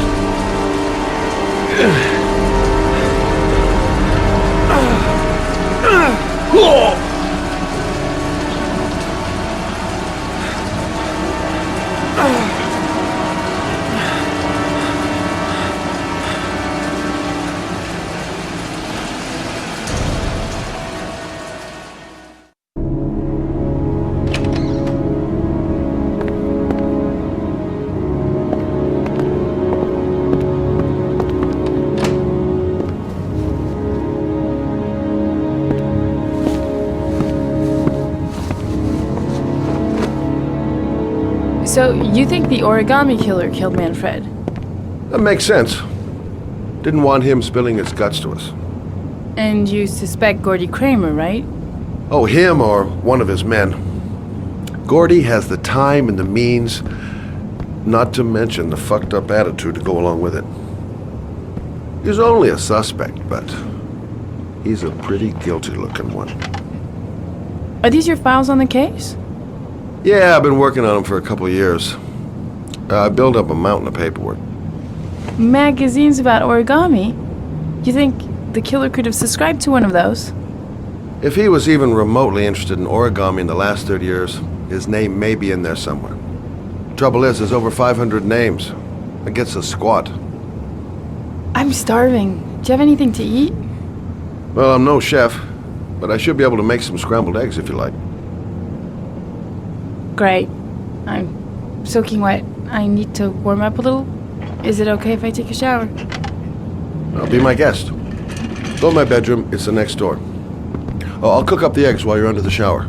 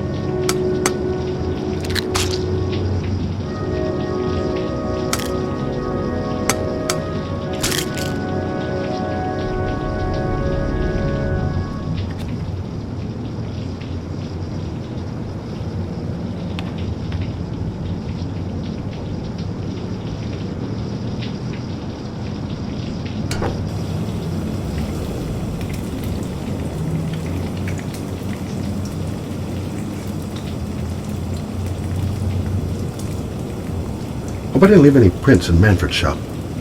The last thing I need is to have to start explaining things to the cops. Some nerve, that girl.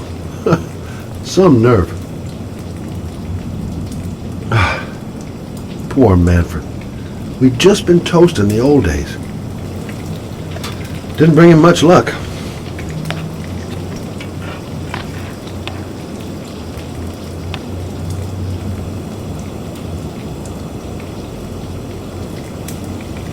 Eggs should be ready by now.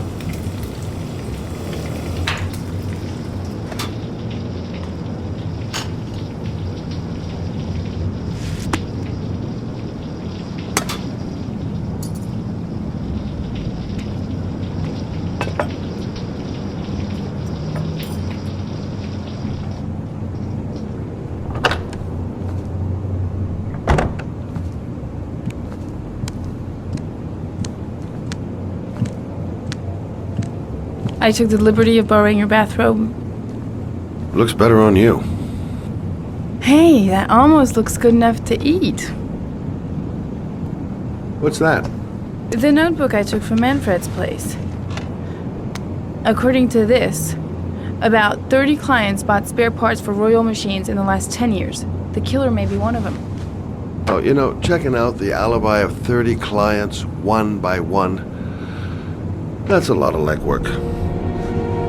Except that if we cross-check them with the list of subscribers to origami magazines, you still got that, right? Yeah, of course. Lauren, wait.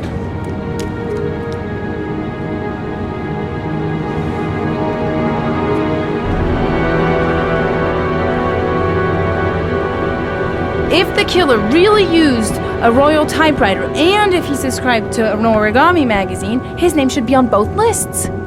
Well, Lauren, I mean, that's just an assumption, but yeah, I suppose. His name is here somewhere. Help me, we're gonna find him.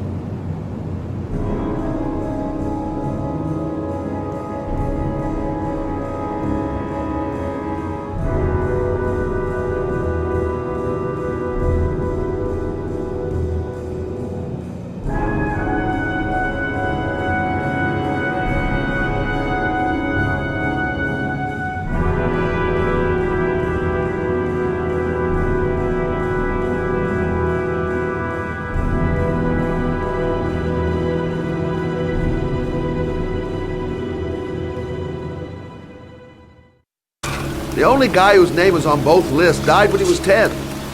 What are you gonna do now? Dig up his coffin, make sure he's dead? I know it doesn't make any sense. Unless the killer was only using his name. But why use the name of a kid who died 30 years ago? Well, that's what we came to find out. The name is John Shepard. It should be on a grave around here somewhere. You never give up, do you?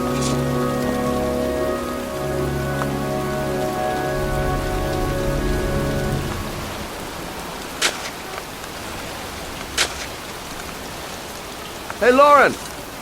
I found it!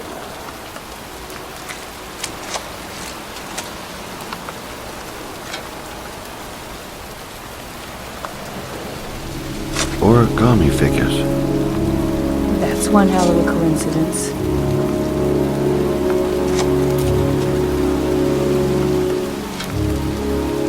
These flowers are fresh. Looks like someone's still tending the grave. Oh, youngin'. That one I knew well. You knew John Shepard? I've worked this graveyard nearly all my life. I remember what happened. It was in 77. October, I think.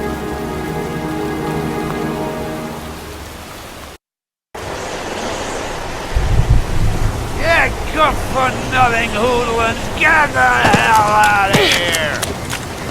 God! Beat it! You lousy, no good brats!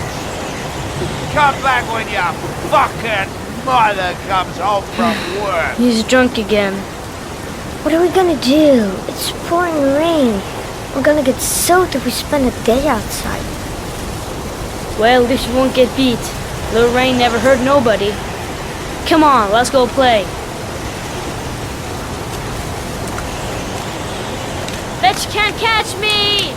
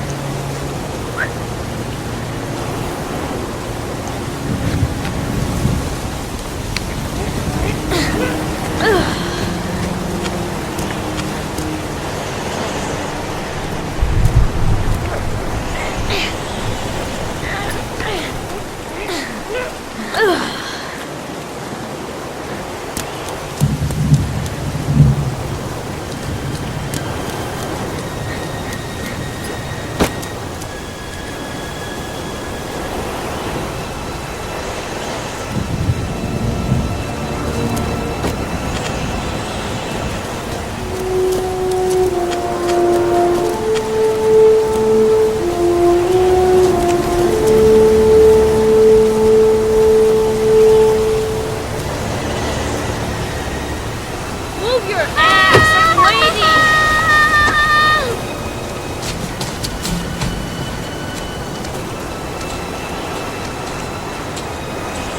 Come on!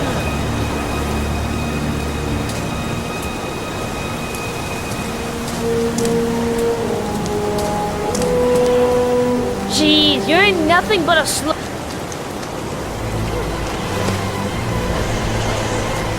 Bet you can't do that!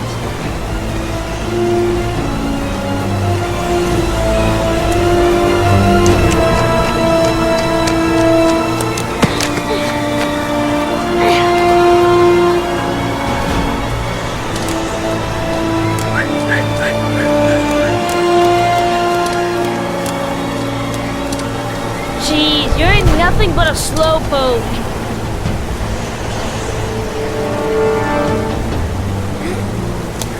Come on, loser! What you doing? You're coming or not?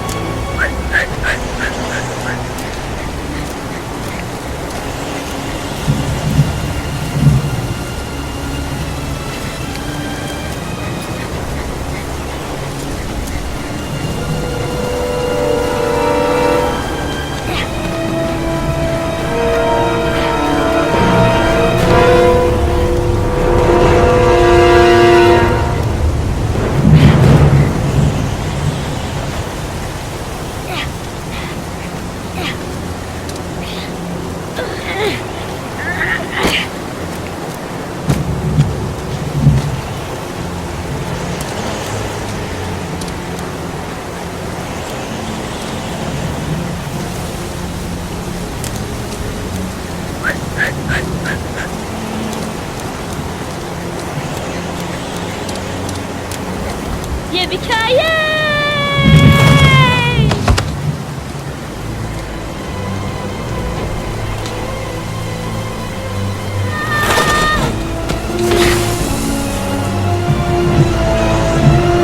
Don't need to do this, it's too hard for you. No chance, I can do it alright. Just watch.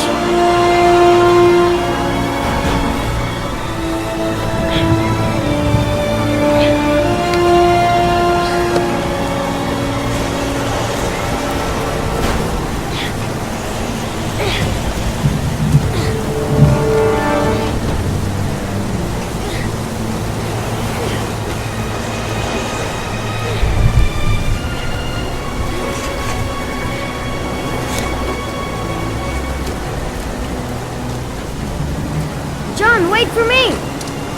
Get a move on!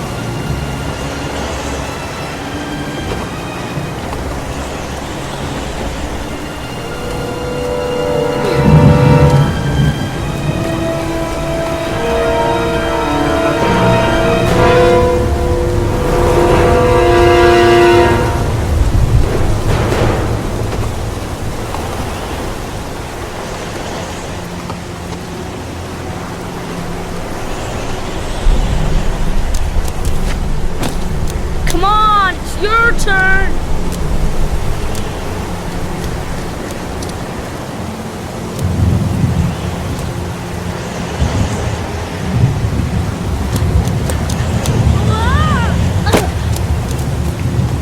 It's time! A jump up jack!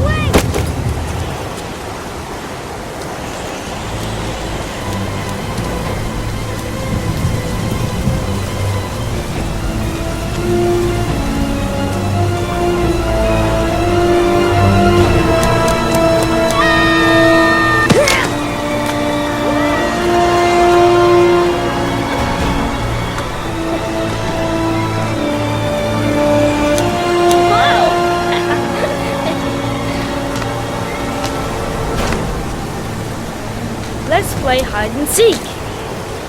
You go and count to 20 and try to find me, okay? 1, 2, 3, 4, 5, 6, 7, 8, 11, 12, 13, 17, 18, 19, 20.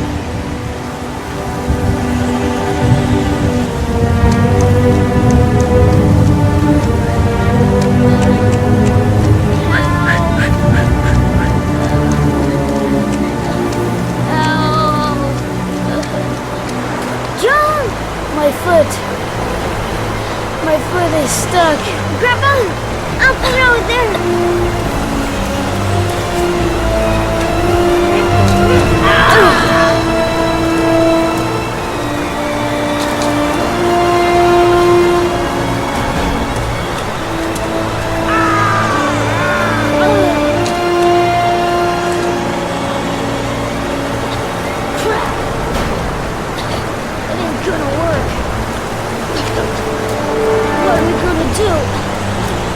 Hang on, John!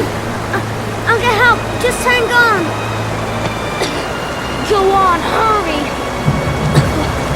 I think the water's rising. I'm hurrying! I'll be right back! But the poor kid never did find any help. And his brother drowned in that pipe full of rainwater. The boy that lived, what happened to him? Well, all I know is he got separated from his parents. I think he got adopted. Well, looks like a storm's coming. I guess I better be getting home.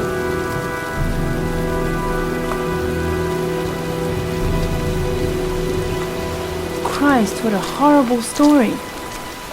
John Shepherd drowned in the rain while holding his brother's hand. Do you think he could be the origami killer? Come on, let's get back in the car.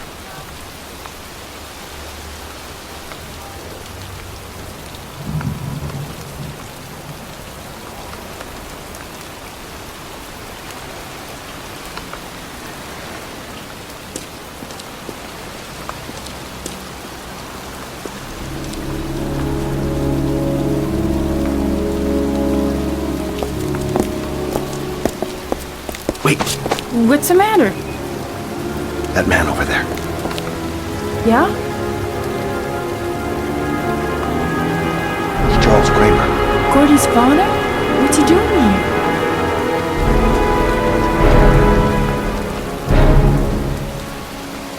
He's putting flowers on John Shepherd's grave.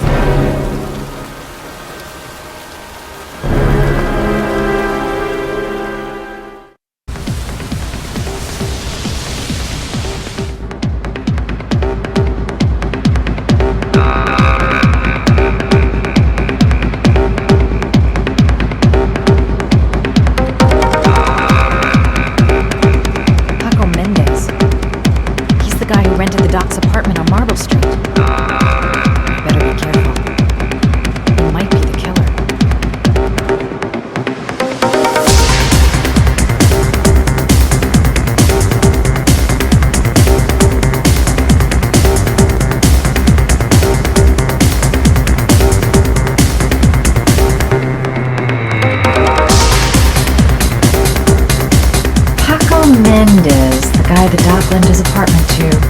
Not the kind of guy you take home to Mom anytime soon. I'm gonna ask him a few questions.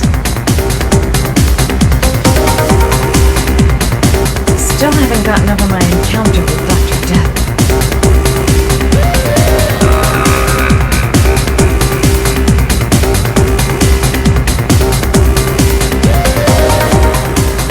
I'm looking for Paco. Paco Mendez? What? Paco Mendez. Do you know him? I should. He's the boss.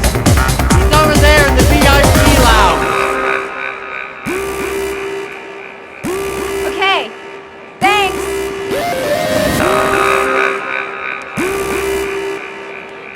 A section reserved for select guests.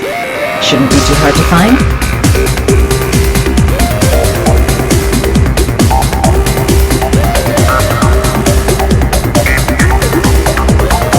The bartender says Paco's in the VIP lounge.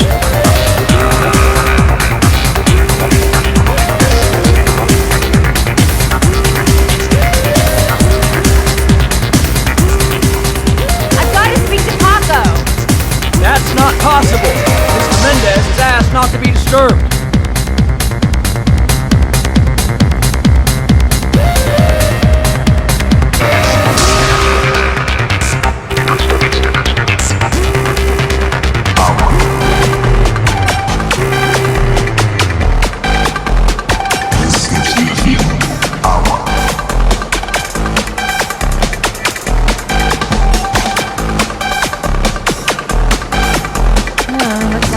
Clerk class. He hasn't even looked my way.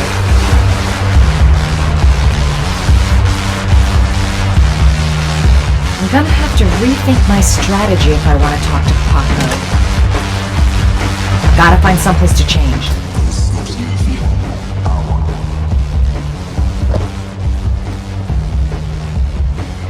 Time to play the sexy girl.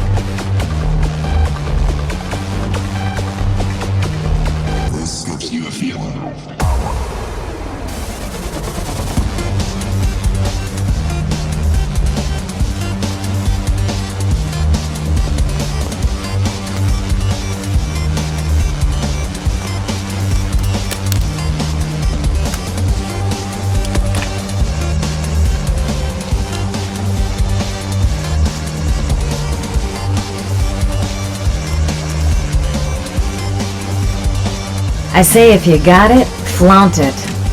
Time to swing my hips and get a little rise out of Paco.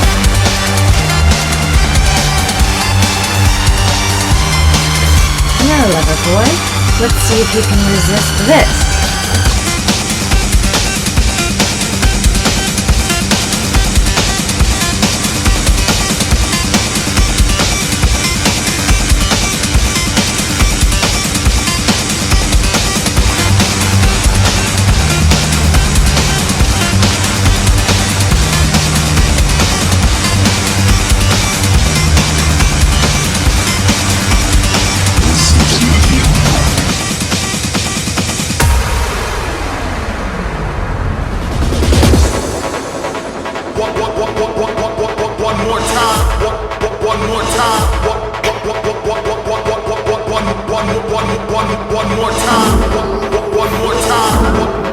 Hey, you!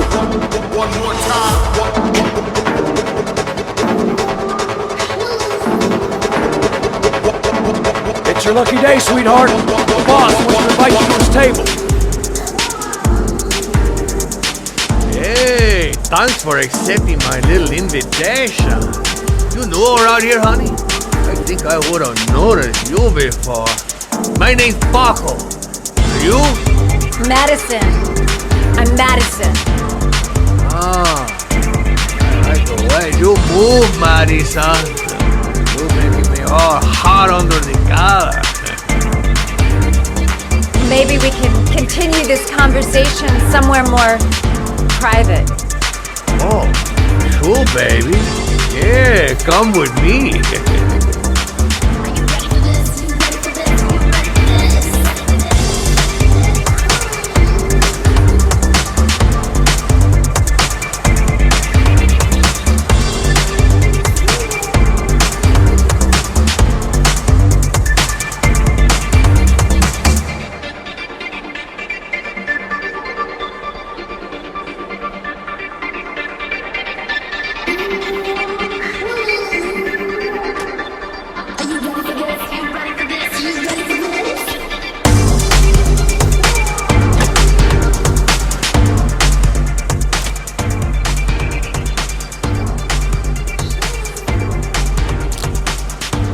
Go in, and they can talk to the gun, and I get out of there before I get into big trouble.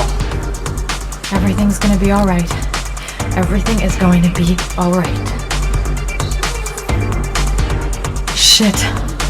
So, welcome to my little kingdom.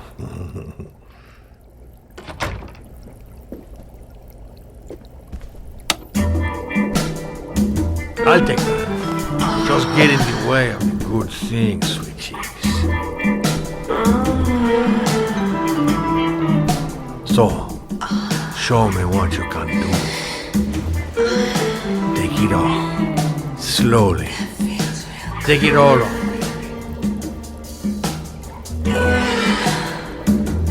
I'm sorry, I think there's been a little misunderstanding. Look, I'll just go. No harm done. Another time. I think it is you who are misunderstood, honey. I'm tired of wasting my time. It's now or never. I never take never for an answer.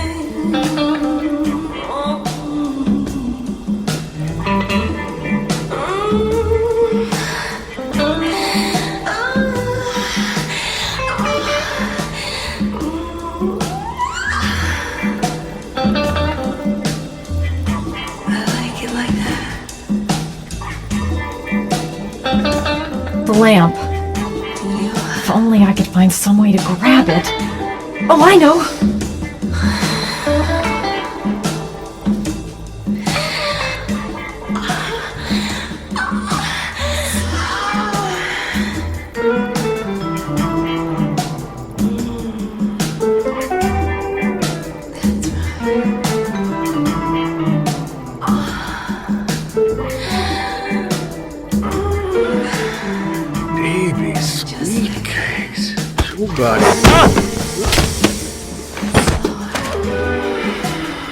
That's what I call kicking butt.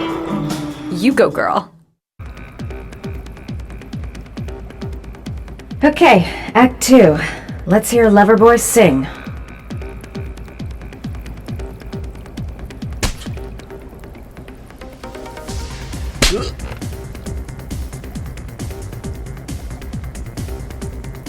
Ah!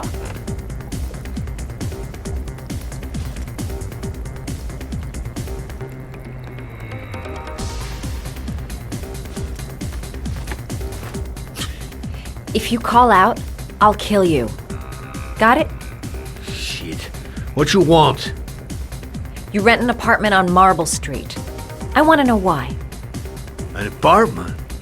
I don't know what you're talking about.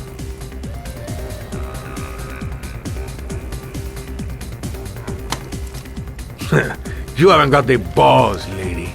But you're gonna know balls when I catch up with you.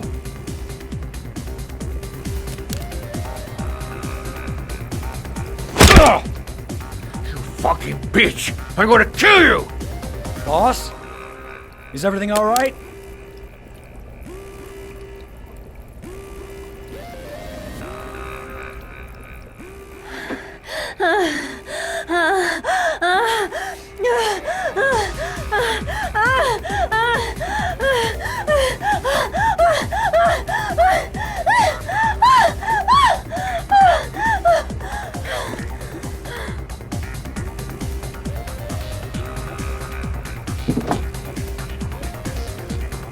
you value those prized balls of yours, Paco, then it's time for you to talk. What you doing? Stop it! Stop it! I'm only getting started. How about some more? I never set foot in that apartment. I gave the keys to some guy. He said he needed a place. He had money. What was that guy's name?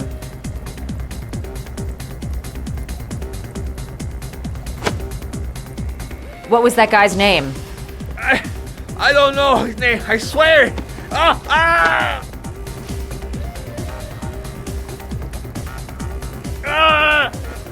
Shepard. His name is John Shepard. That's all I know. I swear it. There, that wasn't so hard, was it? I really appreciated this romantic moment, but I gotta dash. See you next time, lover boy.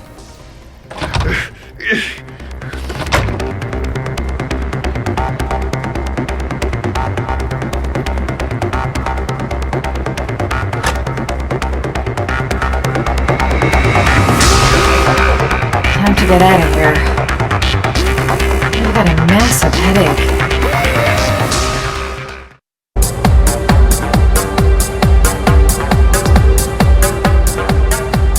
I'm here to see Paco.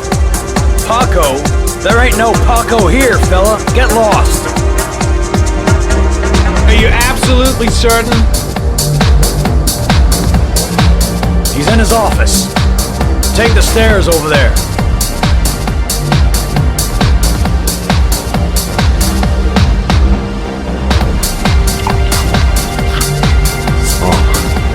You scared me. I didn't hear you come in. A crazy bitch came around here asking questions about the apartment on Marble Street. I don't know what you're doing down there, and I don't want to know. But whatever that shit is, it's beginning to draw attention. Look, I know you kept me out of prison, but that fucking bitch nearly killed me. Everything you ask, I think my debt to you is paid. Hey, don't fuck around, man. No, wait. I can still help you out. No, don't keep me.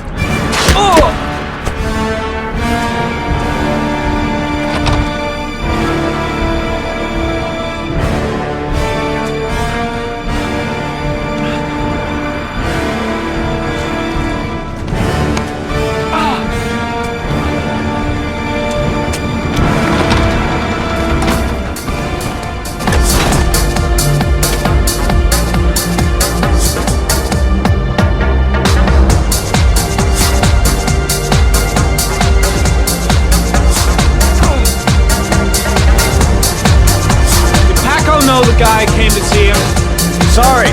I don't speak cop.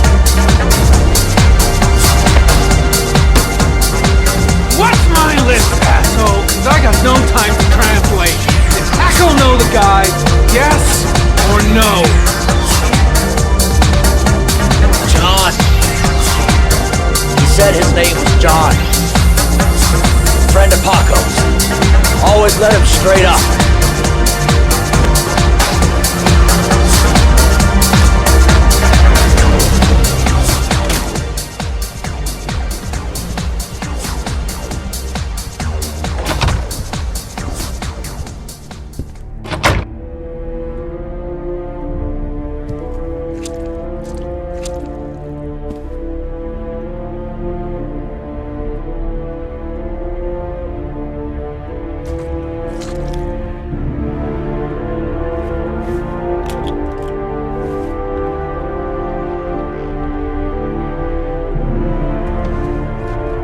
His coat pocket. I tore it off during the fight. 2 receipts from the same gas station. Interesting.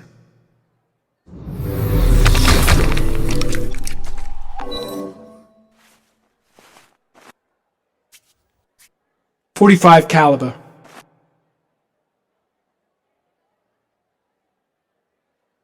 Paco Mendez was no saint. His rap sheet reads like the telephone book.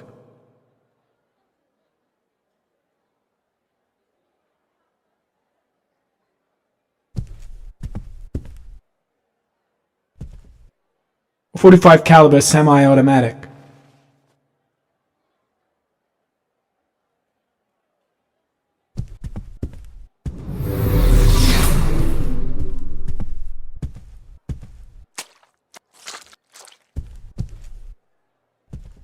The killer was looking for something.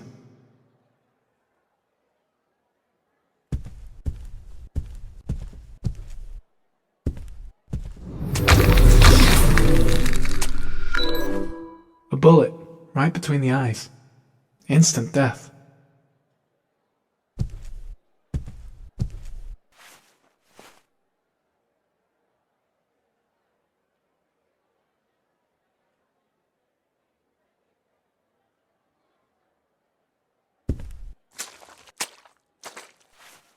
Orchid pheromones. The fucking origami killer.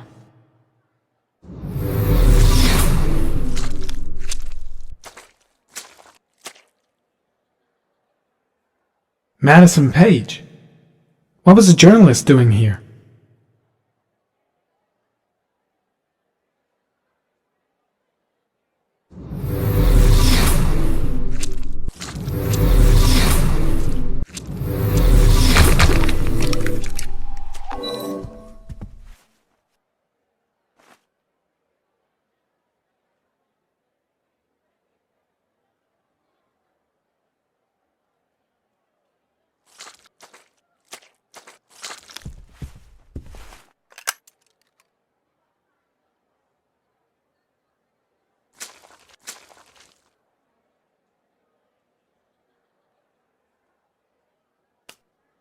Madison Page?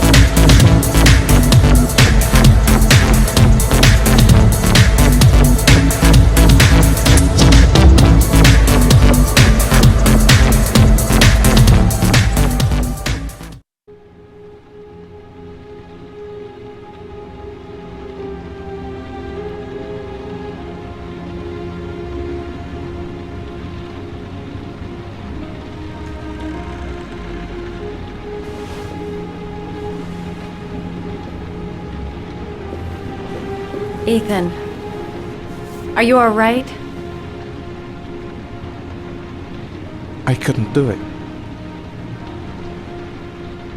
I was supposed to kill him to save Sean. And I couldn't do it. You're not the origami killer, Ethan.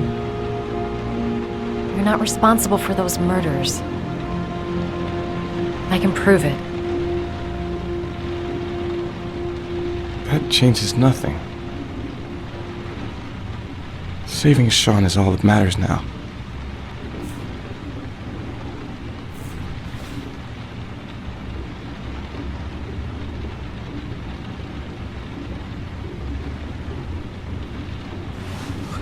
I can't.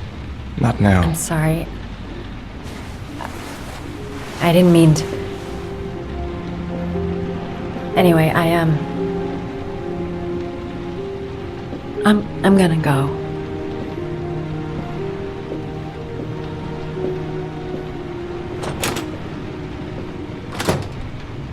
I've no more business here. I'm going home.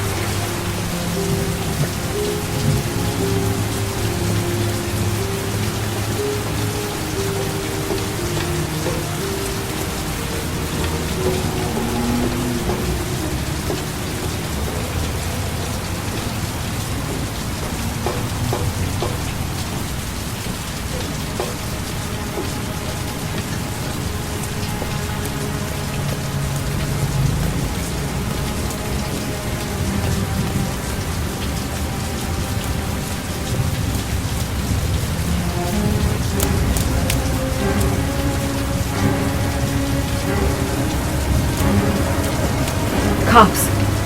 They're looking for Ethan. It looks like a raid.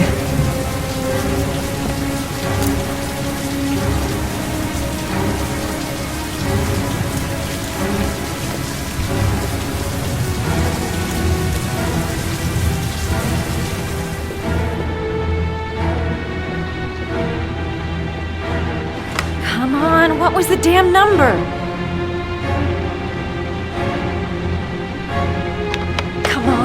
Come on! Pick up the phone! Hello? The cops. They're in the motel. You've got to get out of here.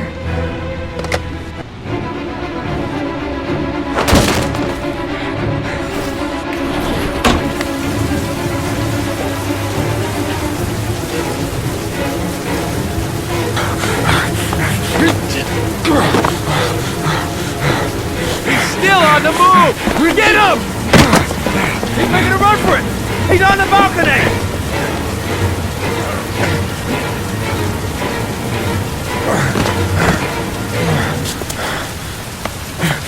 Whoa!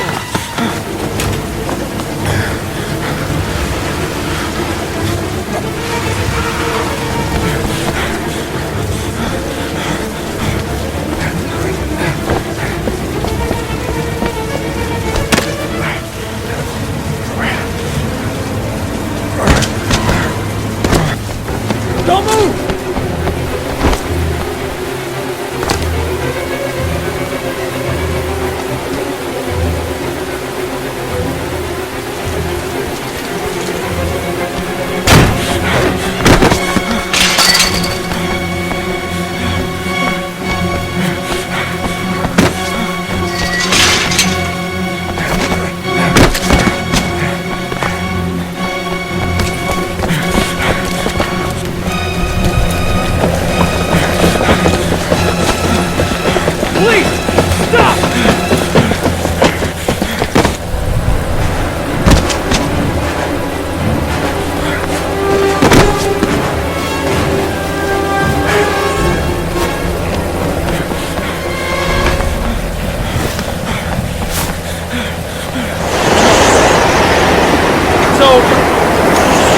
On your knees, hands behind your head.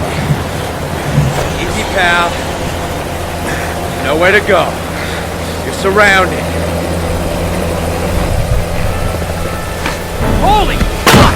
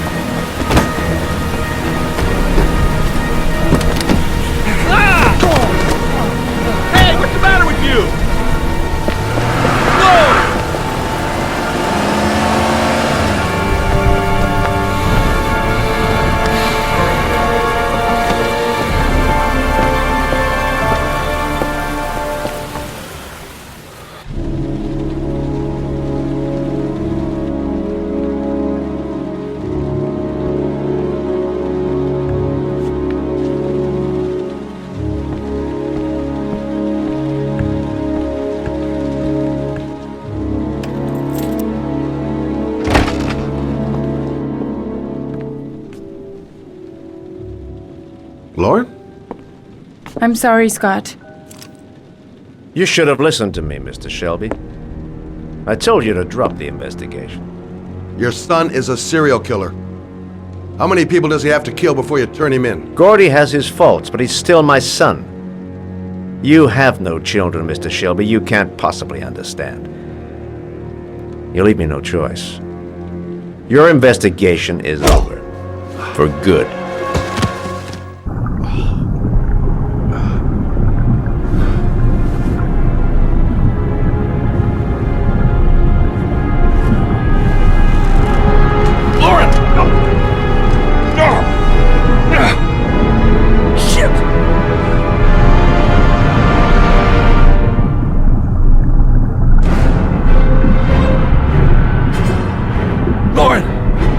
Wake up! Lauren!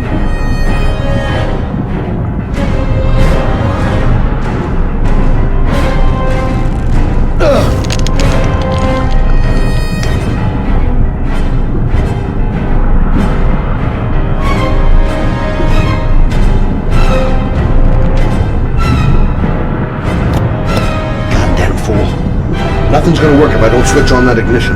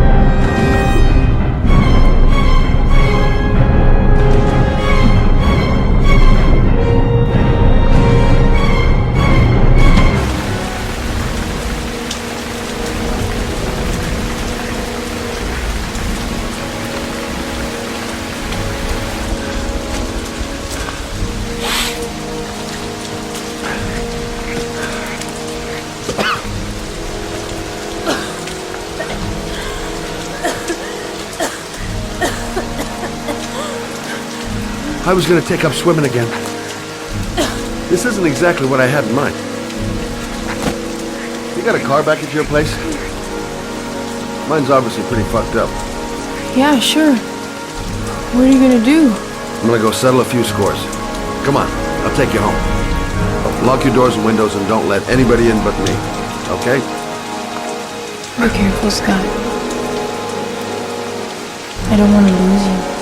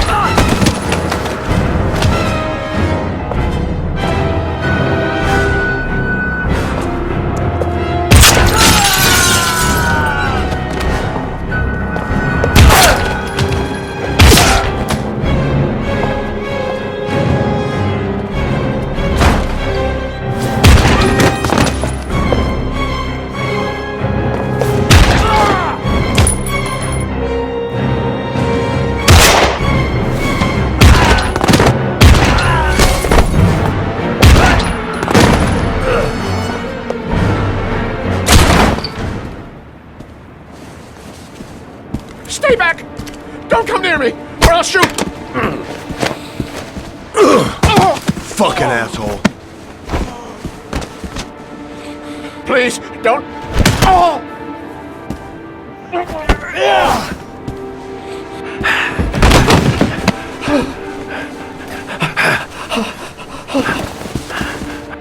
Your idiot son killed all those kids, didn't he? He's the origami killer. No! No! He's innocent! He's not a killer! Not a killer!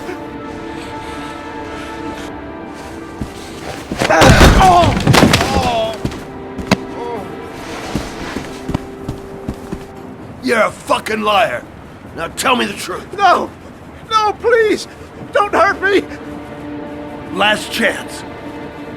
I don't know! I swear! I don't know anything! Oh! Stop! Stop! I beg you. I'll tell you. I'll tell you everything.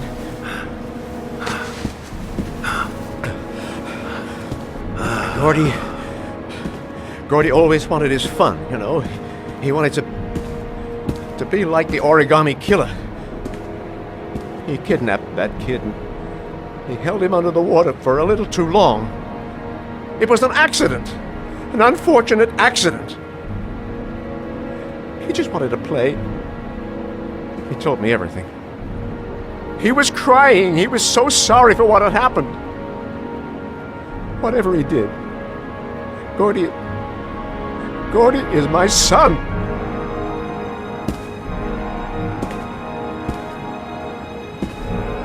No one will miss him. What? That boy, Gordy killed. No one will miss him. Just street trash, like so many others. Oh, you disgusting pile of shit.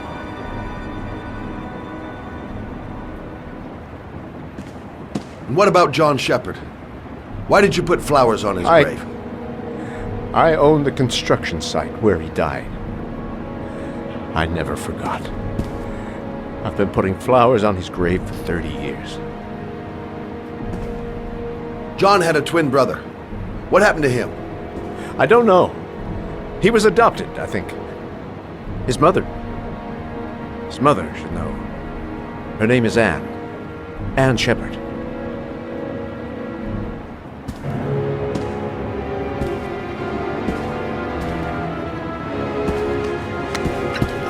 My heart!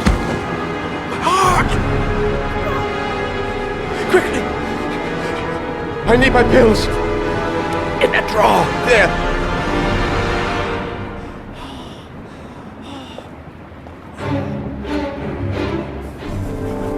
Shelby! Come back! I fucking order you! Come back!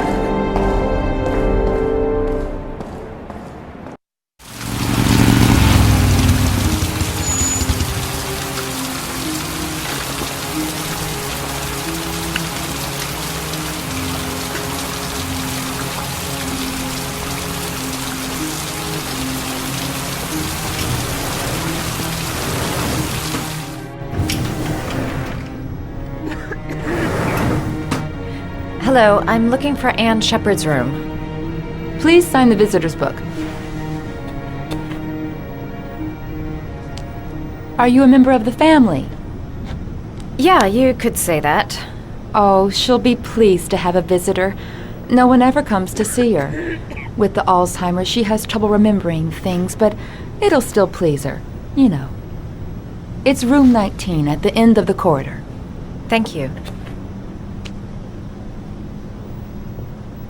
Room 19. Where is that?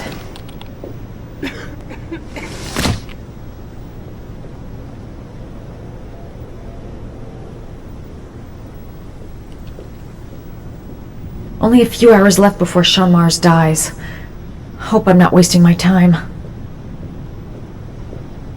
Room 19. Where is that?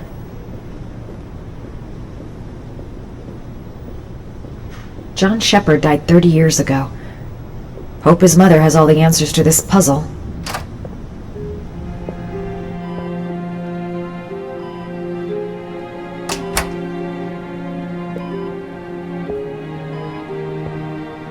Hello, Mrs. Shepherd. Is it time for my pills already? No, Mrs. Shepherd, They're never on time with my pills. I don't know what they do here. In the other hospital, they were always on time. But here... My name is Madison Page. I'm a journalist. I'd like to ask you some questions about your son. I don't like this hospital. The food isn't very good, you know.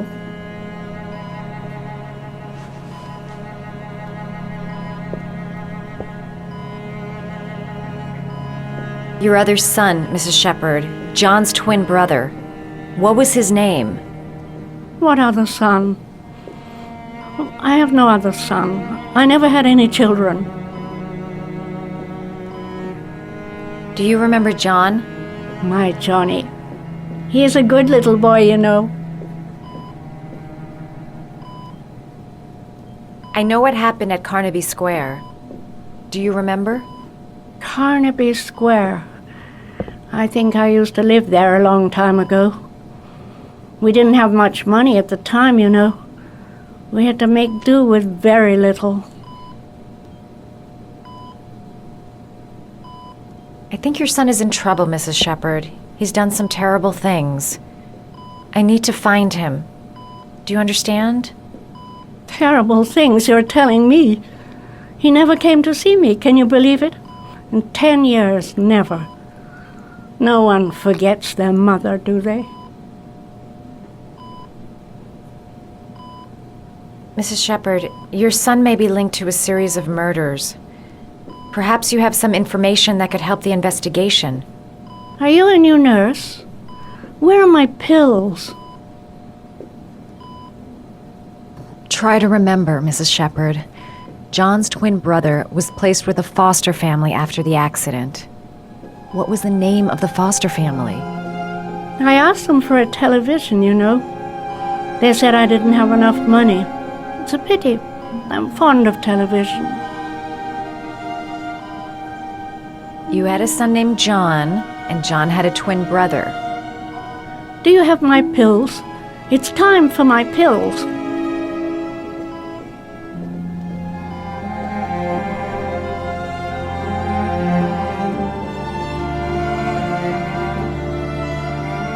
Did you make these origami figures? My little paper animals. They played with them for hours. I showed my boys how to make them, you know.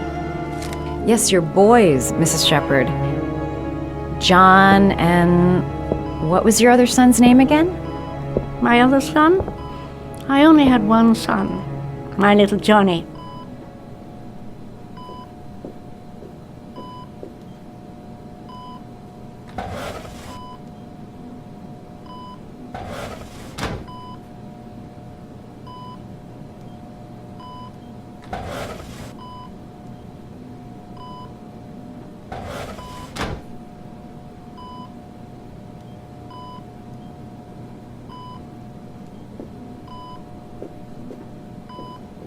You don't seem to get many flowers, Mrs. Shepherd.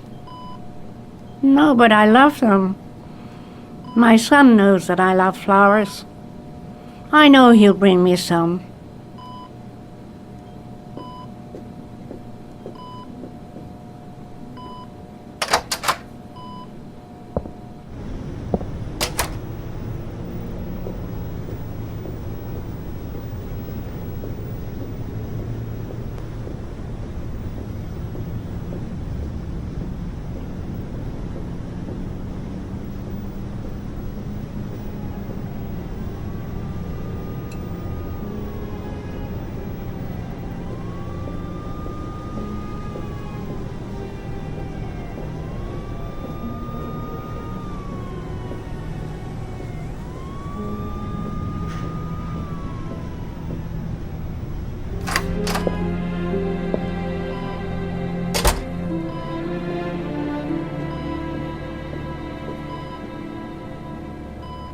What a lovely orchid. My sons loved orchids. We used to grow them in the back. When John died, I laid orchids on his grave.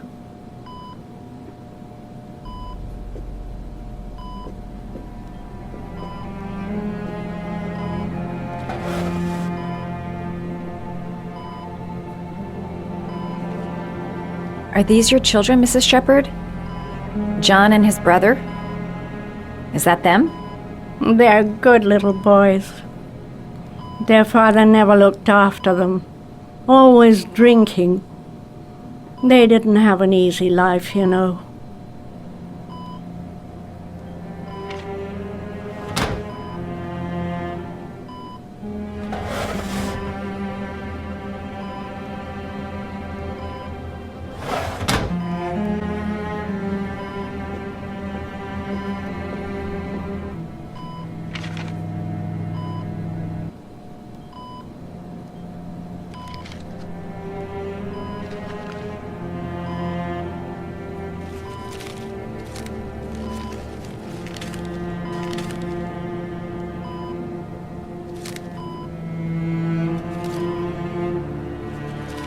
Oh, you know how to do these little dogs, too. My children loved origami. I taught them how to do it. John loved the little dogs. He always wanted to call them Max. Max, Max, Max. All dogs with the same name. I was wasting my time telling him they couldn't all have the same name. But he always wanted his paper dogs Max. It's funny, isn't it? I cried when they told me. I'd already lost one of my children, and now they were taking away another one, you understand. The foster family, Mrs. Shepherd.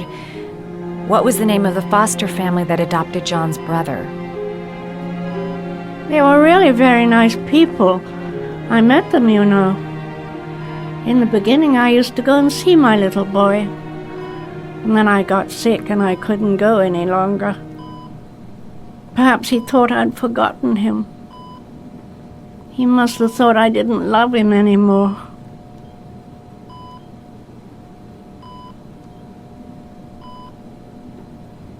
His name, Mrs. Shepherd. What was his name?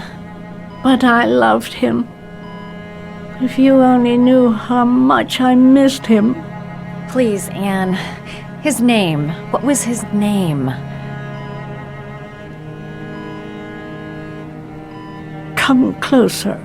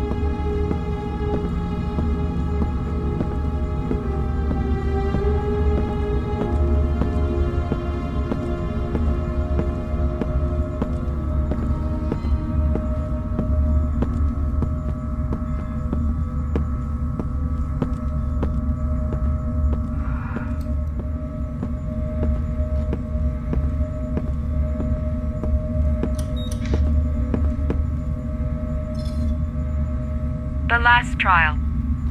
The last question. Are you prepared to give your life to save your sons? There is a deadly poison in this vial. It will kill you in exactly 60 minutes. If you drink it, you will get the last letters of the address. You will have enough time to save your son and say goodbye to him, but then you will die. You can drink the vial or decide to leave. The choice is yours.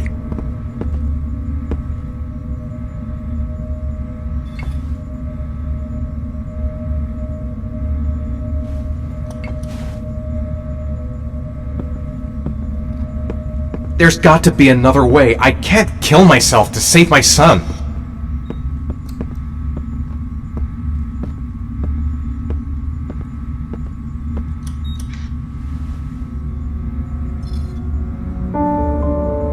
I'll find you, Sean. I'll figure out a way, and I'll come and get you, son.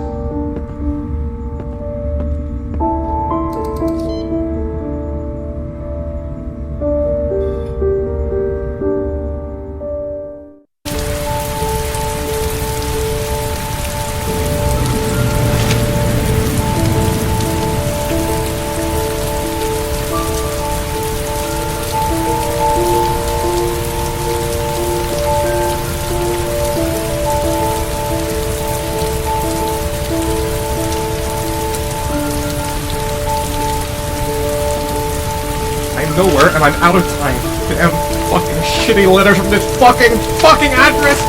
Come on! There's gotta be a way to do this!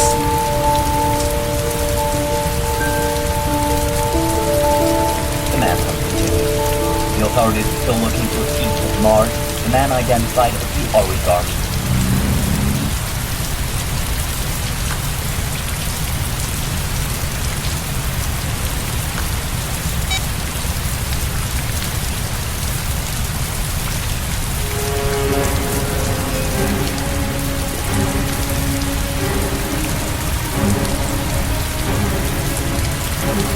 Several different addresses fit these letters. God, they're scattered all over the city. I don't have time to check them all.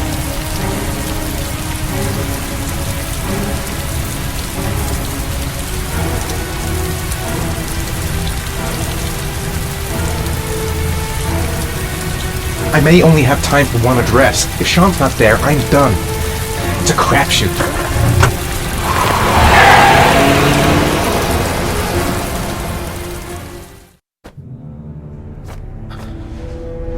We've only got a few more hours left to save Sean Mars. There has to be a goddamn clue somewhere. It's probably staring me in the face. This kid's gonna die, and I'm going around in circles!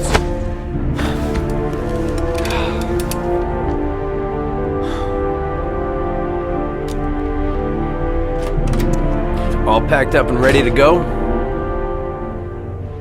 What are you talking about? The investigation's over. We know who did it. We no longer need your services anymore, Norman. So you can ride your files all the way back to Washington. I'd be lying if I said I was gonna miss you. The investigation isn't over. You have absolutely nothing on Mars. Mars is guilty. Case closed. Anyway, it's no concern of yours now. You're off the case. So pack up and fuck off. Blake, you are an unbalanced, psychopathic asshole! I'll take that as a compliment. Honestly, I don't give a shit what you think. I found the origami killer. Everyone's happy. End of story. Have a nice trip back, Norman.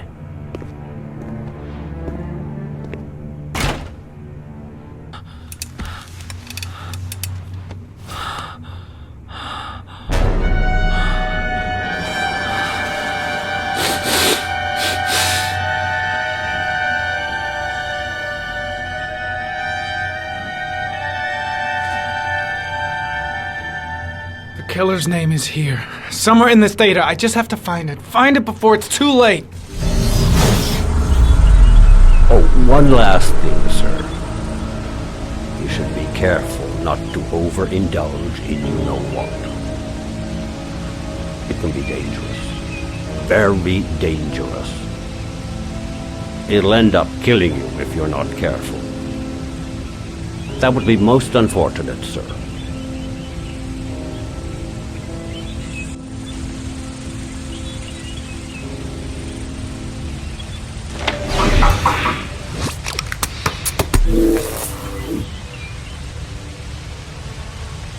Two receipts from the same gas station. Might be near the killer's home.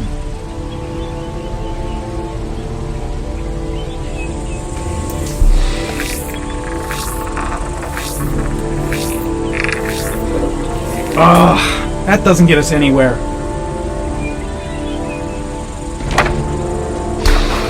The killer lives in this zone. 342 people live around there. Not good enough. Gotta find a means of identifying the killer more precisely.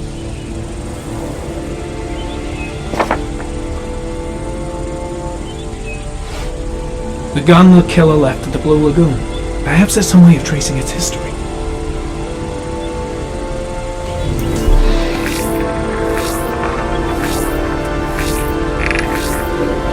Impounded in a police case 5 years ago, the gun is still supposed to be in police custody. Who checked it out? If not a cop.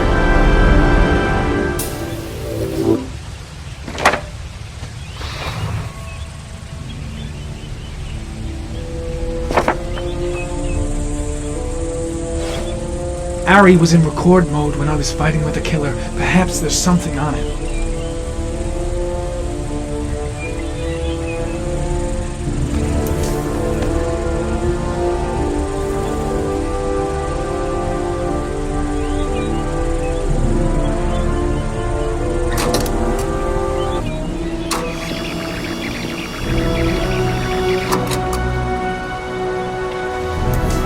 Gold watch. I'm sure I've seen this before somewhere.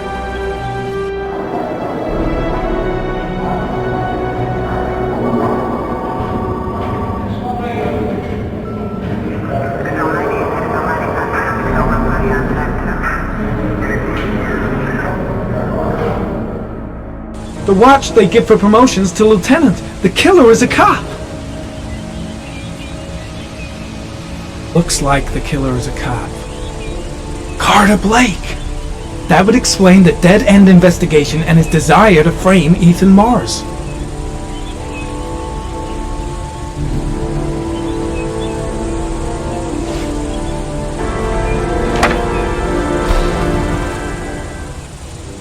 A cop. There's only one cop in that geoprofiling zone. Gotcha! He owns a warehouse on the docks. If I'm wrong, Sean Mars is dead.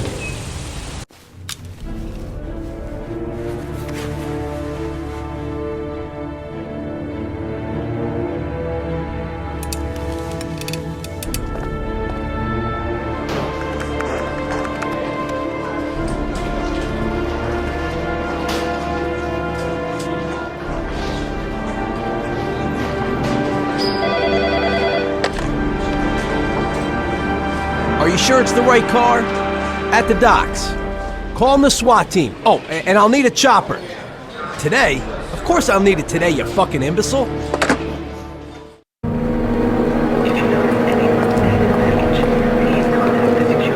me stay with you, Scott. I don't want to go. Look, it'll only take a couple of days. Long enough to get this resolved. I can't just wait while you confront my son's killer. It's the only way, Lauren. Trust me. Now go stay with your mother for a few days. I'll come and get you when this is all over. Tell me who the origami killer is. I want to know who killed my son. Listen, when I'm done, I'll tell you everything I know. I promise you.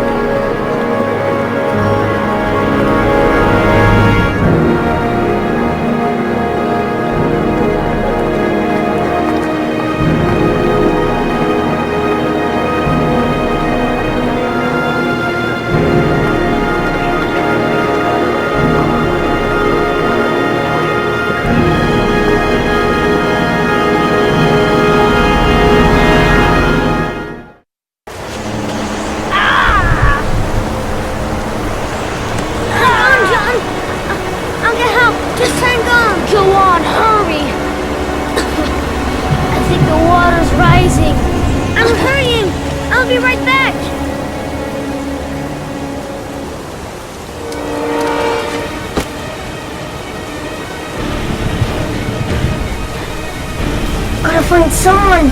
The water's still rising. John won't be able to hang on for long. Dad, I've got to get Dad. He's the only one who can save John. Gotta move. Need to get help fast. John's gonna drown. John's gonna drown. This place is completely deserted. There's no one around to help. Dad, it's John. He fell into a pond! He's get out of here, you little pest! Leave me alone! You gotta come, Dad! Come on! John's gonna die! John's gonna die! Well, that'll be one less greedy mouth to feed, won't it? Go away! Please, Dad! I'm begging you! John's gonna die!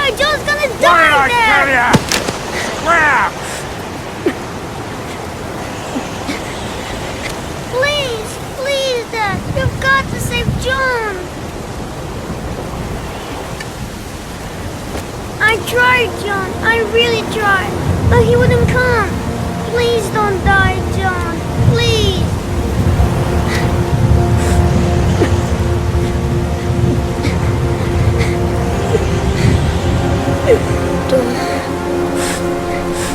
Don't forget about me, Scotty.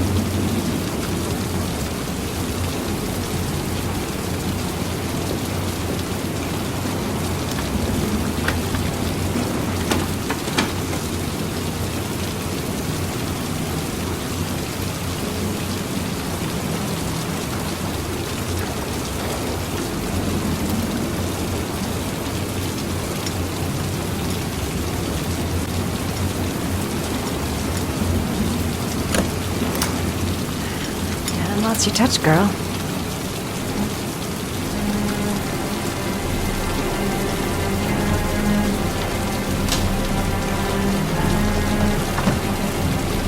origami killer's apartment. There must be something that'll tell me where Sean Mars is.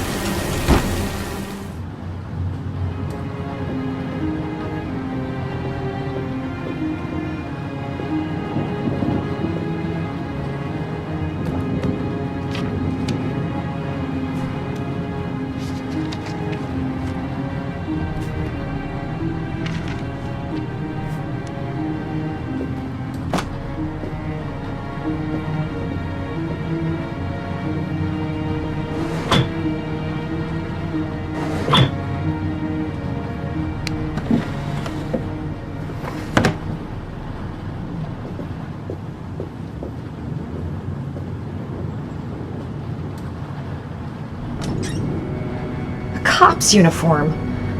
Always trust a cop. That's why children went with him. He was dressed as a cop.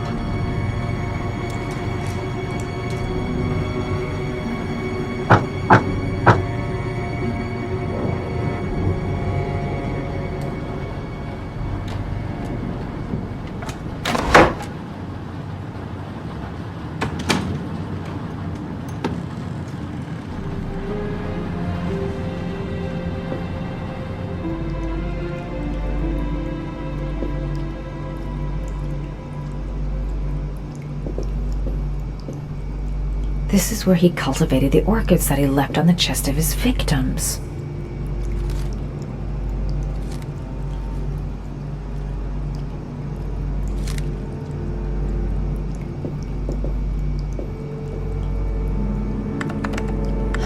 Shit, it needs a password.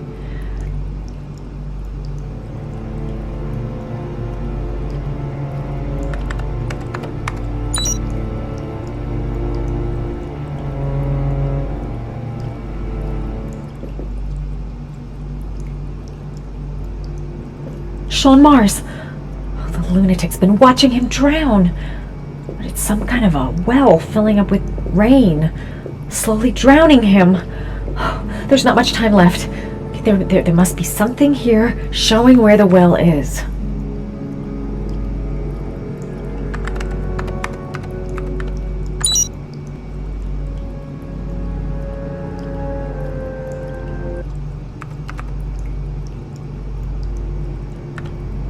Got it. Max. The name John gave to his paper dogs when he was a child. What the hell is that? An address. It's gotta be where Sean Mars is. Hurry. There's no time to lose.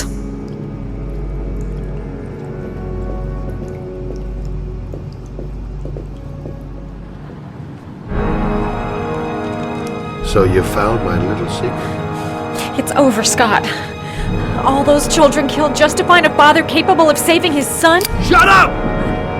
You don't understand. There's one child left. There might still be time to save him. Let him go. Do what your father couldn't do.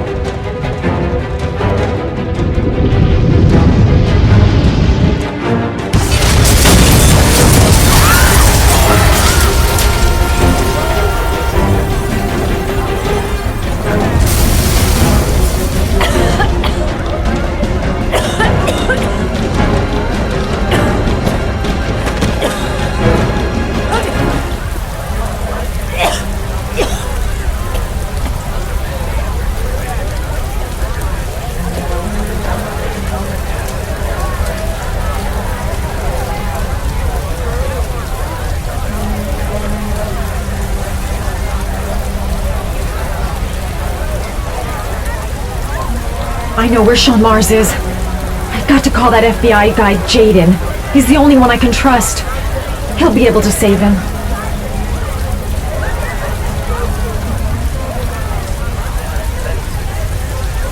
Mom and Jaden. My name is Madison Page. You don't know me. I'm a journalist. We don't have much time, so listen carefully. Ethan Mars is innocent. The killer's name is Scott Shelby. Sean Mars is at 852 Theodore Roosevelt Road. Have you got all that? Wait, I know this already. I'm on my way to the warehouse. I gotta go.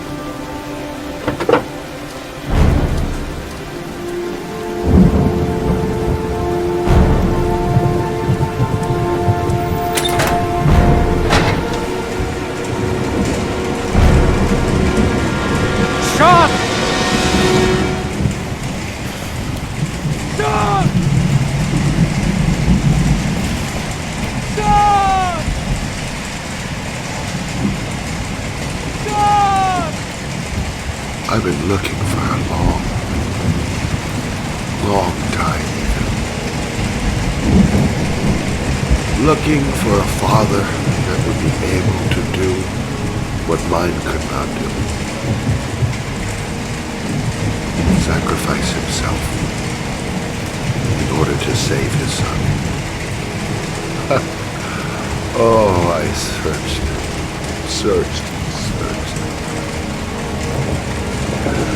And then I remembered you.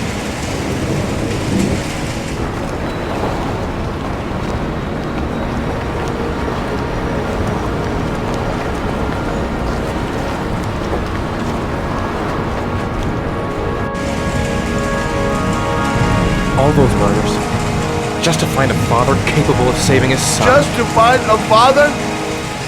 Do you have any idea how it feels to be a worthless nothing in your father's eyes? Believe me, I've suffered just as much as my victims. I finished your damn trials. Now give me back my son! He's there.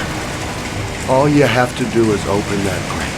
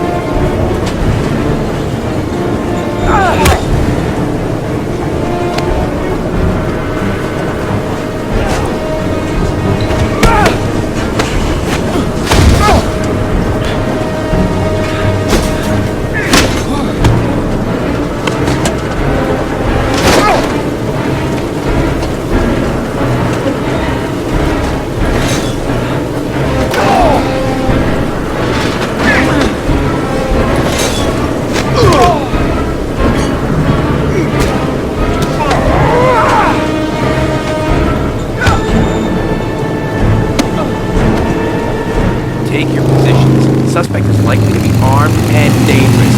All personnel are ordered to shoot to kill. I repeat, shoot to kill.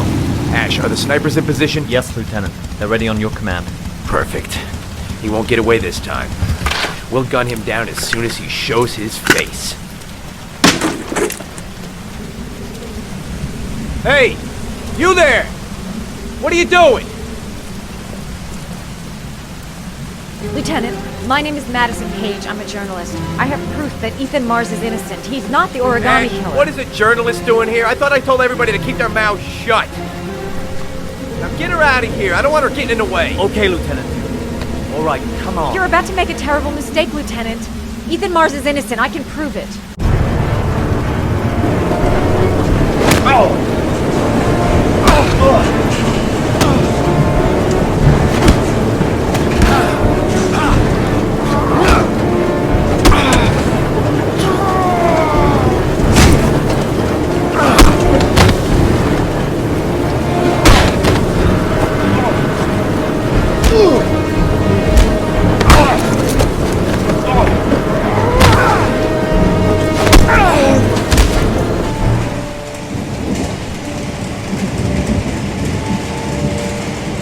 Don't have me, son, please.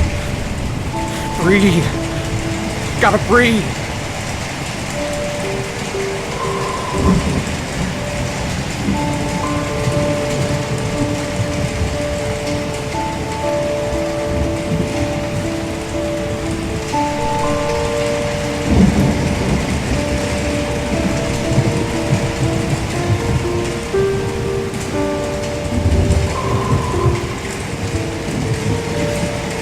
Don't leave me. Sean, don't leave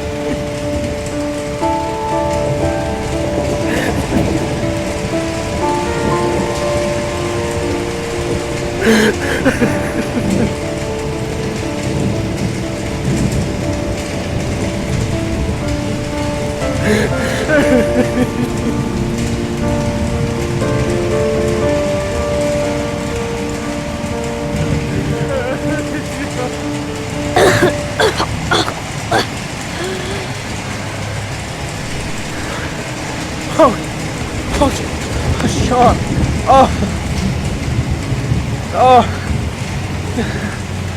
I thought you were gone. Dad, I knew you would come and save me. Ash, get her out of my face. Mars didn't do it, for Christ's sakes. He's innocent. Hey, what are you doing?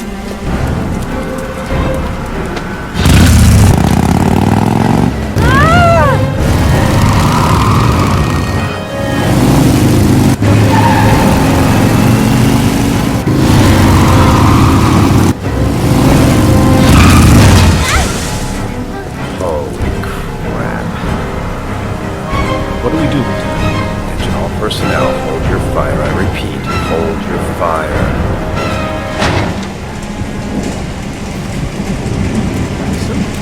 What's going on? The cops. They're out there. They have the building surrounded. They'll shoot you if you go outside. I'll go out alone. I'll talk to them. I'll explain. You'll be dead before you can open your mouth. Look, we'll all go out together, with our hands in the air, and they can't possibly shoot us. I have the evidence that proves your innocence.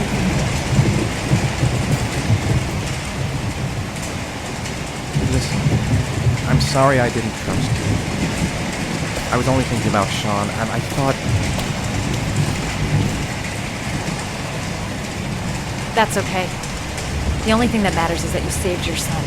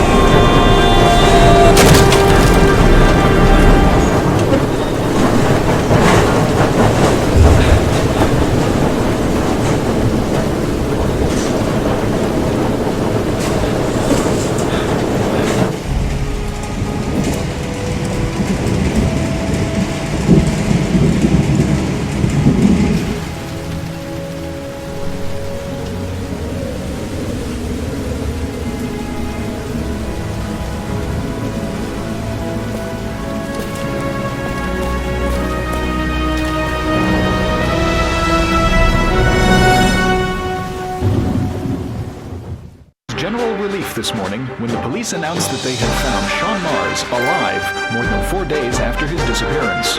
Mars had been imprisoned in a well by the man known as the Origami Killer.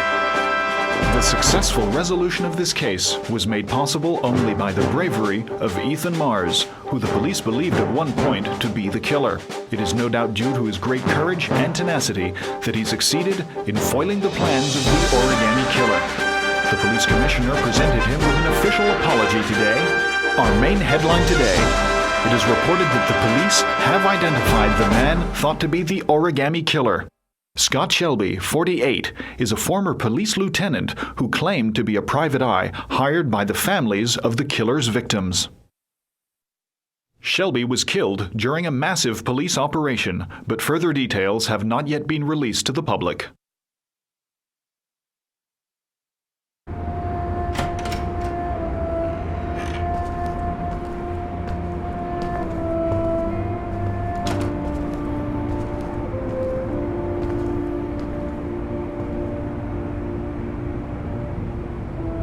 Is this where we're gonna live now? Only if you really, really want to. Or we can keep on looking until we find something you like.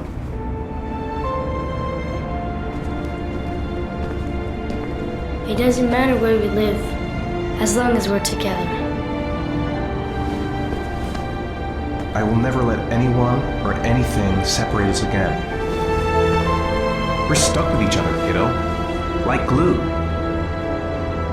Can I trust what my room is? Sure thing, champ.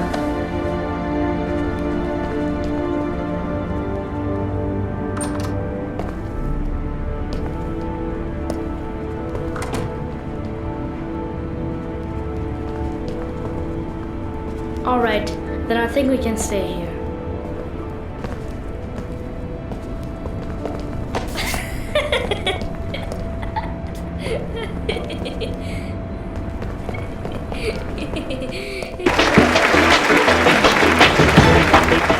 Our next guest is rumored to be about to receive a Pulitzer Prize for her remarkable series of investigative articles about the Origami Killer case.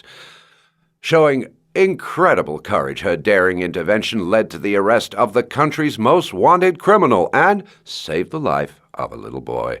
This evening, I welcome a woman who might well be the true definition of a heroine for the ages, Madison Page.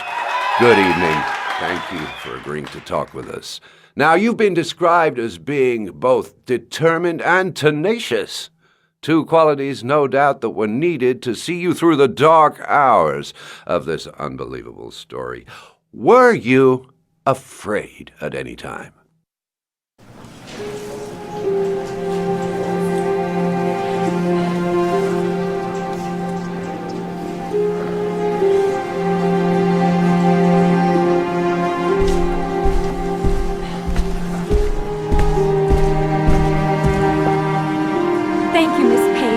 I really admire you for what you've done. Thank you. For John, please. We need more journalists like you, Miss Page. It's a good thing you were there to catch that bastard. Thank you. What's your name? Vincent. Excellent investigation, Miss Page. You are one brave lady. You deserve a better adversary. Somebody more ferocious.